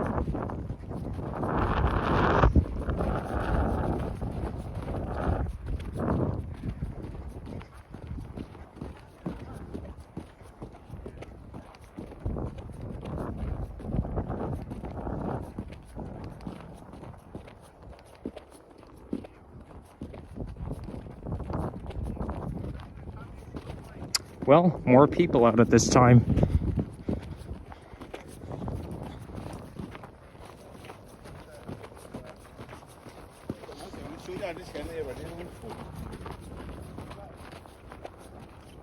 I wonder what that sound was. It sounded a little bit like thunder, but it was probably just an airplane.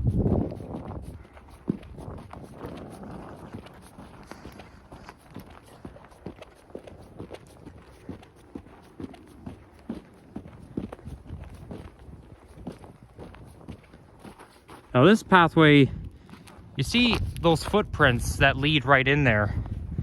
That could be a good place to film a nature clip. But unfortunately, I'm too busy to do it right now.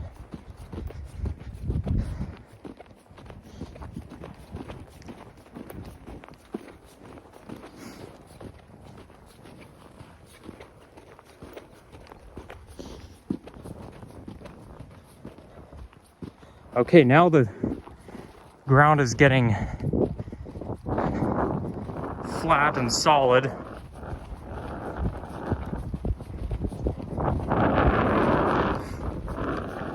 Again. So that should slightly speed me up.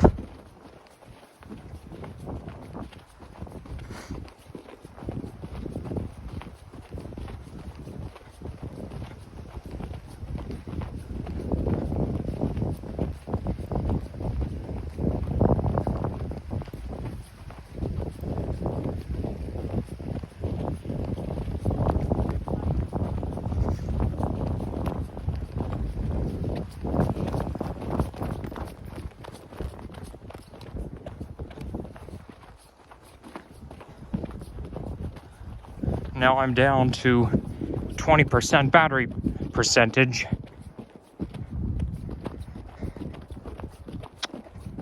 Oh well, what you gonna do?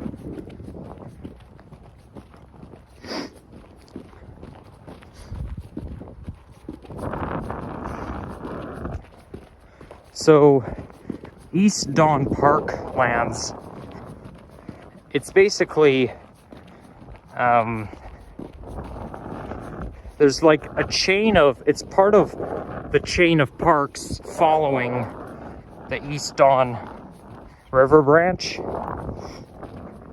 But, you know, interestingly enough, if you go there in the fall, you can actually see salmon fish swimming upstream to spawn. But I was here in the spring. But that sounds quite interesting. I mean, it doesn't really attract me so much, but I know some of you guys out there might like to go fishing and maybe curious about different kinds of fish. Though marine life can be quite interesting from time to time.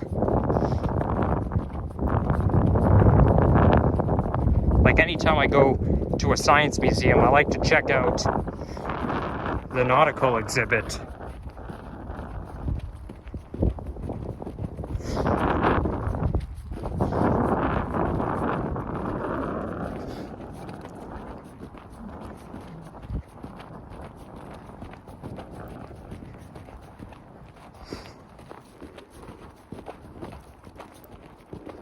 So I know the path interlines a bit north of Finch, and then it becomes the Finch Hydro Corridor.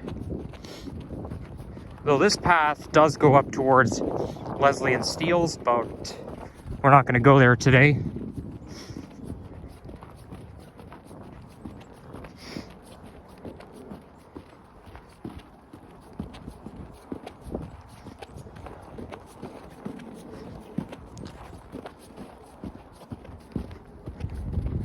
Old Comer GO Station is somewhere around here.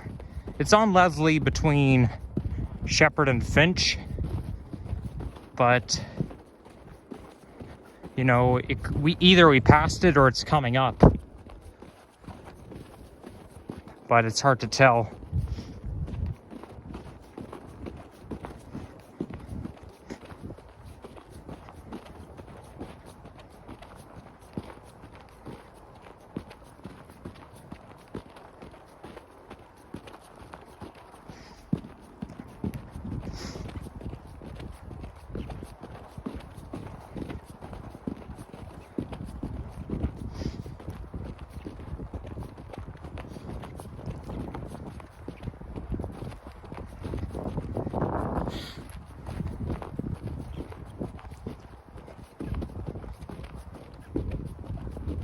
I can hear cars coming, so I think I just Is it my imagination, or did I actually see a car rolling by?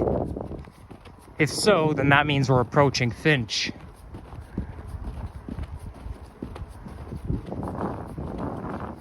Yep, I saw a car running by, so we're on the right track.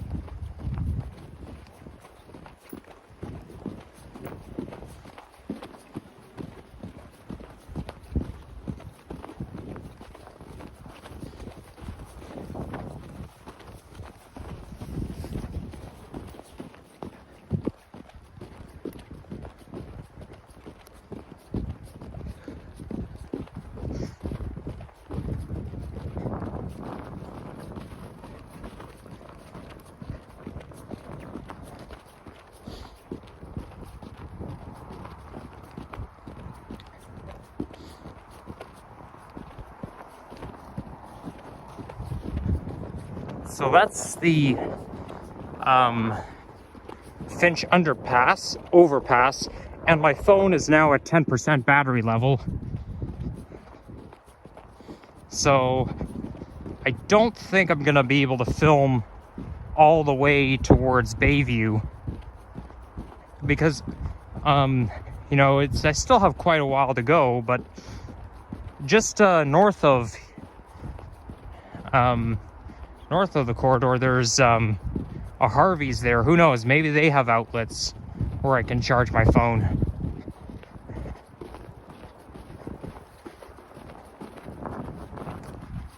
So this is the exit that takes you onto the street, but this takes you right underneath the overpass. Well, that's basically I'm walking through the underpass.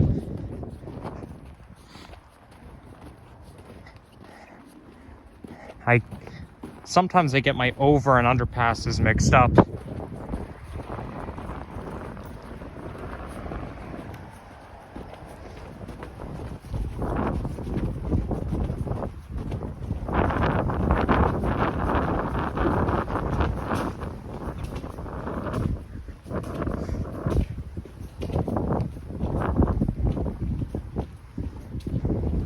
Well, there was no snow under the bridge, so that kind of sped me up a little bit. I'm just going to keep going until I run out of batteries. But I'll do the best I can to pick up the pace. Only thing is, though, it's kind of a safety hazard, because, you know, by running in the snow, you can get hurt.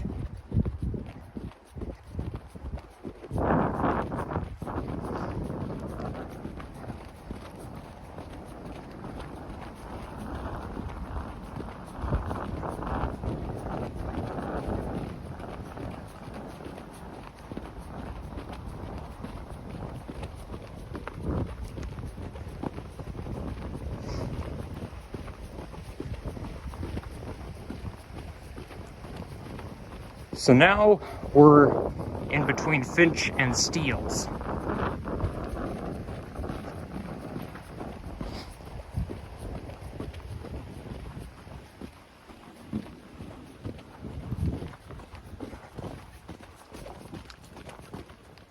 Now that's a tributary, hands down on that.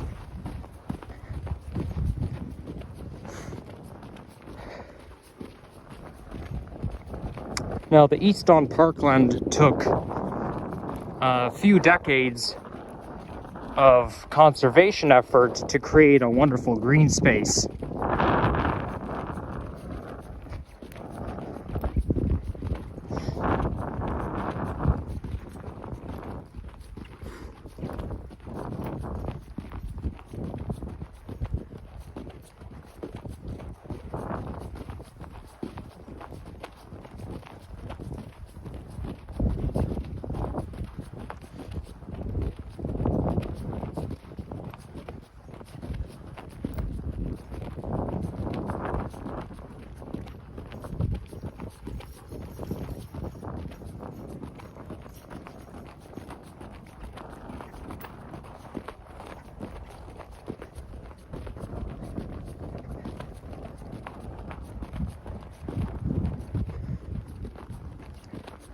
Okay, I think it might be coming up. That's what I call a junction of paths. One goes towards Leslie and Steeles, the other one goes towards Bayview, and the other one goes, well, where I'm walking right now. And the other path takes you onto the street, onto Leslie.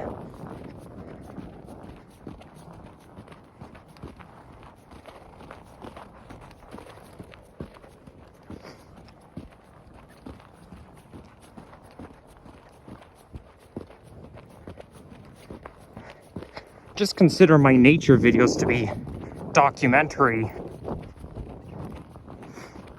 Anytime I hear the word documentary, it always has a relaxing vibe. Even though documentaries don't make a whole lot of sense to me.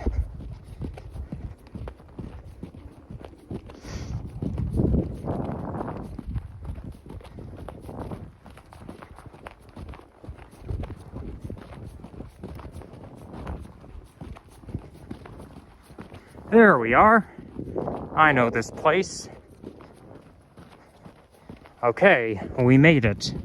Now I'm gonna pause the video and I'm gonna find a place to charge my phone again. But hopefully we'll see each other soon.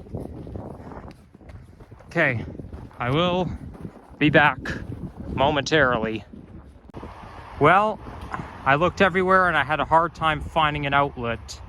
So therefore, we'll have to do things on. We are heroes tonight. We will fly up.